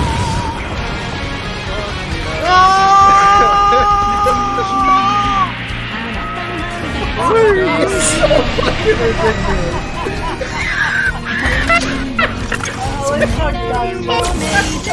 Godzilla just decapitates himself.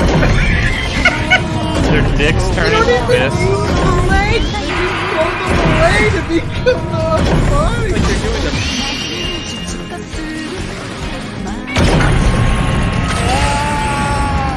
fact that Godzilla turns into part of this, like, serious. What? Kamen Rider is still himself? I cannot believe they're actually gonna sell this. Let alone that they made an entire commercial about it. I hope I see somebody cosplaying this in So Godzilla's just dismembered, but Kamen Rider's just piloted. Kamen Rider's literally just sitting in Godzilla's bed.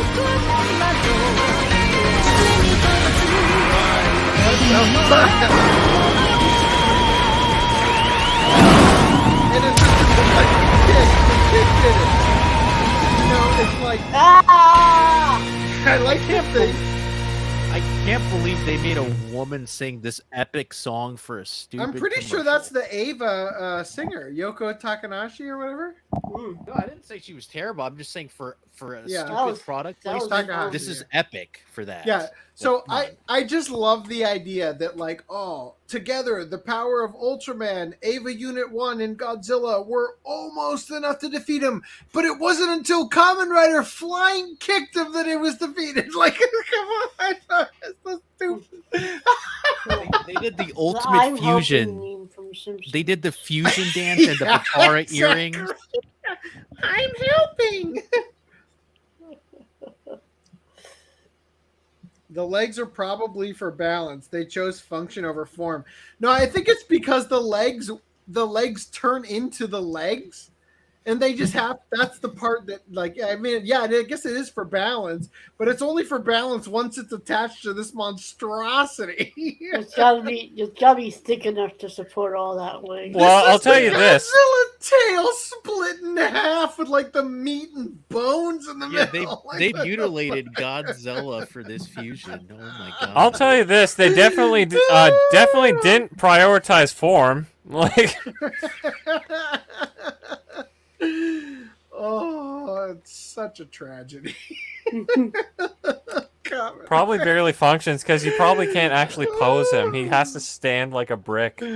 I just love the fact that Kamen Rider is just a man sitting in the top, pretending to be doing something while the rest of the giant robots sacrificing themselves. Gee, does that sound like a metaphor for our modern day issues with certain Hollywood? Godzilla literally eviscerated himself, and Kamen Rider's just chilling up there.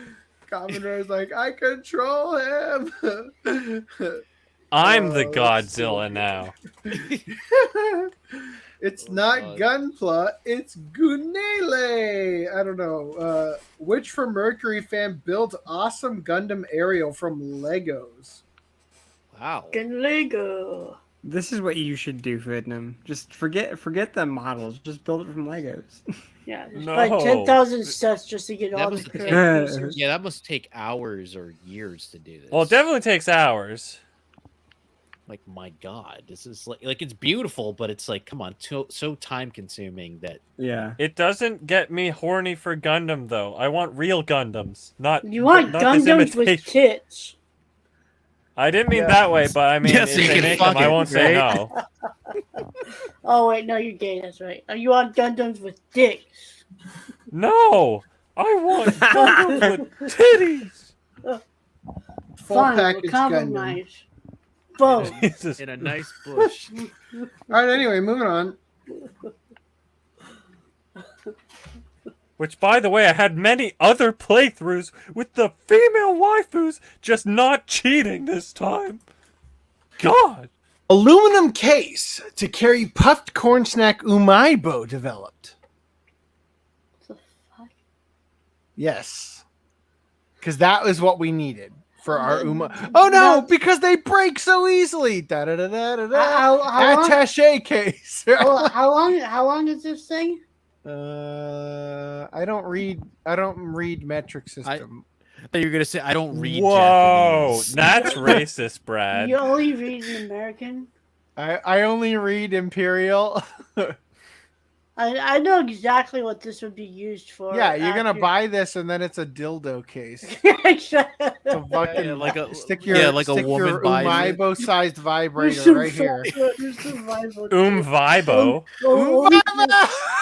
Yeah, anime fan girl's like, oh, this is a perfect case to put my special prize in it.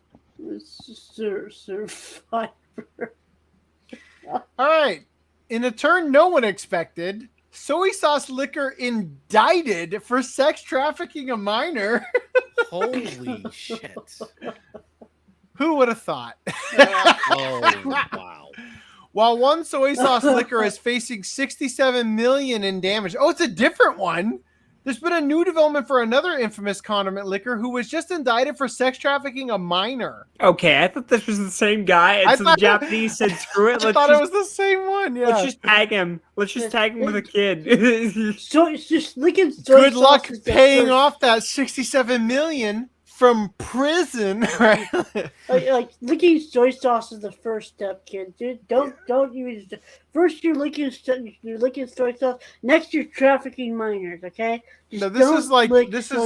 Now listen here, little Timmy. I know you think it's cool to lick the soy sauce, but that's the gateway drug. Yeah, that's the place you don't want to be in the danger zone. Well, the first problem with all of this is he's a soy boy. Like 21-year-old Ryoga Yoshino, who is known for the trouble caused by licking and chugging soy sauce directly from the dispenser at a major conveyor belt sushi chain, Kura Sushi, has been indicted for sex trafficking a girl who was 15 years old at the time.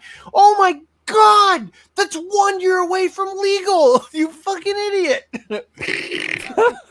Yoshino reportedly convinced the girl that she could make a living through Enjo Kosai. Whoa, that sounds sexy, whatever it is, in Nagoya, and invited her over to Tokyo on December 11th last year, then took her to Nagoya to lick soy sauce. I mean, on the 12th, where she stayed until March 8th of this year, having spent time at various hotels, across Aichi, Fukuoka, and Hiroshima while under Yoshino's control. The defendant Yoshino... The wrong way. What's up? She licks soy sauce in the very wrong way. The defendant Yoshino was arrested on March 8th for the obstruction of business crime committed at the Kura Sushi restaurant in February. You hear that, child traffickers? You could have gotten away with it if you didn't chug the soy sauce. Oh, boy. If it wasn't for the dance, if it wasn't for that tempting revolving soy sauce. He needed to chuck a wasabi. He would have been safe. Allegedly. Father arrested for taking the fall for son's hit and run in Tokyo. The family that gets arrested together goes to prison together. And they drop the soap together too. The family that gets arrested together gets prison raped together. Father's Day. Do they prison rape each other? Yes. The Father's Day is just around the corner, and it's a time to reflect on how a lot of dads are out there doing their best to keep their kids on the straight and narrow throughout life. Things don't always go according to plan, however. One such case occurred late last year and led to the arrest of a father and son for the same crime.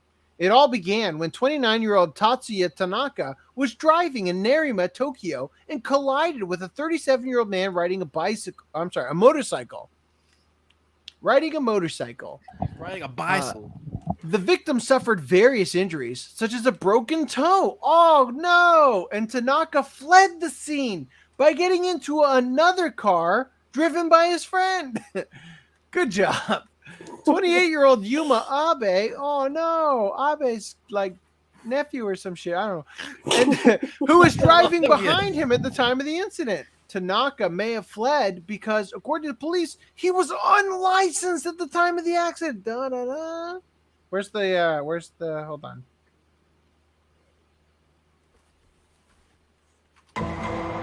Okay, there we go. Sorry, that was necessary. It would seem that shortly afterward, news of the accident reached Tanaka's father, 50-year-old Toru Tanaka. Rather than allow his son to face punishment for his various offenses, Toru went to the accident scene about an hour after it happened and declared, "I did it. There is no..." This led to an investigation spanning several months, during which police determined that Toru did in fact do it. Are you serious? That's how good your investigations are, that you determine the guy who didn't do it did it? On the 13th of June, Tokyo Metropolitan Police arrested Tatsuya Tanaka, Toru Tanaka, and Yuma Abe for their respective involvement in breaking the motorcyclist's toe. You're being arrested on vehicular toe slaughter. That toe job didn't go as planned. A news report showing each suspect's perp walk playing the piano solo from Layla at the same time really helps set the mood. What? Why does it start at the last second? There is no piano solo. I like how he has that look like, oh my God, I have to take a real big shit right now. The guy that wasn't wearing the mask, he has that weird grin. Like, I think that the company cut, like, the video so short. I think that they cut the ending because right as it ends is where this video is linked to start. Online reactions to how Toru dealt with the situation have been mixed, but a majority of the comments lean toward the opinion that he handled this all wrong. Quote, "Parents' love for their child is moving. They all go to jail together. I get how the dad feels, but that's the wrong thing to do. Parents are supposed to correct the bad behavior of their kids. They're so sweet. Hold on, I'm checking my messages real quick. Oh, I got an email from DL Site. You know, that place that I bought the Dojin fart actress thing from. Oh my god, really? That's a podcast clip that we haven't made yet. Jesus. With AI, we don't have to buy anymore. Poll asks for the top 10 times Japanese men are disappointed in their adult daughters. Open a new tab. Okay. All right. I get how the dad feels, but that's the wrong thing to do. Parents are supposed to correct the bad behavior of their kids. That's so sweet.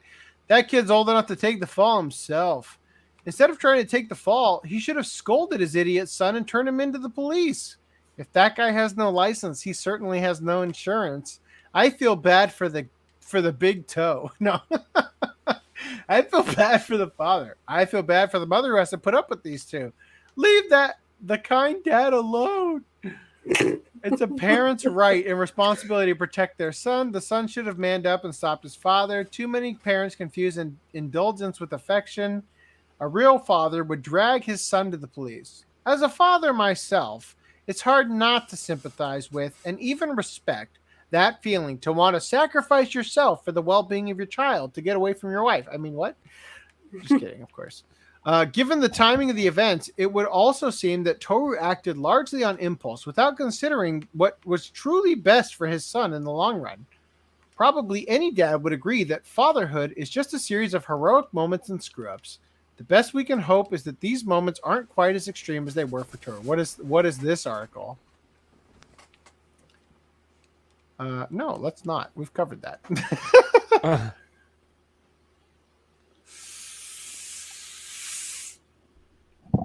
When I was revealing clothing and I found out she smokes, when I had to admit she isn't blessed with good looks, oof.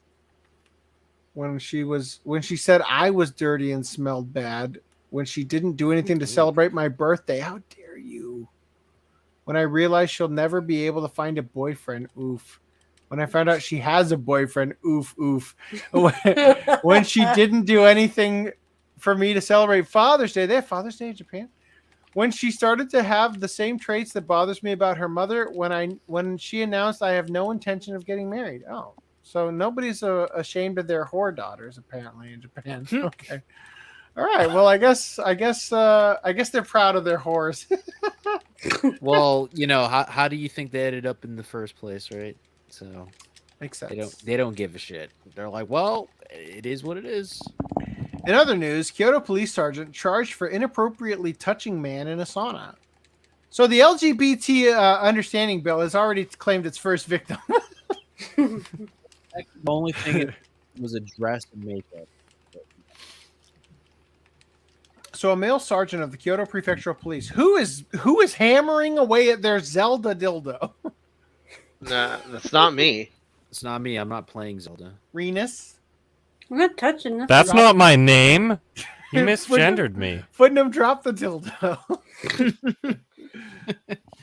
A male sergeant of the Kyoto Prefectural Police was charged with forcible indecency for touching the body of a male customer sitting next to him in a public bath sauna.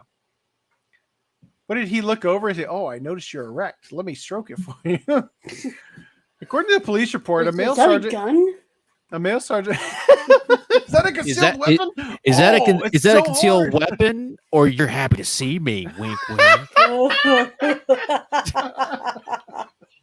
Do you have a permit for that? Are you illegally carrying something lovely, or is it just? Let's find out if it's shooting blanks. Holy crap.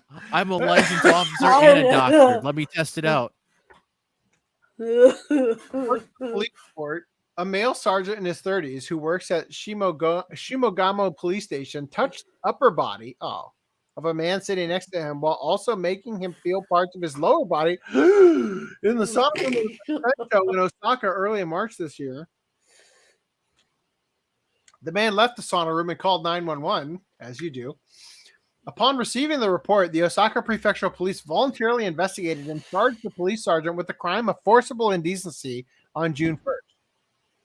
In response to the police investigation, the sergeant said, quote, "A male customer's knee touched my thigh, and I thought I was being touched by another man." Wait. Hold on. And I thought I saw him being touched by another man. I've been touched in this sauna before, so I thought it was a sign of invitation. Kyoto Prefectural Police reprimanded the sergeant and commented, "We will further strengthen guidance and personal management for staff." But he is not being fired, for that would be against the LGBT understanding bill just passed. He's not being fired, nor is he being suspended. He is not. I have some groundbreaking news. Wait, yes, tell me. Did Farah join? I knew it. There are same-sex rapes. Damn, there are same-sex rapes, guys. So Farah's not. It's news for me. Okay. He is Haruhi Suzumiya as a man. Yes. Stellar I observation. remember the Haruhi scene where she rapes some other woman. He means Asahina, but yes. Howdy, Danny. Boring admin Monday. Damn, I don't want to wake up and go to work. I want to go to bed. Did we cover the bodily insertion Come with article? me, Not baby. yet. Not yet. He almost inserted it in that man, but he said no. That's no good. Luigi heard it. He didn't actually do it, so same-sex rapes don't exist. Hold It's just facts. Hold on. I may be really hammered, but I know for a fact that an article got skipped. Really? Whoa. Right here. Drunken master over here. Man arrested for making a missile and threatening to blow up the police. This is the same guy, I think, who got forcibly raped in the sauna. Jesus. The Saitama Prefectural Police arrested a deranged man on June 8th on suspicion of forcible obstruction of business by repeatedly threatening to blow up the police station using a missile that he made. From around 10:55 p.m. on May 26th to around 8:10 a.m. on May 27th, the unemployed 68-year-old made a total of 47 calls to the police station using a mobile phone number under his name. I told you May sucks.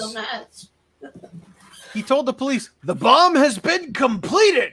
I got a missile. I'm going to blow up your police station," and so on over the hours. You know, that makes sense. That's why the police in the sauna touched him. He thought he had a missile in there. Is that a red rocket? Or dynamite. He thought, is that a dynamite? Is it ready to explode? Oh, no. According to the police report, the man was arrested on suspicion of intimidation on May 29th in relation to another incident. The police quickly identified the suspect as he used the same phone number and phone he had when he was arrested the first time. So the other incident, you might be wondering, what could that be? I got it right here. Fireworks explosion in apartment kills 3 in China's Tianjin. Now, I know what you're thinking.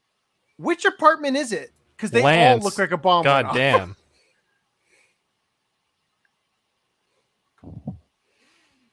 3 people were killed and several others injured in a series of fireworks explosions that tore through 2 apartment buildings in Tianjin, China. The explosion occurred around 8 p.m. on the 13th. The authorities have arrested a 46-year-old man for setting off the fireworks and are investigating any possible motives. You know, it's really important that, Lance is unfortunately not here to listen to any of this. Did I miss something? What does Lance have to do with this? Because he has a bunch of fireworks in his room. Remember Does he he? mentioned it earlier? Yeah, remember? He said, I hope somebody doesn't smoke a cigarette in my apartment. This was before the roommate. show. Oh, was this when I left? Probably. Yeah. Gotcha. Possibly, but yeah. Ha ha! Never leave, AC. According to the state-run China television CCTV, oh, that's what that stands for. No, several people were injured and 26 homes were damaged in the explosion, which led to 34 people being evacuated from their apartment homes. Chinese social media flooded with images of the scene showing firefighters rescuing residents inside what appeared to be severely damaged buildings with fire coming out of the windows. Some commented that the explosion felt like a terrorist attack or revenge against society. The incident happened about a week before the Dragon Boat Festival, where fireworks are often a big part of the celebrations, so the suspect was likely able to acquire the explosives despite restrictions on when they could be used. Or maybe it was just an accident. Maybe they, like Lance, lit up a cigarette in a room filled with fireworks. In other news, 2 Japanese soldiers died after an SDF cadet opened fire at a military shooting range. 2 Japanese soldiers of the self-defense forces have died, and another was seriously injured after a cadet opened fire using a rifle at a military shooting range in Gifu Prefecture. An 18-year-old male cadet of the Japanese self-defense forces was arrested after admitting to the alleged attempted murder that occurred at 9 a.m. during training at the shooting range.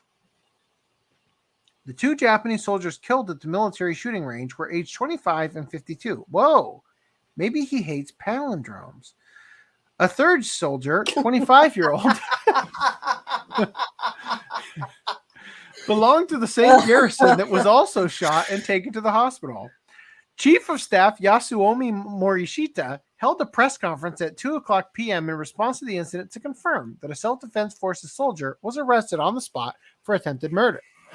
The military shooting range is located 5 kilometers from the Japan Railway Gifu station, and there were no civilian casualties in the incident. However, many witnessed ambulances, fire trucks, and SDF members rushing to the scene that morning.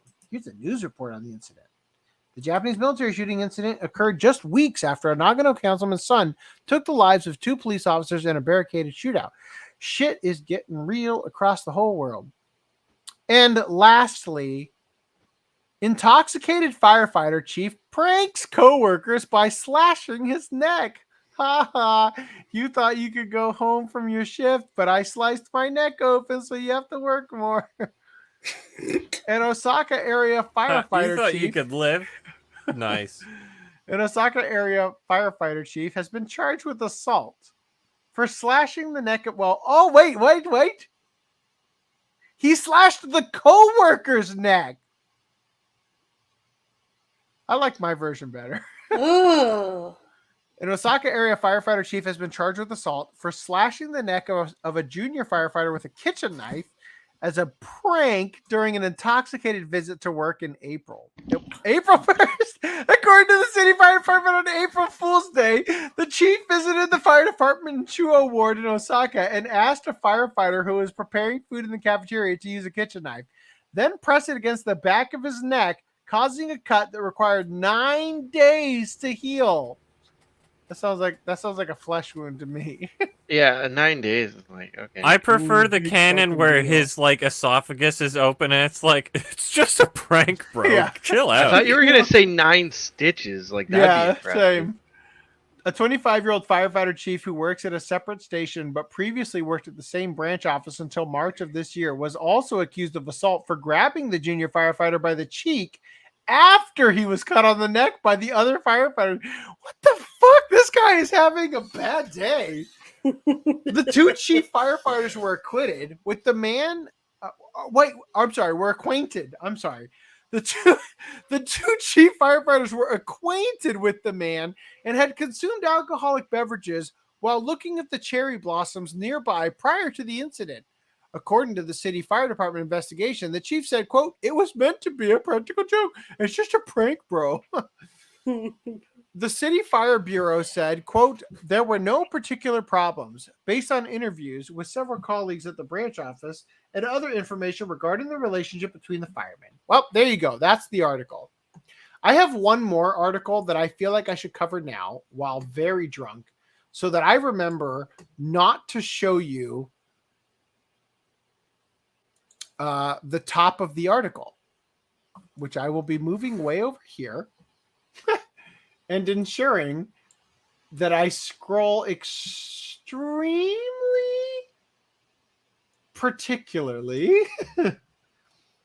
Oh, did I close all the tabs? Oh, wait, no, you guys did that. Okay. All right, last article. God damn it. I need to pull up the thing I'm screen sharing so I can drag it there. Wait, All right. last article? Really? Yeah.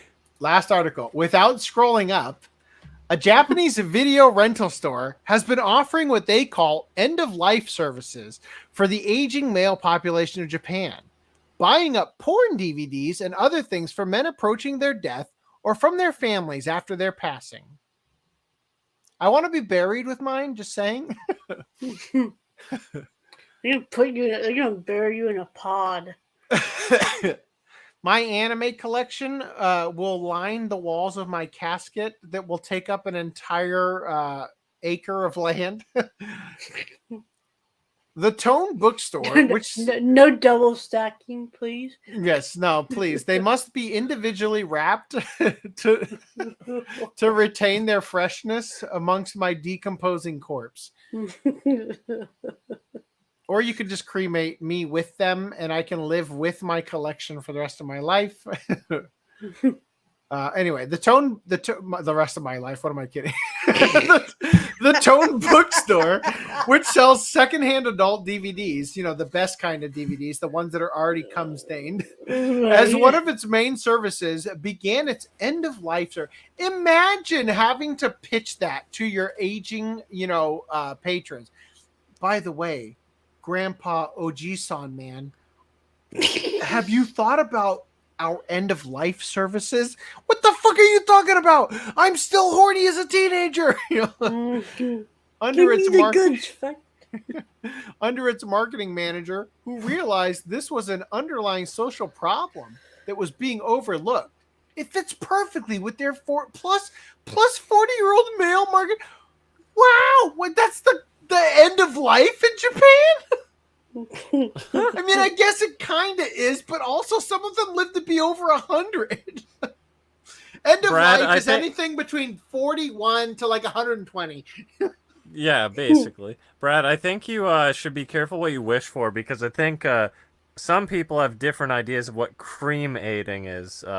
They might desecrate your casket with some cream of sorts, but yeah. And then eat it. It's optional, that part. Okay, well, I'll be dead, so who cares?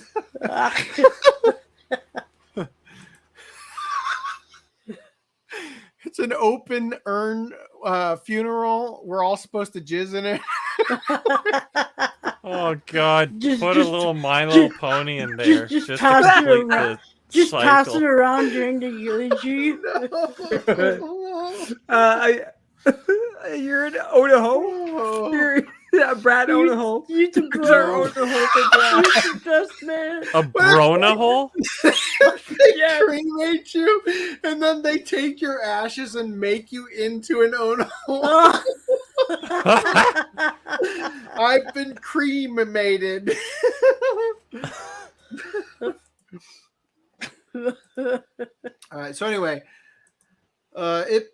it fits perfectly with their plus 40-year-old male market demographic, and the services have been quite successful, with at least 10 clients being helped every month. Damn. Many of their clients end up being the widows of men who passed early, and Tone Bookstore analyzed that this was because dealing with the remaining belongings of men became a significant source of stress for women, as taking care of things like porn DVDs are usually overlooked by their widows or family. Apart from porn DVDs and magazines, the store also tends to receive secondhand idol magazines and DVDs, CDs from retired singers, and more. Japan's pornographic physical media market is still quite robust, according to Tone Bookstore, but it also means that there are a lot of products or goods out there in the wild, and when the time comes, they are willing to help sort out the rest. Well, what a nice thing to do. Also, bury me with Dildo Man. All right. As according to his will, he was buried with a copy of Dildo Man. How is this the only header it's using? Troy Lingus friend, JT. All right. Kaiju Trigger says a Brona hole is an Ona hole involving Bronya from Honkai Impact. Okay. That sounds less bad, I guess. Cream baited Honkai Star Rail. What? Cream based. Okay. All right. Those are all from me, apparently. I remember typing them. Okay. So, Watch Club, who finished it? I finished it when it was airing. According to my Anime News Network, or my Anime Planet, I haven't finished it. So let me go ahead and fix that. Good thing I think it's remembered. just me and FGDM that have yet to. Have you started it? Nope. Also, You're fired. As anybody who has watched it, would you like to regale us with why they missed out greatly because it was awesome? Oh yeah, I think just in general, it's a real fun watch, funny. Like there's no stakes, but the stakes are like, oh, we gotta defeat Prime the rib? enemy of the week. Yeah, you gotta defeat the stakes, beat that meat. You what you gotta do. But yeah, it's a fun watch, and it's just the dynamic is so retarded but fun. Also, I don't know a better way to put it, Decime really. is like waifu of the year material. Oh, she's great, yeah. And I'm just sitting here watching what's his face? Fudo? Fudo? Is that his name? I'm just watching him like reacting the exact way I am of like, oh my god, they're holding hands or whatever it might be.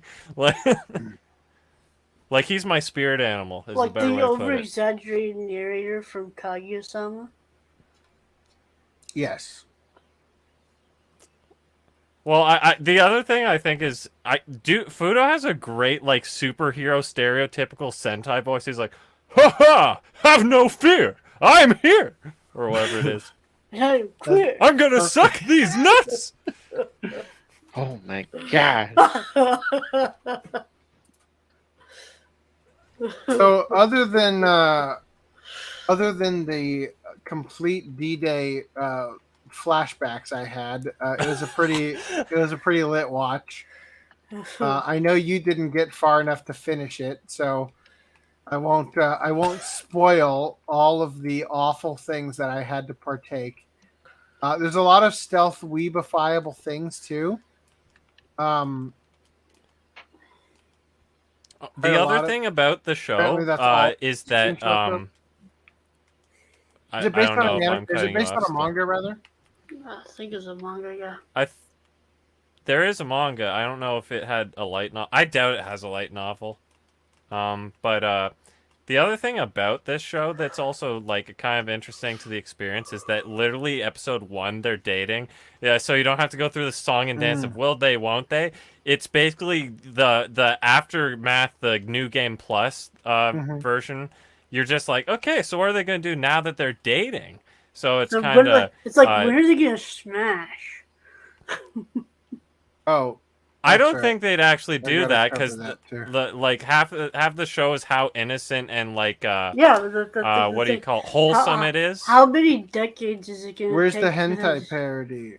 I must know. I must know, is her coochie purple?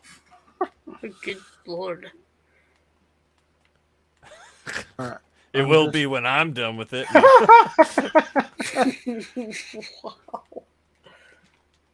All right, I'm just loading in some images here so I can address some things.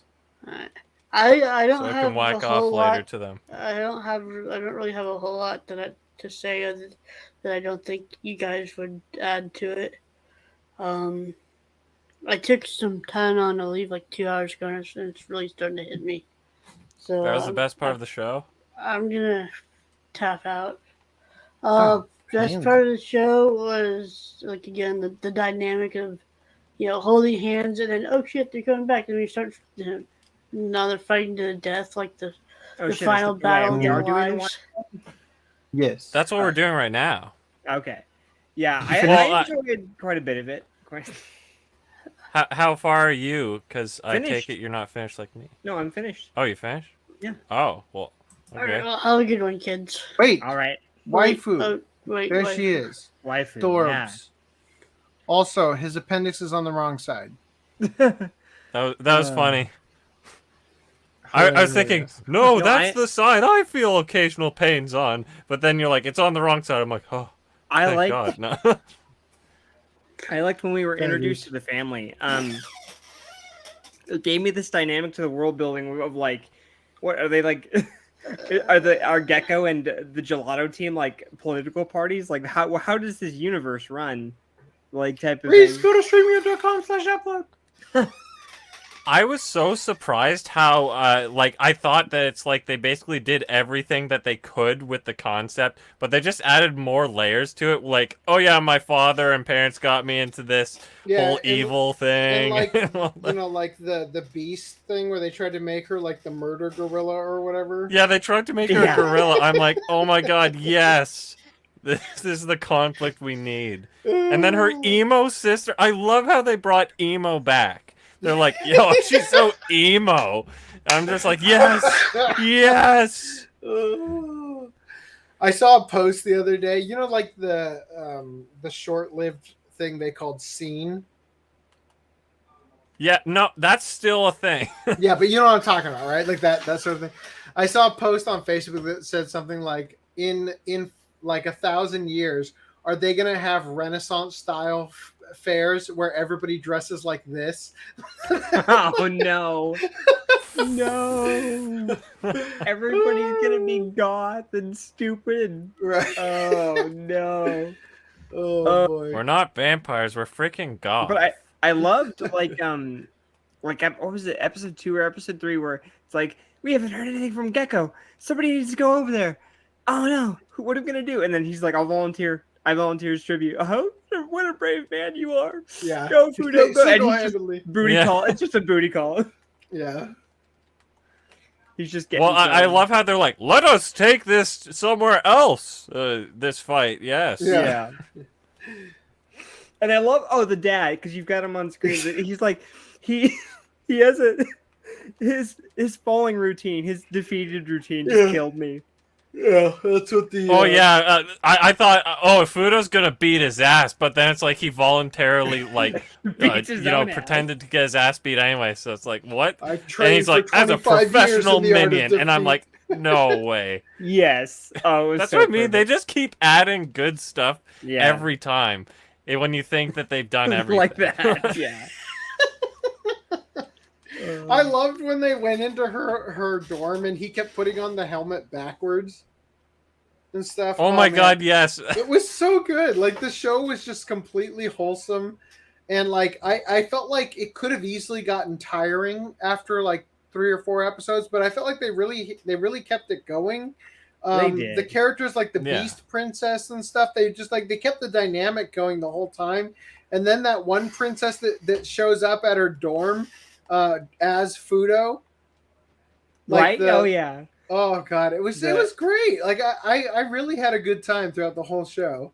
Yeah, I honestly, it should stop here, but I wish there was more. Really, 12 episodes is good, but I wish there was another 12. Like, there's so much more characters, and like, we didn't get to know this person or that person or. One of the things I love the most. I'm sorry, I know you didn't finish it yet, Footnum, but one of the things I loved the most was the part I at didn't the end finish it either.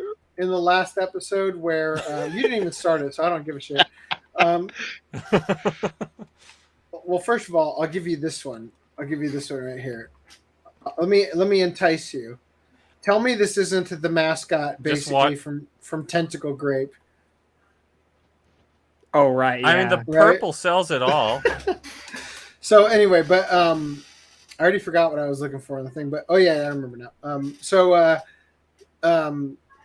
Let's see. I already forgot what I was saying though. Like the Beast Princess and like all that shit though. Like that was such a great dynamic. And then the pink-haired girl that was a complete lesbo for her turned out to be like that one princess that was like the Heat Princess or whatever. Yeah, the Heat Princess.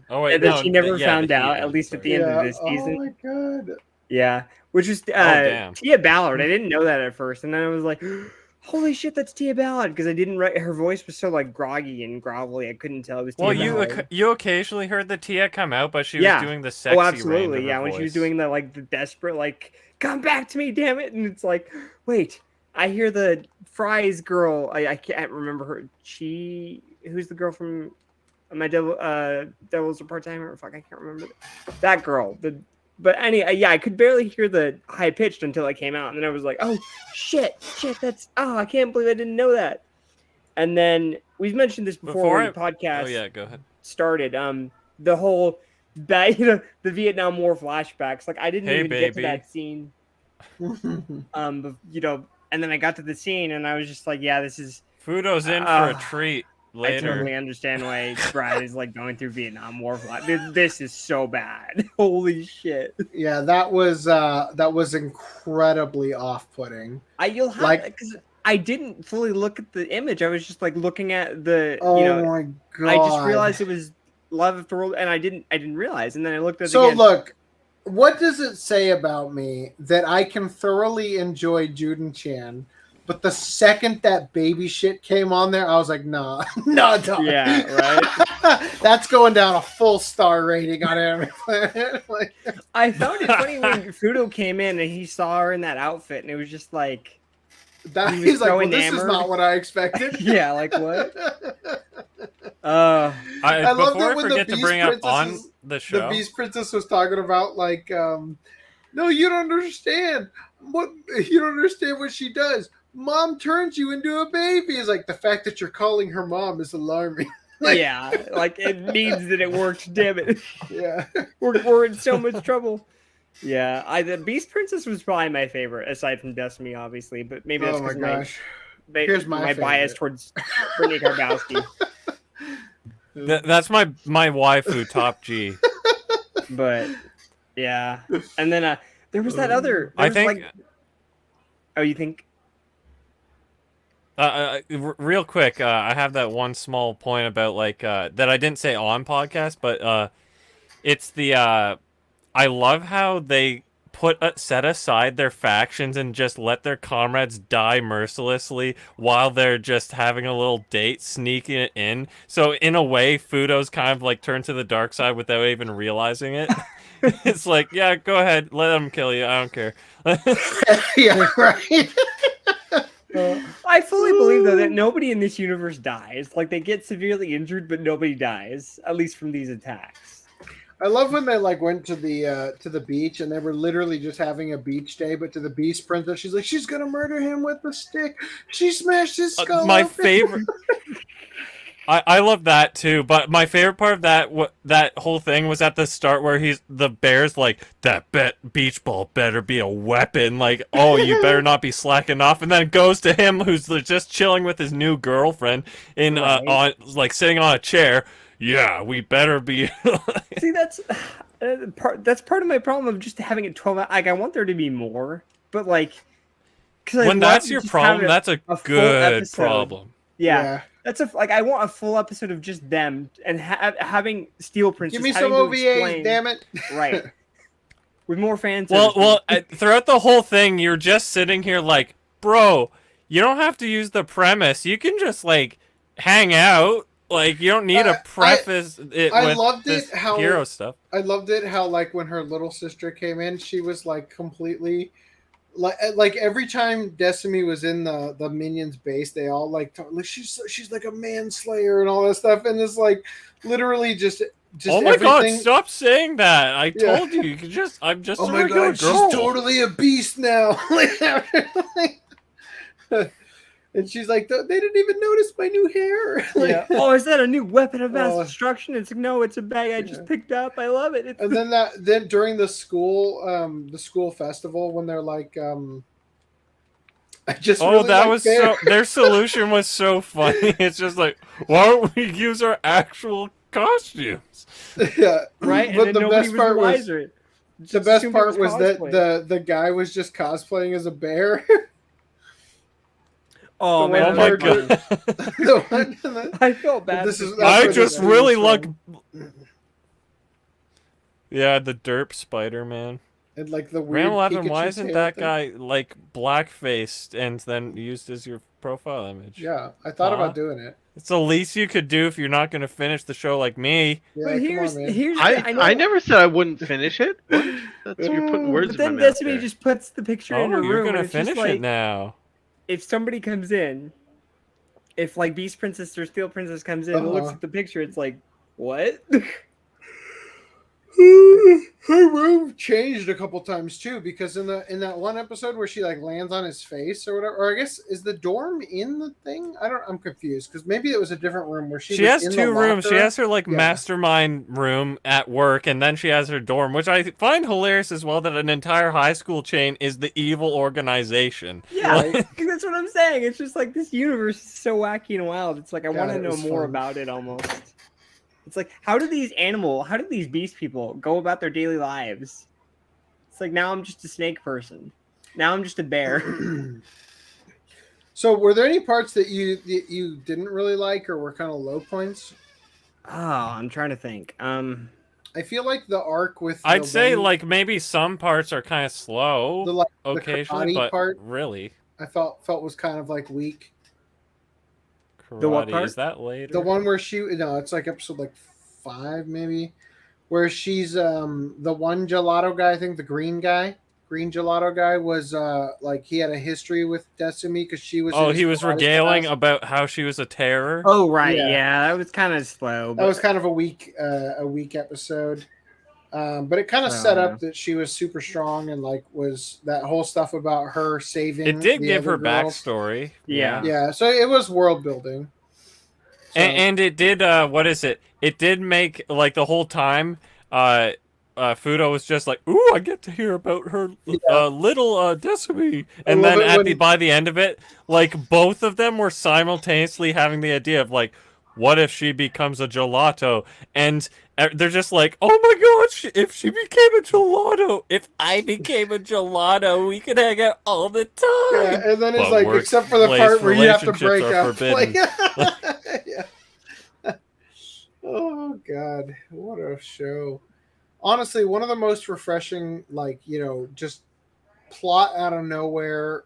Kind of like seems sort of like an obvious plot, but handled in a really fun way. Waifu material, main character, just like completely wholesome relationship between the two characters. There wasn't any weird drama except for the last episode, which was really fucking funny. Because I was gonna spoil this for you earlier and then I got sidetracked. But basically, the last episode is that Fudo gets a job as a actor for a commercial. Yeah, he's doing an ad. alongside. Yeah, he's doing an ad for a wedding cake service or something. So him and this other model are supposed to pretend to be bride and groom and cut the cake together. And Decimi gets extremely jealous of that. And he's like super conflicted about it because he can't figure out how to make it right for her because he has to do the ad or whatever. So he keeps trying to bake a new cake for her. And then simultaneously, the villains build this like super demon baby that is able to eat the villains and absorb their powers. I wasn't and stuff. expecting the cake bit. And that threw me completely. Oh man! Earlier. As soon as that happened, like I started putting it together right before it occurred, and then I was like, "He's gonna turn into a cake." Oh my god, the sword! The Chekhov's gun from the beginning of the episode. They're gonna cut the cake together. Oh my god, I was dying. I love this show. Dying. So yeah, they end up like you remember in Final Fantasy VII Advent Children how he has the Roku blade that comes together and it like weighs like a fucking megaton. So yeah, all of the Gelato 5 weapons form into a giant ass sword that Fudo is injured and can't lift by himself. So Decimi has to pick up the sword with him, and they have to jump and attack this cake monster, and then they realize mid jump that they get to cut the cake together, right? And then it becomes like this like marriage thing. Is so fucking funny.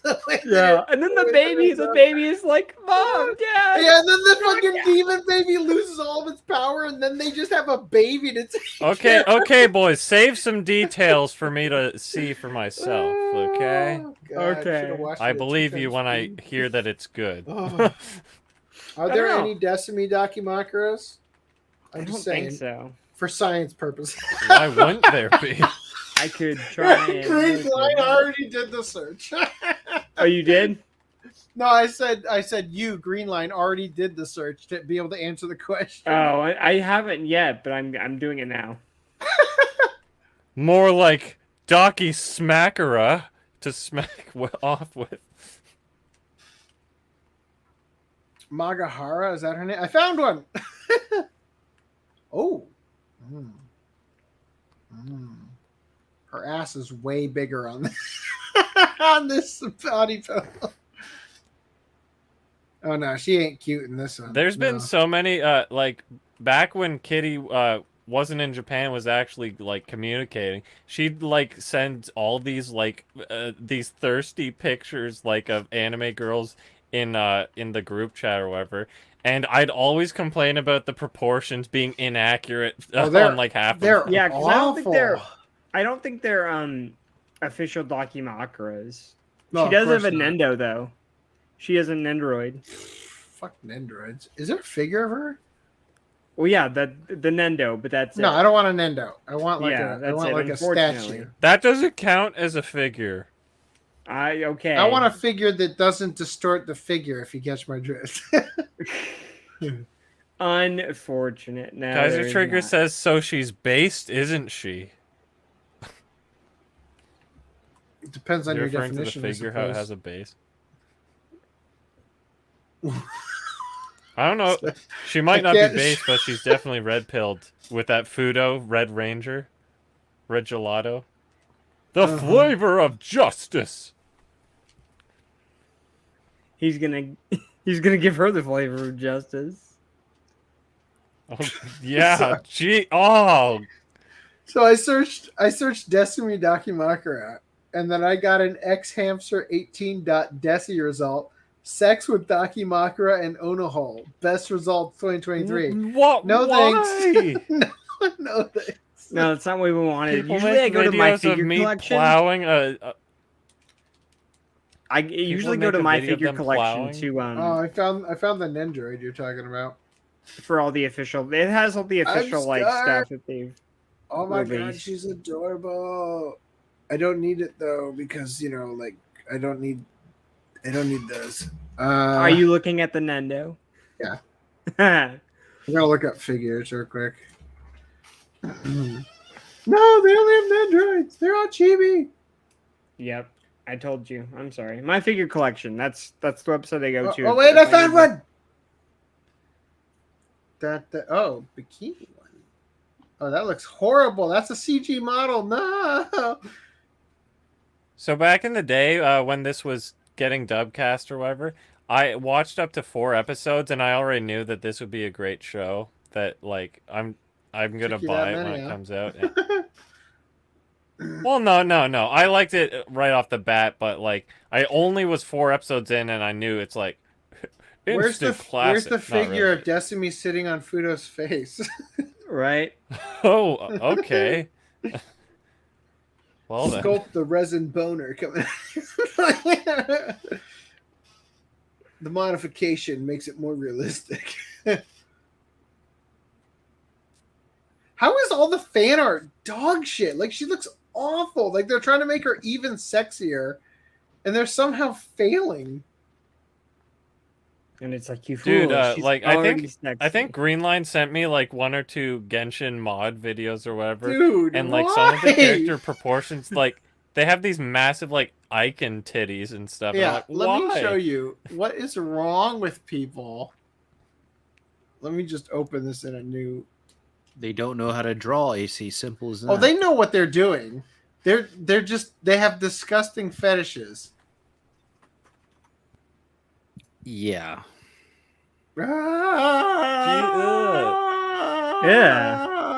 Yeah. That looks like Squidward as a skeleton with the Powerpuff Girl Blossom.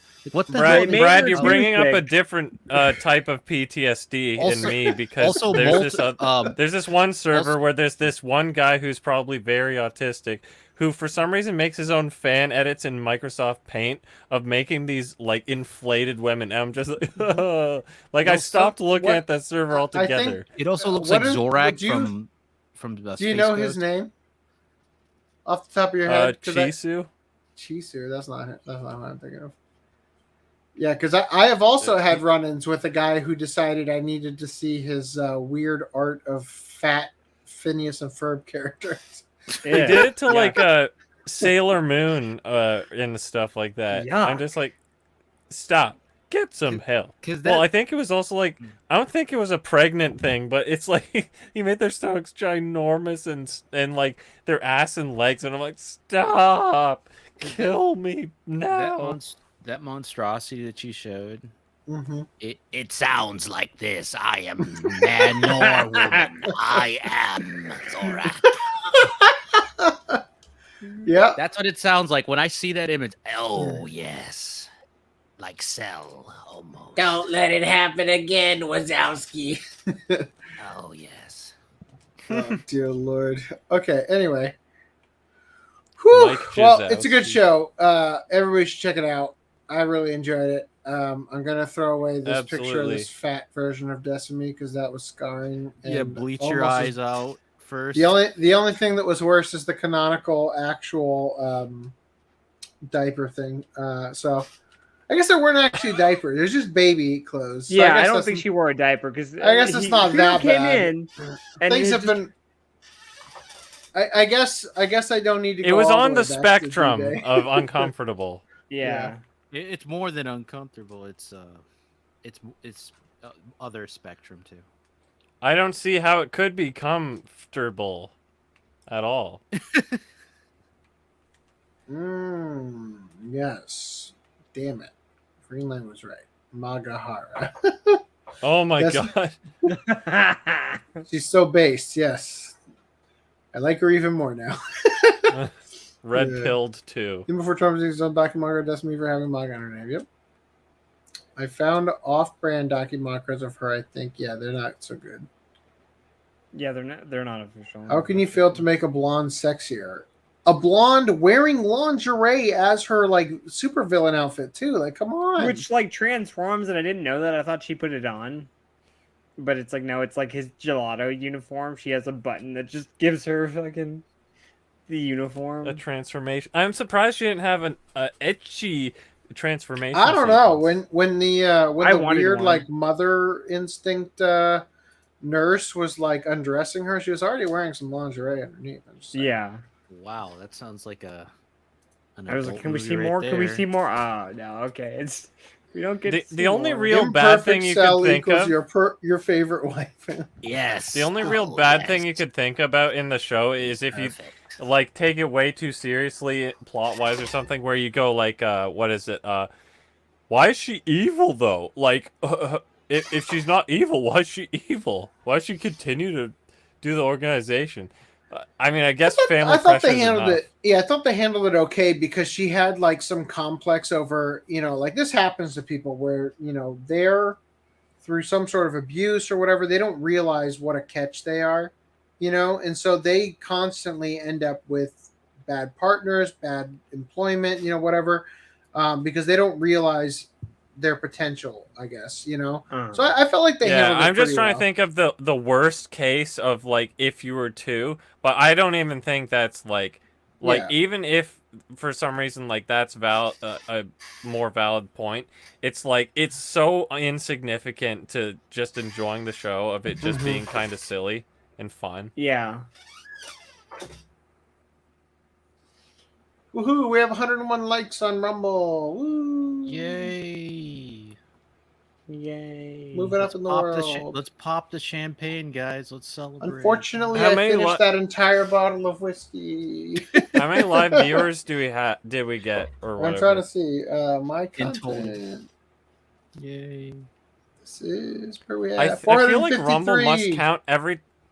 I feel like Rumble must count every time you like.